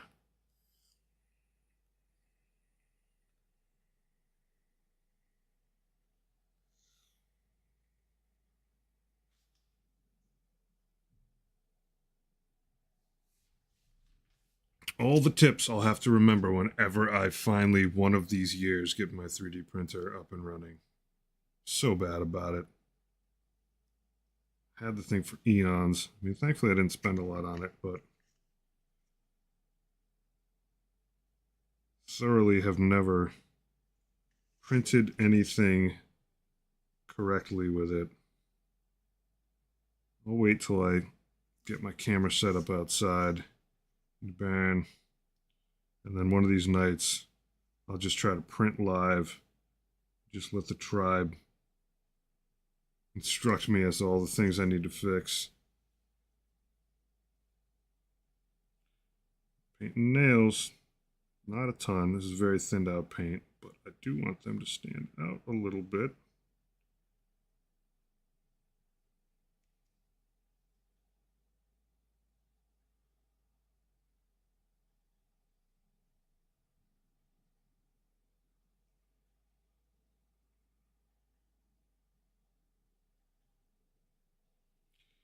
They need something for that Seraphim Sepia to catch on to. I'll probably go something darker on these guys, make them look gnarly. Alright, beastie. Second coat on the ribs. Do a second on the eyes too. Spin that up, get a tip on it. Maybe with some paint. Paint would be good. There we go.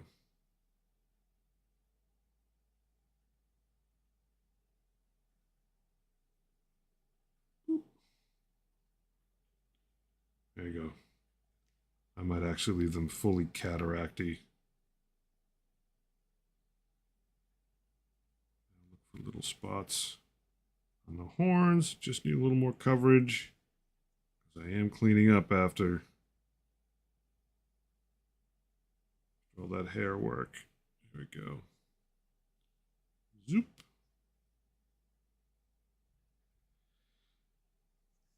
I still have an Ender V2 Pro that's been sitting in the box almost 3 years now. Yeah, I have a Saturn something or other, and had it at my old house. Never got a good print off of it. Was like, that's okay, because I bought it like, I don't remember what it cost me at this point. I don't know what they cost, but like, it was one of those things where, like, it was a very solid deal. I think they were just like clearing out before like their next version or something like that. So I put a little effort into it, and then I was like, nah. Part of it was that I knew I was moving also, so like all that setup would have been kind of like, I think what I'm gonna do, make it a goal for this summer. Just get a super level table that is just for 3D printing, small one. Just get it out in the barn, get it set up. Got Wi-Fi out there, so like I can sit out there and like troubleshoot. Last year, in the summer, I didn't quite have Wi-Fi going out there yet, so it's been my primary concern. I don't know where I want it, and I don't want to have to move it. That's basically it. But the other part is that like my barn had a super old roof, but now that's fixed, so I don't have to worry about that anymore.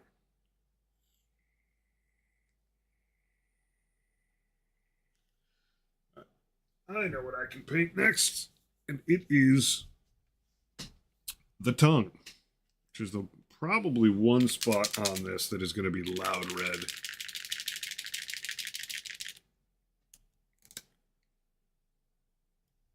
Go straight to our old boy Mephiston.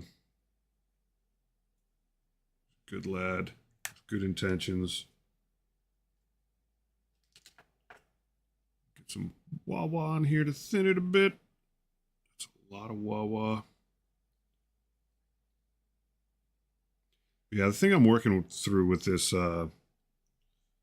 palette paper is that like it just doesn't keep the paint wet enough consistently. So like, yeah, there we go. That's your red. So I'm having to like overcompensate a ton, mixing water back into it. It's just been like woefully inconsistent. Silicone casting like a peasant. That's pretty cool though. That's another thing that I'd like to get into, casting.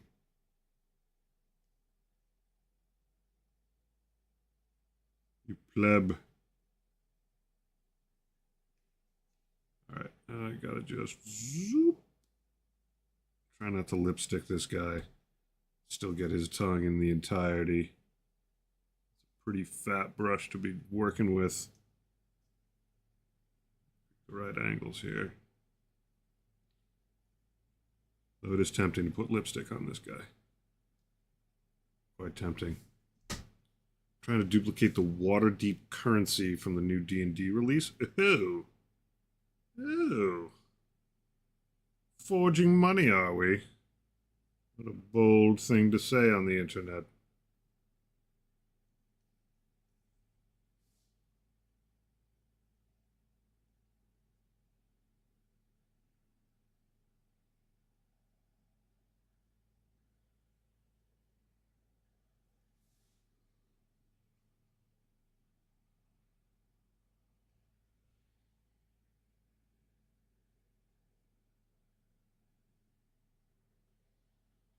It's likely never going to leave my house. Yeah, that's what everyone says to the feds.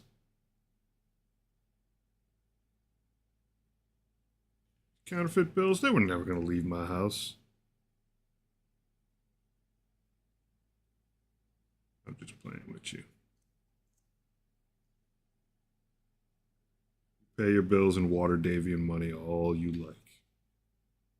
I found our rogue.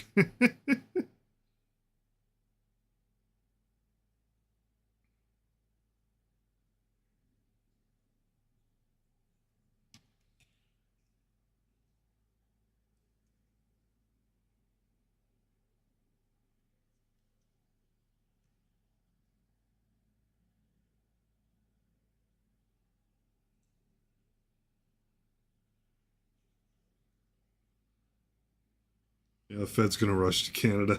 Have fun at our border right now. True statement. True statement.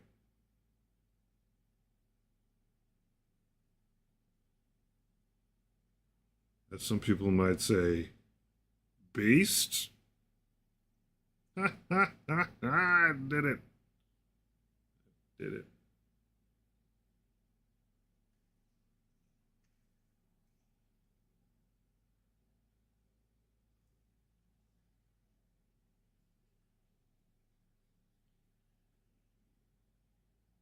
I gotta grab a smaller brush.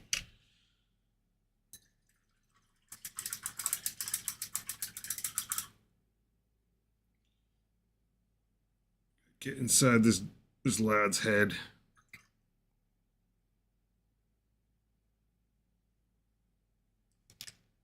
Who's tiny? You're tiny.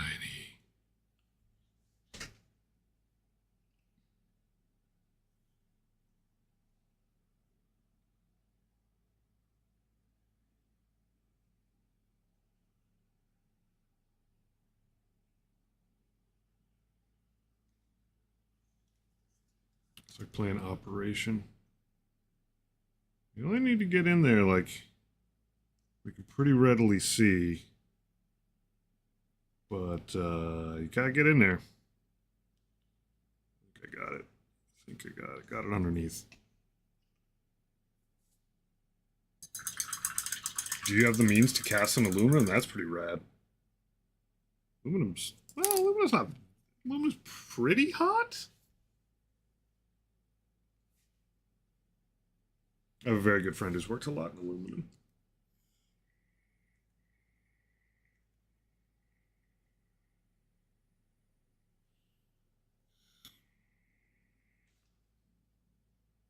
That'll make for fun coinage.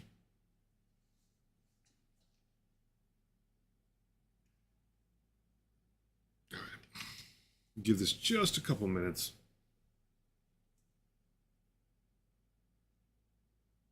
I think I need new tongs for my crucible. I have not dealt with anything crucibly or tong necessary in quite some time. I only worked in like really soft stuff like gold and silver back in the day, but I do miss it, but like I'm not going to do that anytime soon.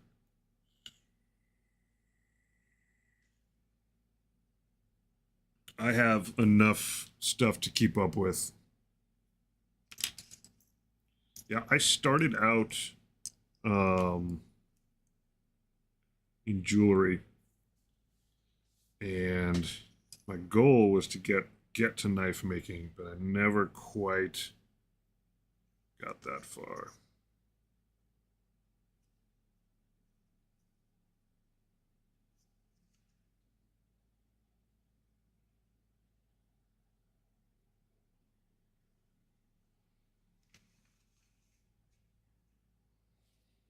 Never moved up to ferrous metals.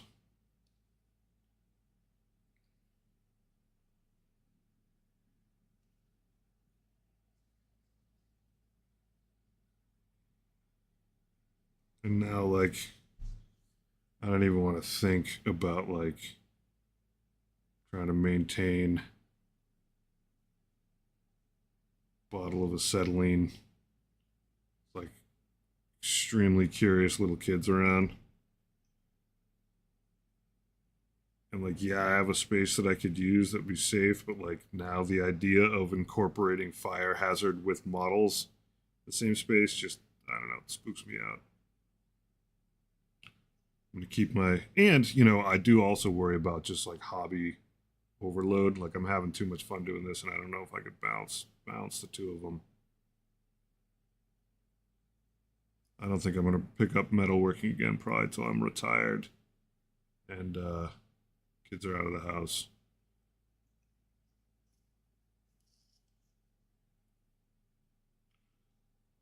But I have a very good friend who lives out in LA who's like super into metalworking, like forge in his garage. A bunch of brass stuff. It's very cool. Metal envy. But no, I haven't had to deal in flux in quite some time.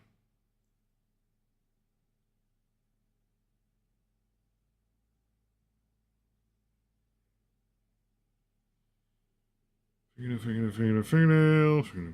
All right. I do have a little extra thing to do here, and then I forgot a fingernail, so I gotta just get a little dab of paint on it. Give it a minute to dry. Prefer a coal forge. Mad old school. Love it. Coal's where it's at.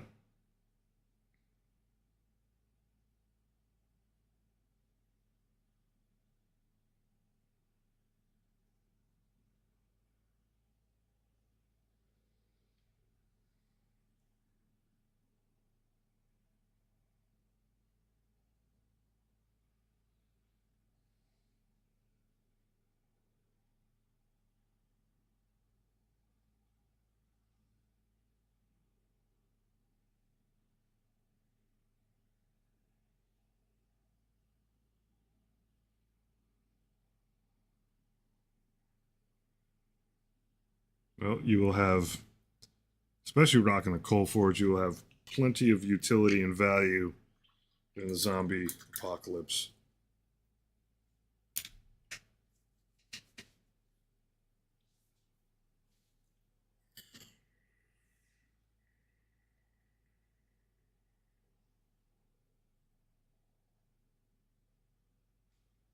You're quite crafty.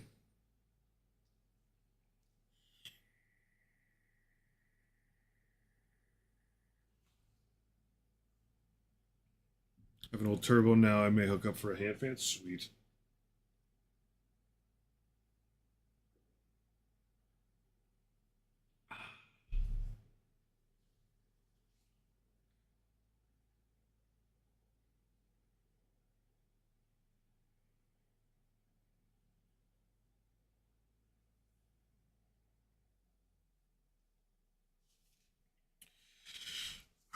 All right. I can hit this guy's eyeballs.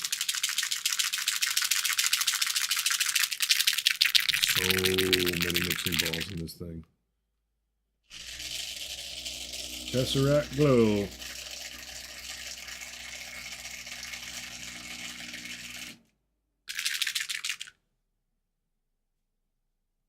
Oh, you're an army mechanic? All right, that speaks volumes. And yeah, sometimes you gotta make stuff work. That is true. That is true. Sometimes shit's just gotta go. Let me grab this guy gently and give him laser eyes.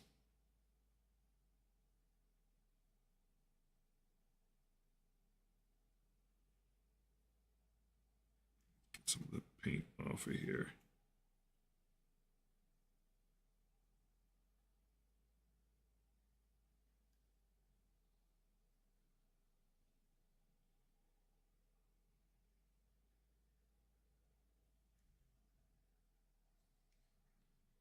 This guy's been a ride. Highs and lows. Mostly highs. He's a bizarre dude.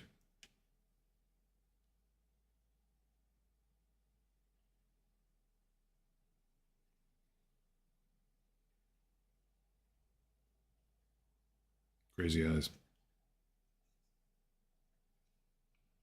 You retire on Monday? What? What? Congrats, man.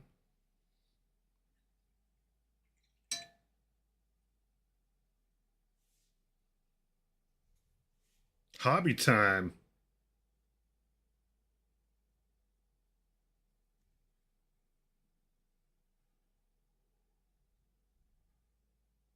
Man, what are you going to do with yourself? I love it.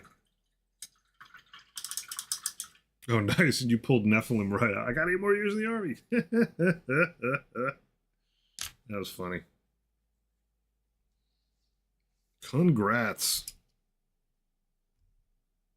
Probably too early, but I'm going to hit this guy anyway.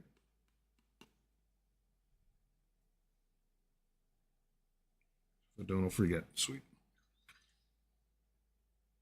8 years is a long time, but it's not that long.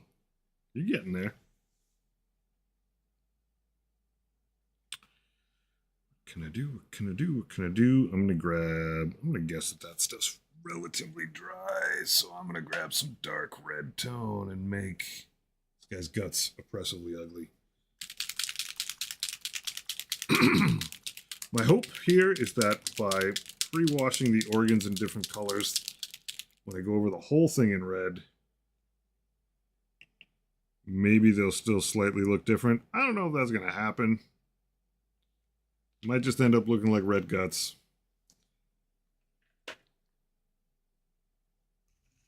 We're gonna find out. Flies by anyway. Yeah, I mean, just about everything, like as you get older, starts going by quick. Like I'm a little bit horrified. That's not a wash brush. A little bit horrified by like having kids late in life and just watching it fly by. Like, it's quick. And like, thankfully, I'm like very present in their existence, but I don't think that's the right one. I don't think that's the right one at all. Is this the right one? That's the stuff. But it's quick. It can fly right by.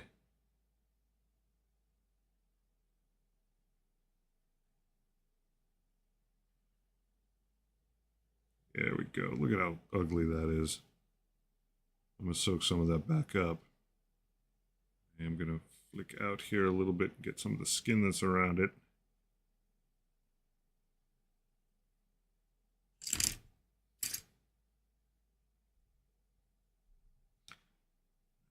Just get a slightly less wet brush in there and just pull up the pooling. But I do want it to pool somewhat. I just don't want it to drip all over the frickin' model.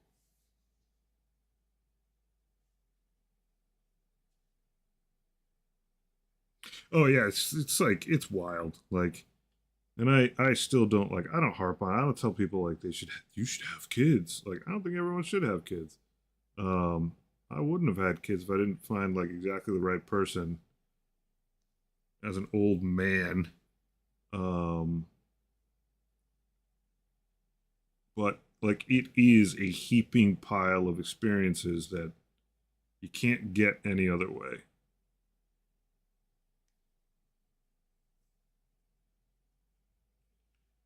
Now that pile of guts is just gnarly. That only is going to need a few minutes to dry, but I think I'm finally at the point where I can pull out some gross stuff. Yeah, there we go. I'll give it a few minutes just so that I'm not handling the thing too wet. But the next step is going to be adding either some oozing vomit, or I think there's some other thing I've got that's also gross. Oh, yeah. No, I think I'm going to actually add Nurgle's Rot. Oozing vomit maybe later.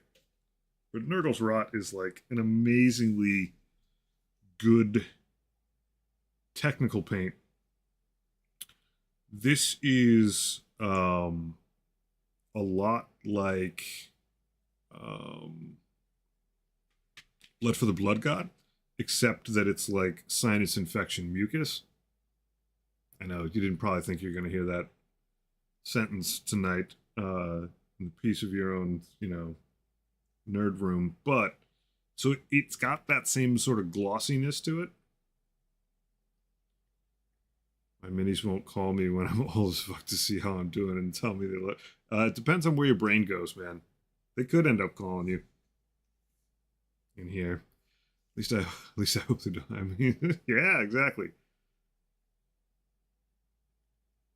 I don't hear any choppers, Larry. Yeah, because you got help. Very true. But like I regularly think about the fact that I'm gonna have two teenage girls running around my house when I'm in my 60s. Like that's gonna be heavy. Heavy.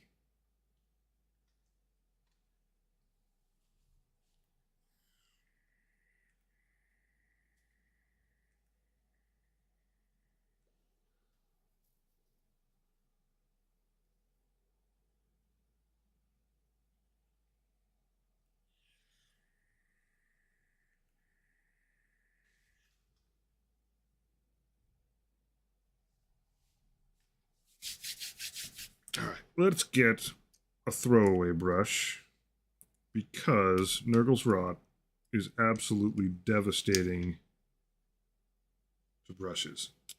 This is a 00 one happy choice brush. This thing comes in, I think, 50 packs? 50s, yeah, on Amazon.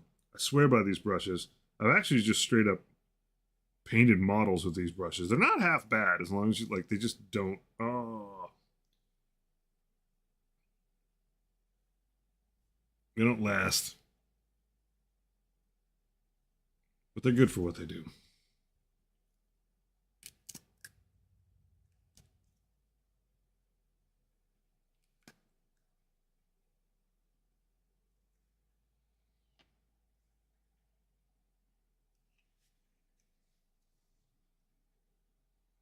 Oh, yeah.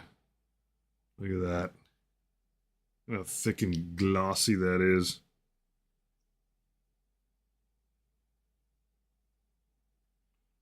And it is semi-transparent in the end. So that yellow gunk at Averland Sunset's going to show right through it. You can lay it not that thick. You can lay it on pretty thick. Look at it. Oh, God. Gross. Can actually build some texture with it. Ugh. It'll shrink a little bit.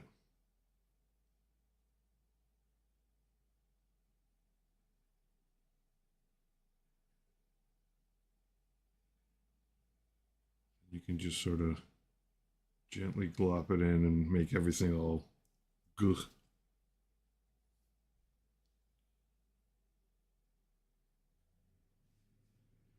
Between that and the dangerous environment off base, yeah, no doubt.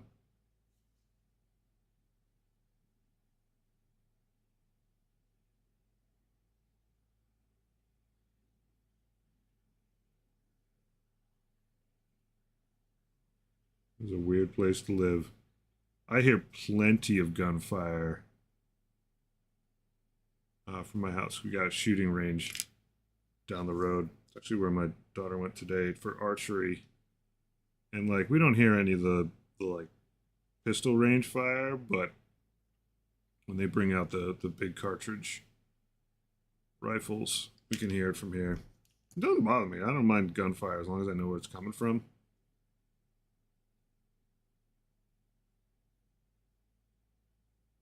Like we're rural enough to get a decent amount of fire out here.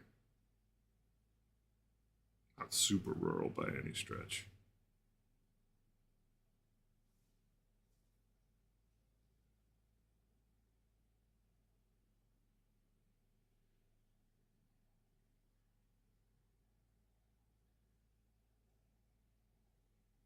This is like supposed to be festering glop. So you're supposed to get over the edges with a little bit. It just sort of ties everything together. So gloppy.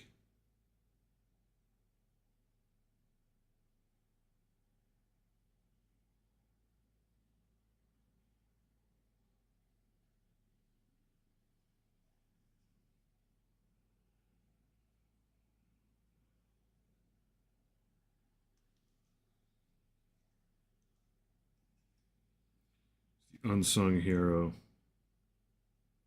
Painting kit.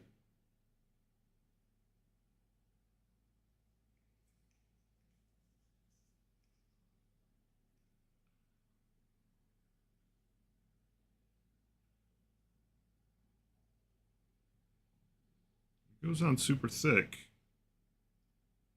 but clear out a bit. We still have this gnarly color to it. I used to put it on pretty gingerly, and I found out you really gotta just lay it in there.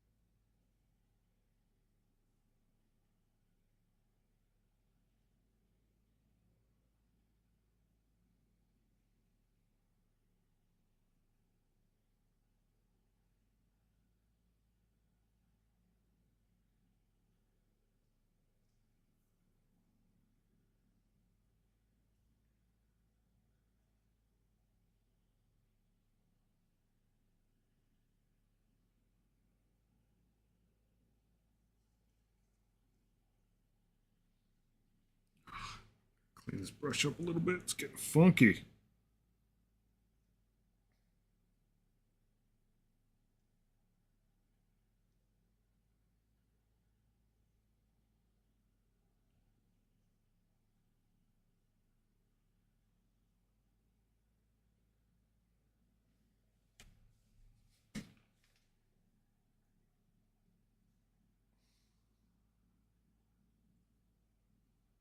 Apparently, it's a very cool mini this month. Not always the case. I likewise failed. Rapped about that a little bit earlier. I'm just terrible about it. I really need to stay more on the ball, pay attention. It's free.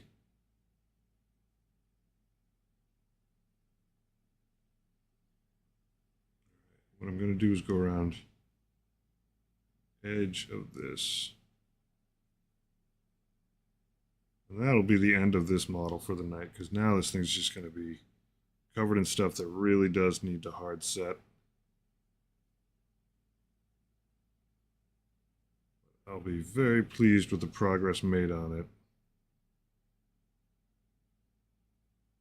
There's still plenty to go. At least this lad isn't just sitting here. Only the dry brushing done on it. Get a little bit of glop. Kind of just like Blood for the Blood God. Everywhere you put it, you just like a couple of extra drops and spots on on these bones. Ugh, gross. Gross. Maybe like a little bit inside. Make them ill.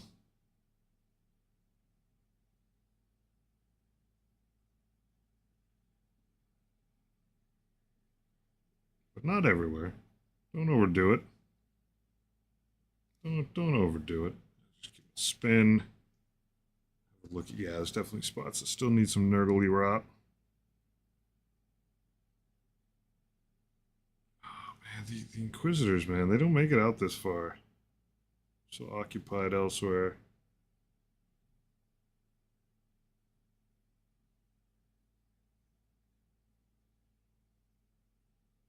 It's good to see you, 50 caliber.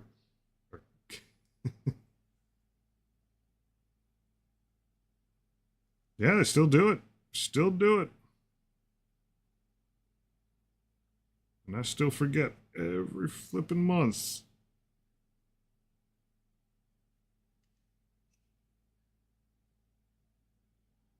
Push that around a little, get saucy.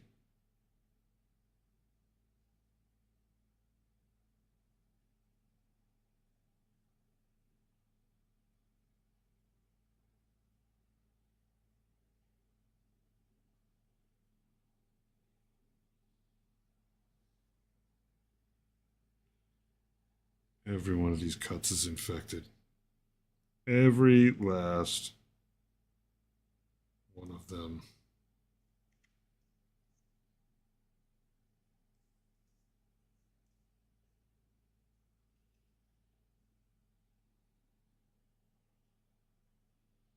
But yeah, this lad desperately needs some time to dry. I'm just going to keep spinning him around here a bit, there a bit. Make sure that there's... I don't want to have to do this in another pass. There are a few little cuts here that I still got to hit. There we go, get right in there.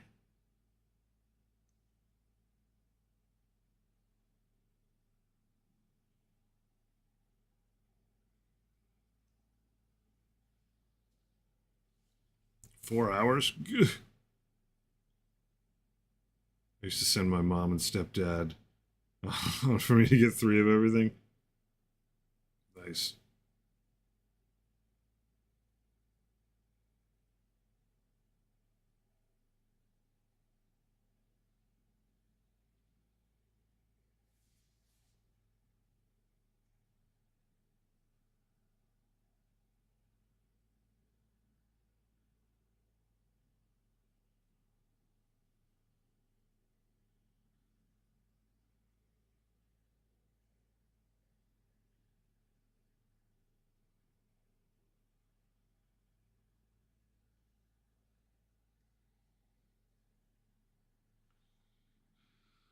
All right, one more quick spin. Ah, yes. The tail. The tail. I always forget stuff on the tail. Gloppy, gloppy. Oozy, oozy.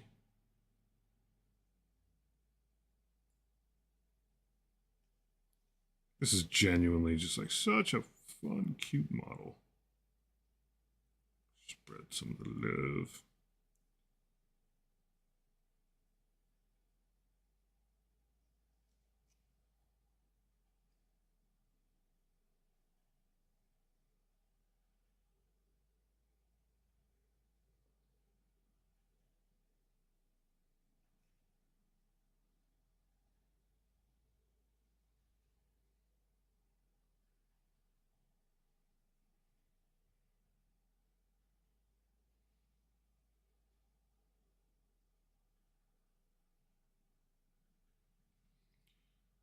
Pull up some schnot.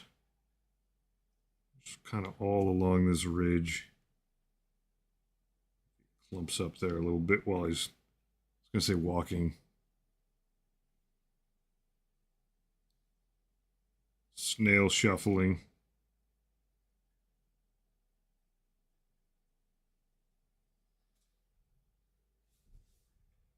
Sadly, the daughter is an Age of Sigmar fan, mostly for the Gryph-hounds and cute Skaven are awesome. But yeah, runs a little different.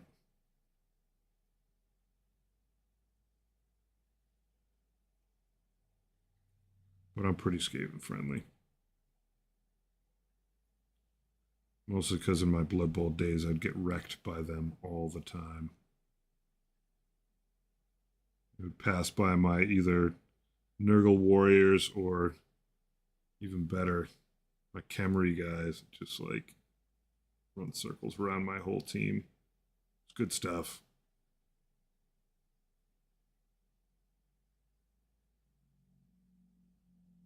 All right.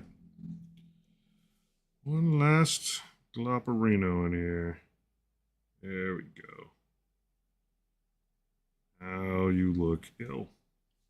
All right, so I'm going to call it a night. I'm going to chuck this brush because it's dead. Close up the Nurgle's Rot.